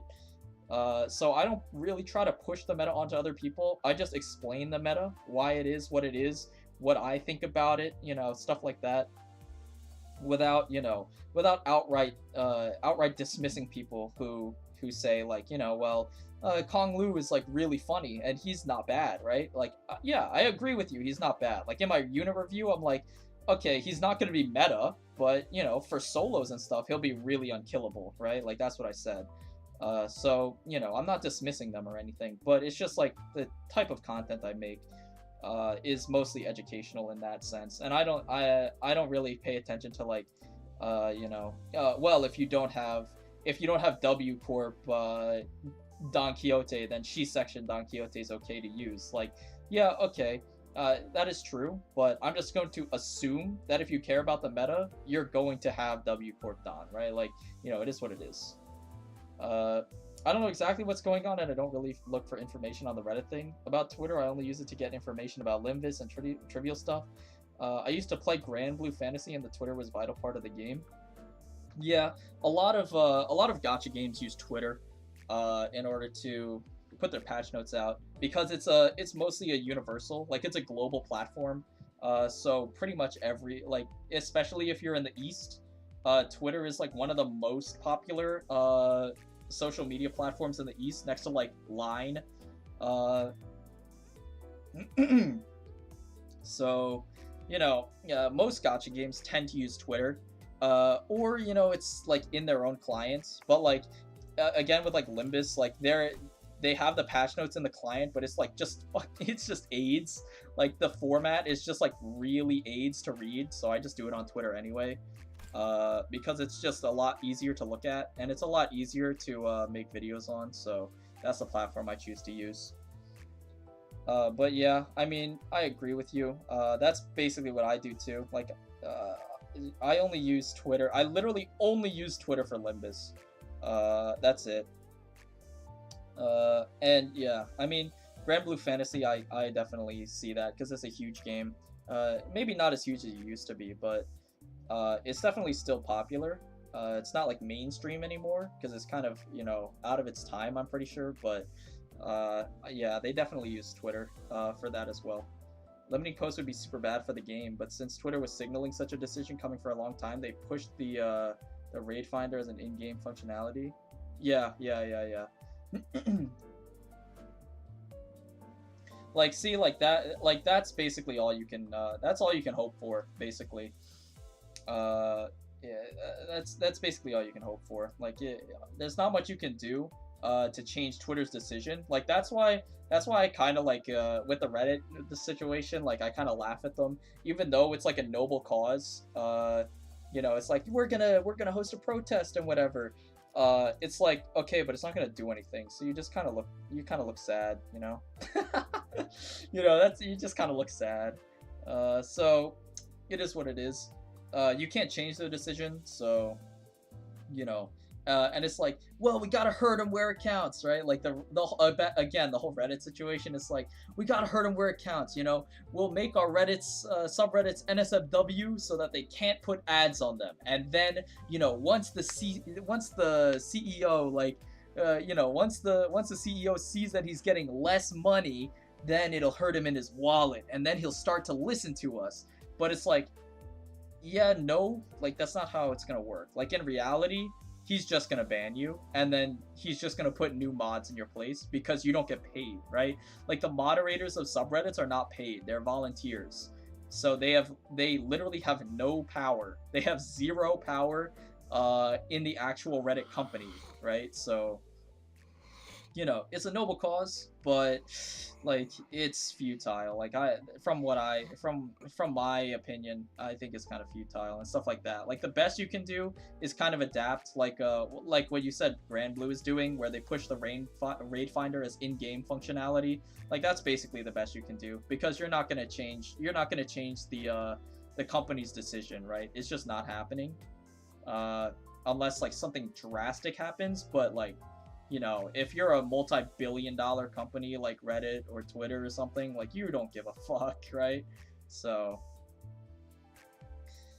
that's fair. When I talk about pointers, I tend to do them more in the vein of, this is what this unit's good at, instead of you don't have X, so use Y instead. But yeah, I want to try teaching fundamentals more often. Yeah. I think it's just more productive overall, right? Because, you know, there's like, you know, it's like, you know, you teach a man to fish. You teach a man to fish, he'll beat line 1 for a day. But you give a man a fish, you give a man, you know, you tell him to friend you, and you give a man your W Corp Don Quixote with telepole, and he'll beat Railway for a 150. But if you teach a man to beat Railway, then he'll get a score of 80, right? It's like yeah, something like that. I don't know what the fuck I'm talking about. Anyways, I'm gonna be you know, I'm gonna be winding down the stream. You know, probably go to bed. This is a long ass stream, but it was definitely fun. You know, maybe I'll stream more often. We'll see. I mean, there's not gonna be much else to stream until Mirror Dungeon 2 hard mode comes out. That's gonna be a much more interesting stream than this. I hope you weren't bored. But the hard Mirror Dungeon 2 is going to be much more interesting, because it's gonna actually force me to play the game, instead of just like, you know, maybe I'll just fucking bring like, you know, whatever, ooga booga, I'll just bring a bunch of charge IDs. Like, maybe it'll actually force me to play the game. But, you know, I'll probably stream that. Because, you know, there was a largely positive reception to stream, which was, you know, very nice.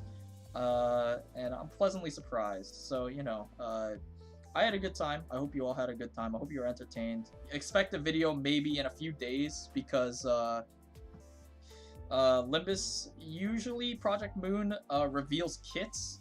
They usually reveal unit kits, I think on... I mean, it's different for every time zone, so it's not useful. But from where I am, they usually come out Monday morning or Tuesday night sometimes, if they're like feeling really wacky. So expect a video probably by like Tuesday-ish, depending on where you are.